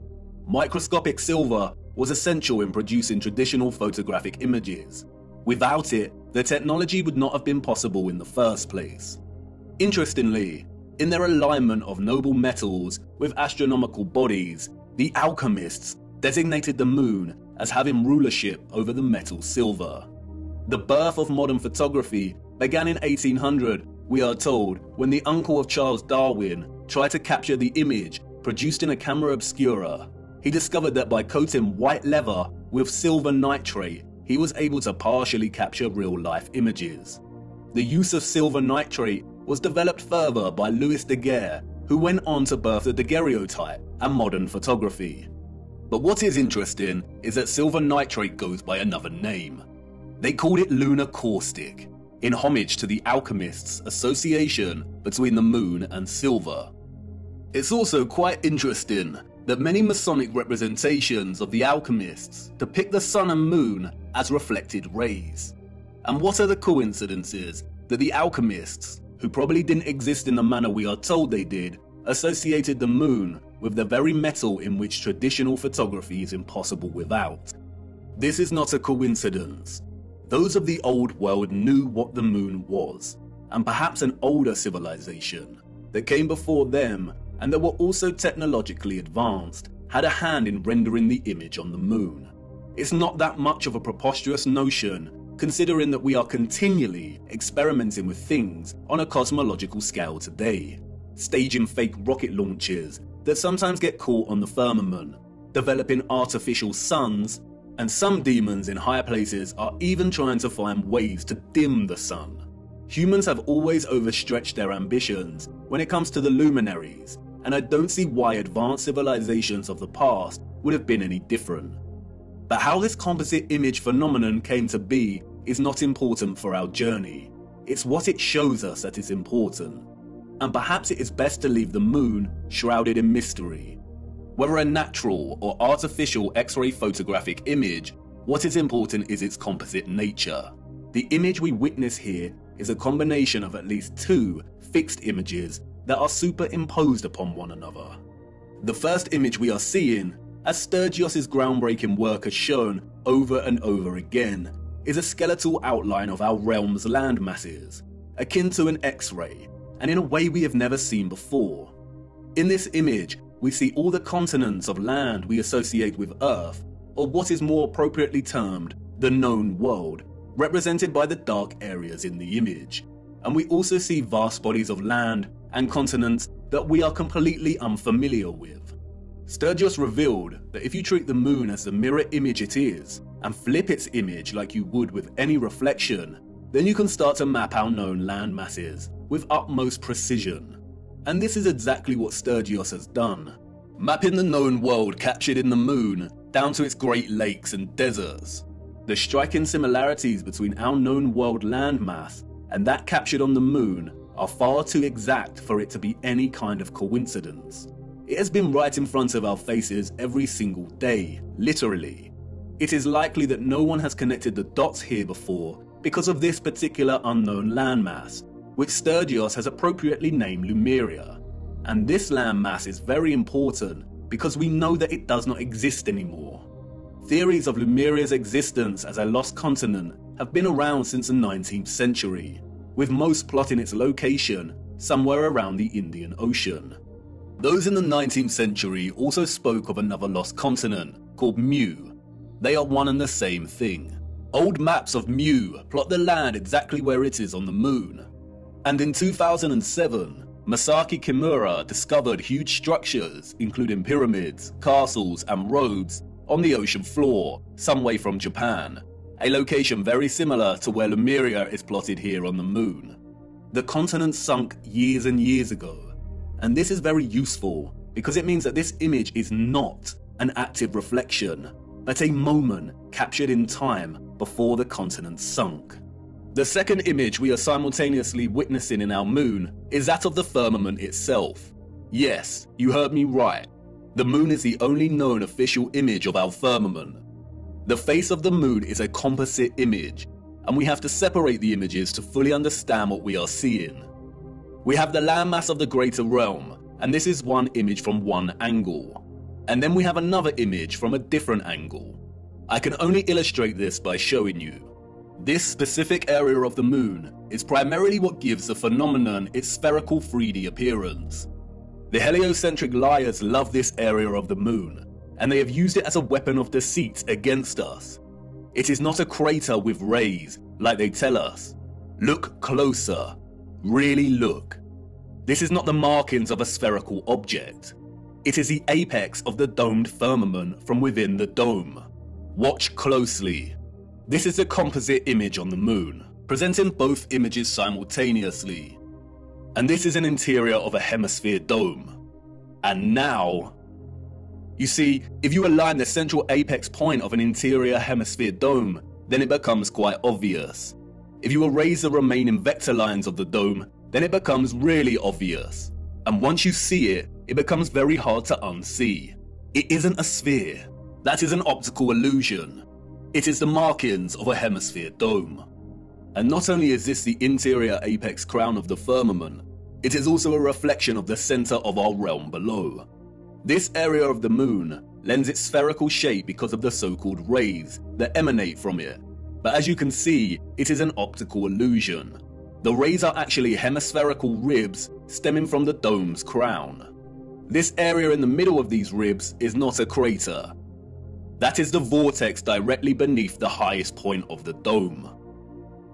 The controllers have named this area Tycho. It was given this name, we are told, by Jesuit astronomer Giovanni Riccioli in 1651. If it was not for Tycho, then the controllers of our realm would have a very hard time convincing millions that they lived on a giant spinning ball. And like with everything else, they have used Tycho to hide things in plain sight. For instance, another 17th century Masonic astronomer named Pierre Gassendi called it Umbilicus Lunaris, the navel of the moon, which is interesting as Norse mythology uses the same simile of the navel to describe Vergelmir, the whirlpool in the center of our realm. Arthur C. Clarke's Space Odyssey, one of the most famous science fiction novels of all time, features a crater on the moon named Tycho. In the novel, scientists find that there is a strong magnetic field emanating from the crater and discover that it is coming from a black cube monolith buried 15 meters within the crater. A black monolith, a rupes nigra, a magnetic black rock. If you separate the two images, then you can see clearly how they are in fact two images of two different angles that somehow have ended up superimposed on each other. We do not see any oceans or water mass captured in the first image, which suggests there is some kind of X-ray radiation at play. We don't see the vortex at the center in the first image for this reason. And again, no one knows how these images were formed. But if some kind of radiation beams were responsible, then the first image, the land masses of our greater realm, were most likely captured as the rays hit the firmament. And as those rays were reflected into our ionosphere and began forming the plasma mass we call the moon, it is likely that the second image was captured. And that is the image of the firmament, of the structure existing above us. And that's why we can see the outline of this structure, the stars beyond this structure, and the reflection of the vortex and other great deeps below. The moon is a masterpiece of distorted perspective, a plasma embodiment of as above, so below. And it's going to take a lot of work and careful consideration in smoothing out this distortion to try and get somewhere close enough to create a proper map of the world we live in. And because the moon is a disc-like mass of plasma, the first image of the land presents some curvilinear distortion. And you can see it here at the edges as the land begins to warp and wrap slightly. A lot of serious work needs to go into creating a flat projection of this distortion. But it shouldn't be too difficult, because the distortion is only slight around these edges. And that's why Sturgios can map the circles of latitude, seasons, and time zones very accurately. A map without the distortion may look something like this. But important questions remain. If the central vortex is absent from the land image on the moon, then why has Sturgios plotted the land we assume is Hyperborea over here, which is not in the center? And what about all this other land? The sun and moon cannot journey above all of this land, as it would take more than 24 hours to circle all of this, and we know the paths of the sun and moon. And the big one, the one you've been desperate to ask about since uncovering the only map we have. Where is the ice wall that you flat earthers constantly bang on about? Let's start with Hyperborea. And here's where many flat earthers may experience cognitive dissonance. Although Sturdios has plotted Hyperborea here, there is no proof that this is the true Hyperborea. There are a lot of different land masses in this region, and we cannot be sure. It pains me to say that Hyperborea may not exist in the way we have come to believe. Mercator's Hyperborea is likely the work of the Masons to throw us off the real path. And this is what our purpose is all about, isn't it?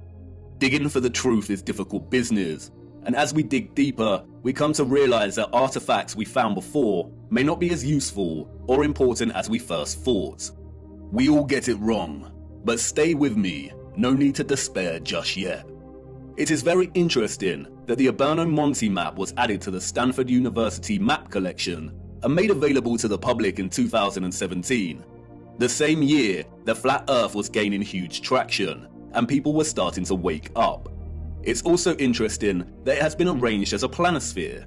The huge individual sheets of this map were originally arranged as an atlas projection, but David Ramsey purchased the map in 2016, and the team got to work scanning each sheet individually and processing them digitally to wrap around a sphere. Perhaps the release of Monte's marvelous map was an attempt to keep flat earthers thinking Hyperborea was located at the North Pole, and to perhaps bring back any that were sitting on the fence and hadn't truly woken up yet. A very subtle act of manipulation. But why would they want the flat earth community to keep fixed on Hyperborea? I have some thoughts regarding Hyperborea, but first we must turn to the clocks. Those of the old world knew. They knew exactly the type of earth they lived upon, and it's displayed for everyone to see right here in the astronomical clocks.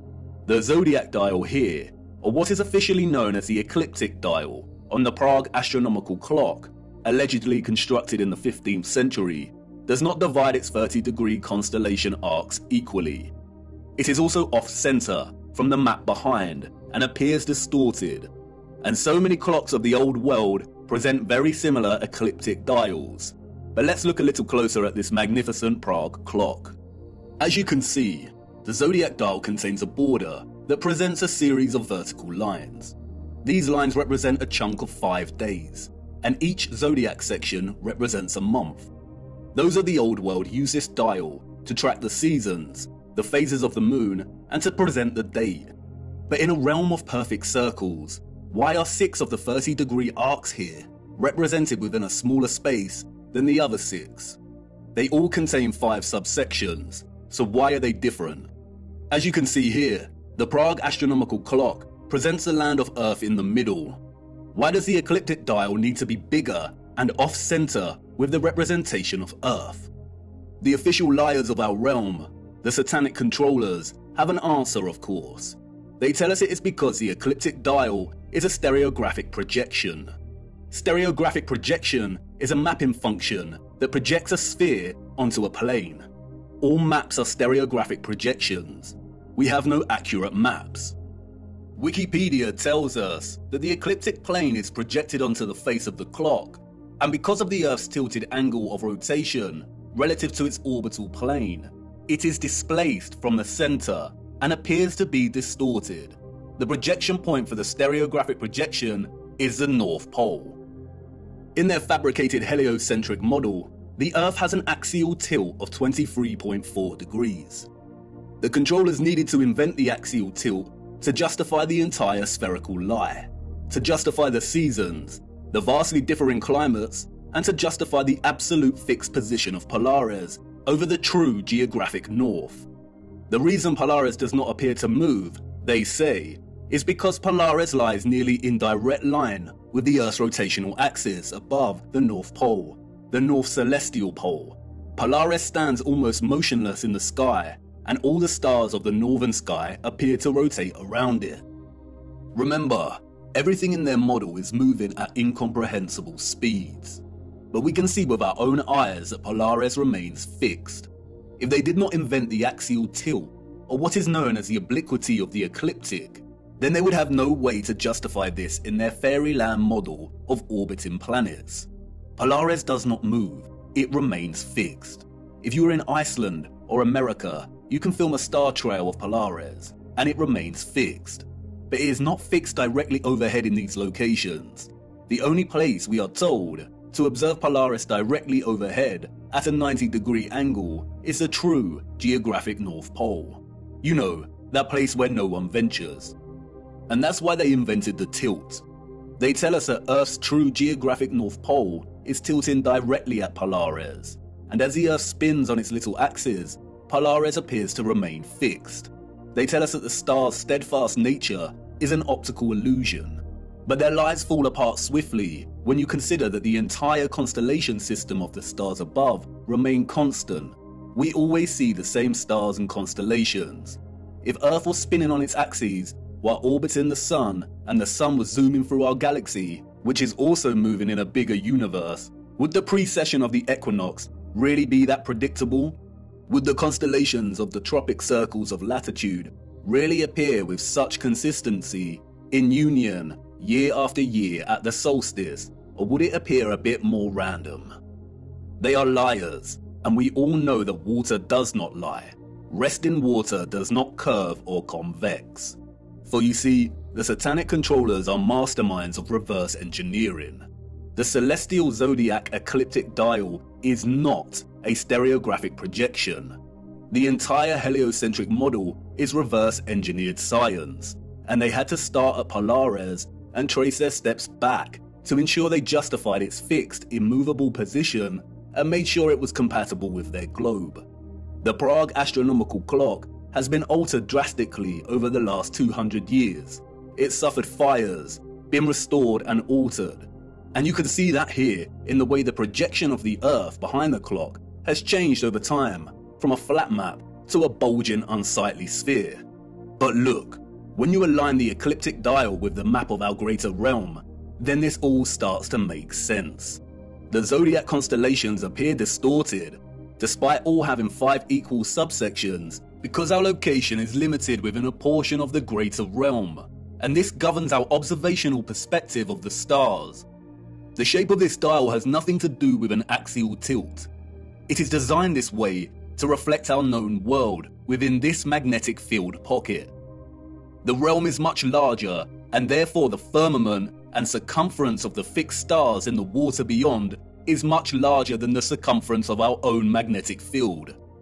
Polaris is here, above the center, and this is so important. They tell us that our magnetic North Pole is separate from what they call true geographic north. Our magnetic North Pole is moving. How can that be? Is that just another one of their lies? No, it is not. It is a half-truth. They tell us over the course of a century, the magnetic North Pole has moved from its location, just above Canada, to near Greenland, and is now en route to Siberia. It is moving fast. Why? The symbol of the swastika and the black sun offer some clues as to why. For years now, flat earthers have come to see the magnetic North Pole and geographic North Pole as synonymous, but they are not. As you know, the swastika symbolizes the vortex, but the black sun takes its symbolic message further. The central core circle here represents the iron core, the black sun, or what the fictional Mercator called the Rupes Nigra. But look closer. There is another ring outside of the central core. Remember, the black sun is the energetic core inside of the vortex. And remember also that in the heliocentric model, they acknowledge that the Earth's core is a solid iron sphere, but there also exists an outer core of molten iron liquid. They also tell us that this liquid outer core is responsible for producing our moving magnetic field and poles. This is why the pole is moving, because the magnetic field is not emanating from the solid core, but from a volatile outer core. This is what the second circle here represents. And like everything heliocentric related, all you need to do is apply common sense and flatten the curve, and things start to make sense. There is not a spherical outer core, but some kind of electromagnetic coil, perhaps even made of molten iron, surrounding the central solid core. At the core we have a vortex opening, but the actual volatile energetic source is beneath. The central core is akin to a central clock dial. It's solid and remains fixed, and everything else moves around it.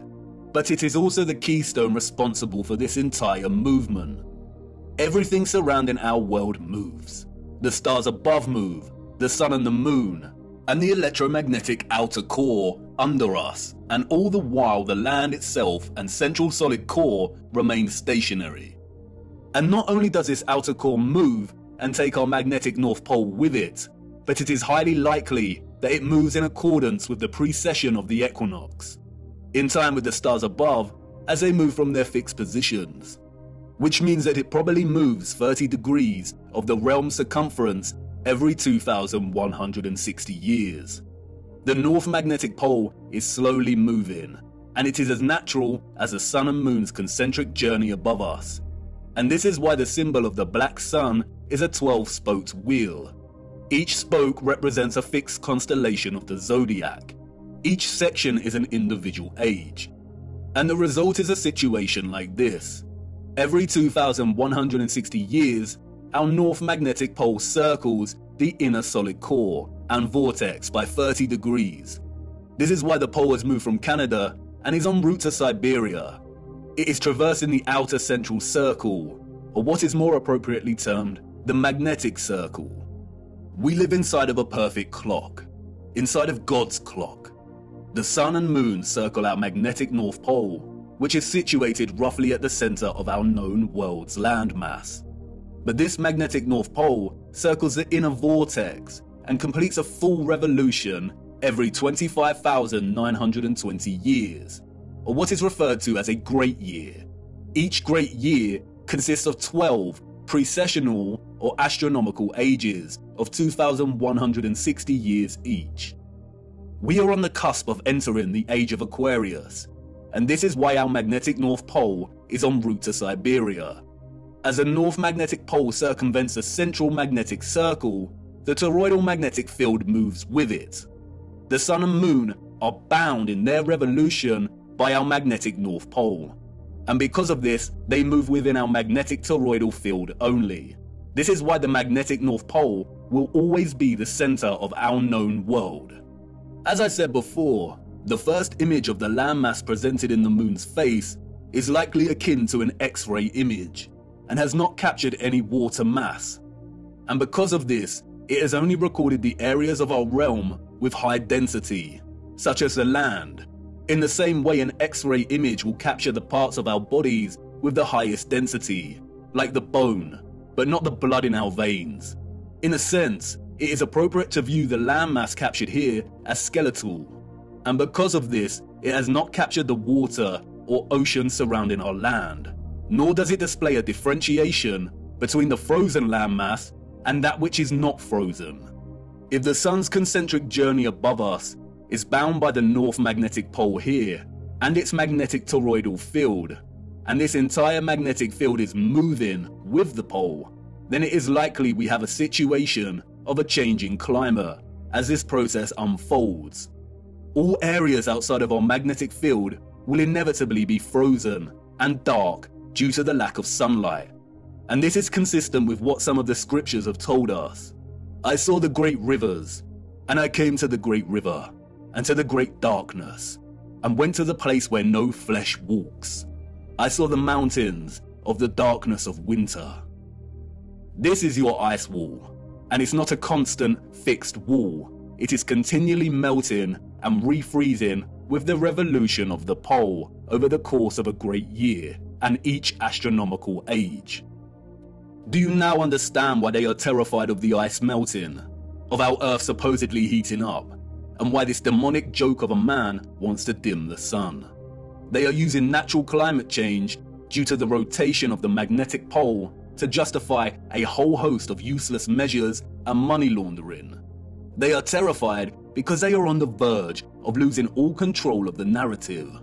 We must save the precious Antarctica from melting, the last unspoiled place on Earth. But as you can see, there is no landmass for us to call Antarctica. It is a complete lie. When they refer to Antarctica, there is only the Antarctic Circle, and a lot of the footage at the so-called Antarctica could have been taken at any location around this circle. As you can also see, the landmasses of South America, New Zealand and Australia all fall within close proximity to the outer edge of the greater world map, and would therefore be within close proximity to the foundations of the firmament itself.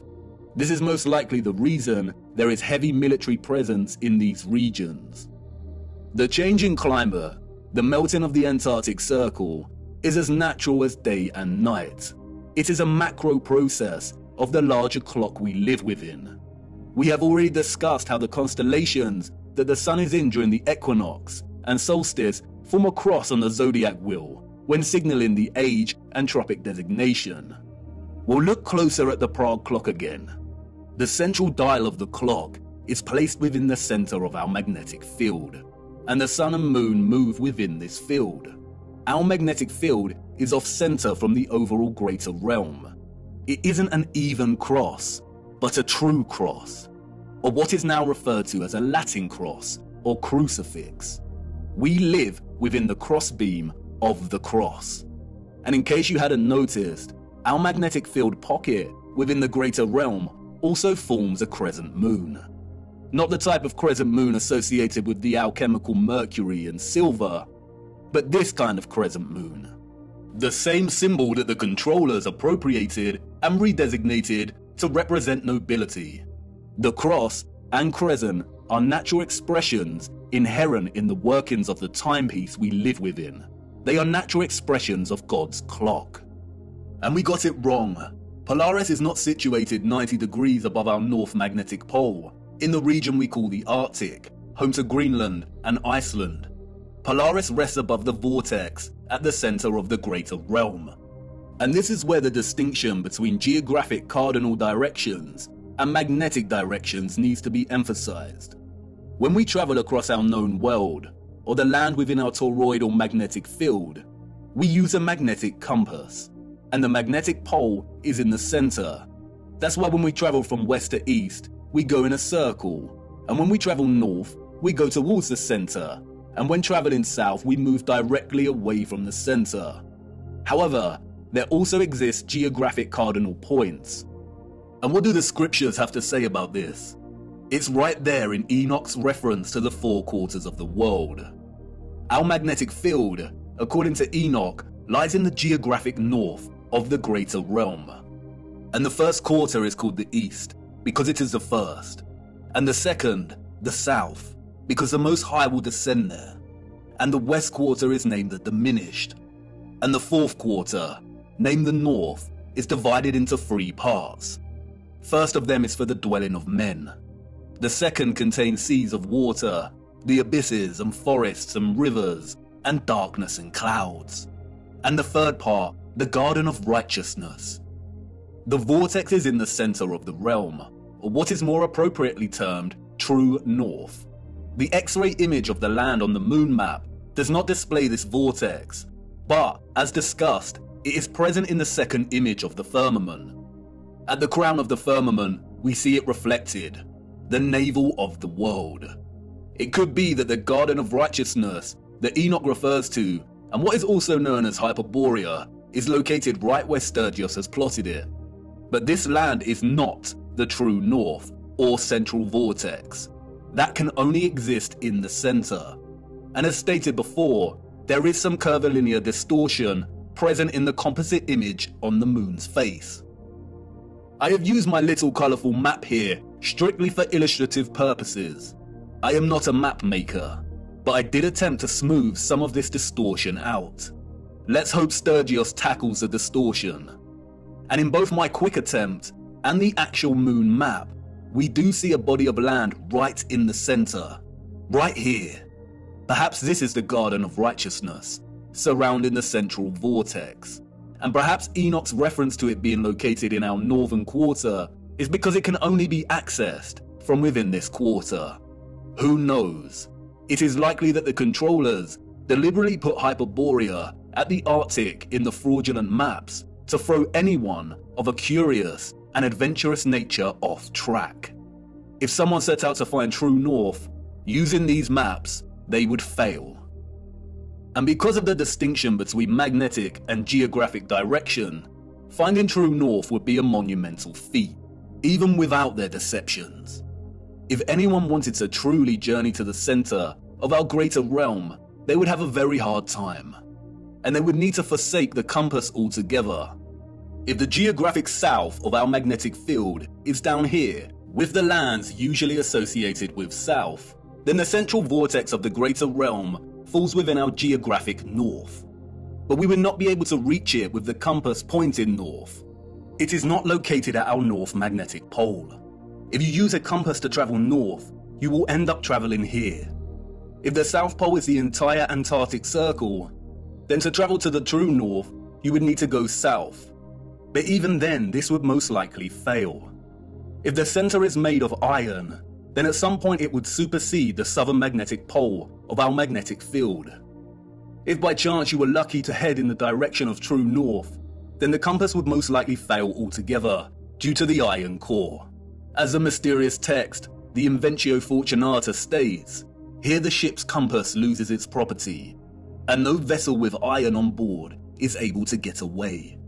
The only way to get to true north is by celestial navigation via Polaris, a skill set that has been generally eradicated from common knowledge. And I bet these oceans are heavily guarded. We will be returning to magnetic fields later in our journey.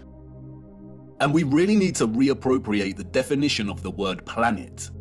Planet, a smaller subsection or fraction of a much larger plane. Time is ticking, viewer.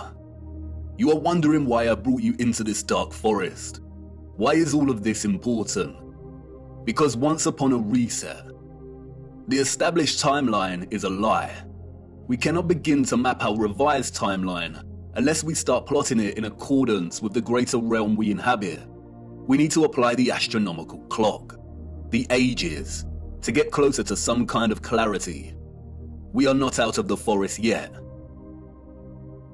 And can you feel it yet? The entire matrix is starting to crumble.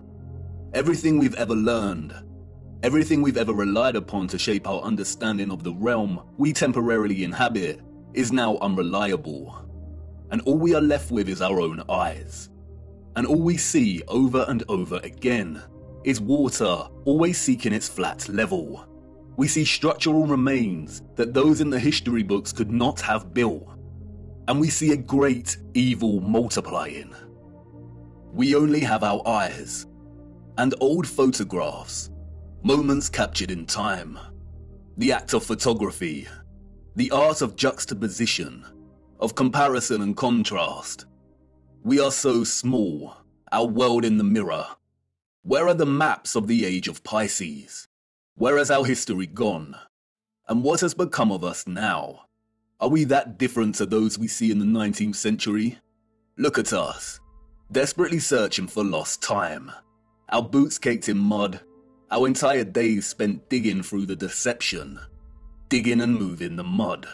Frantically digging, tired and aching, but not giving up. And what do we find? The same things that our ancestors of the 19th century found.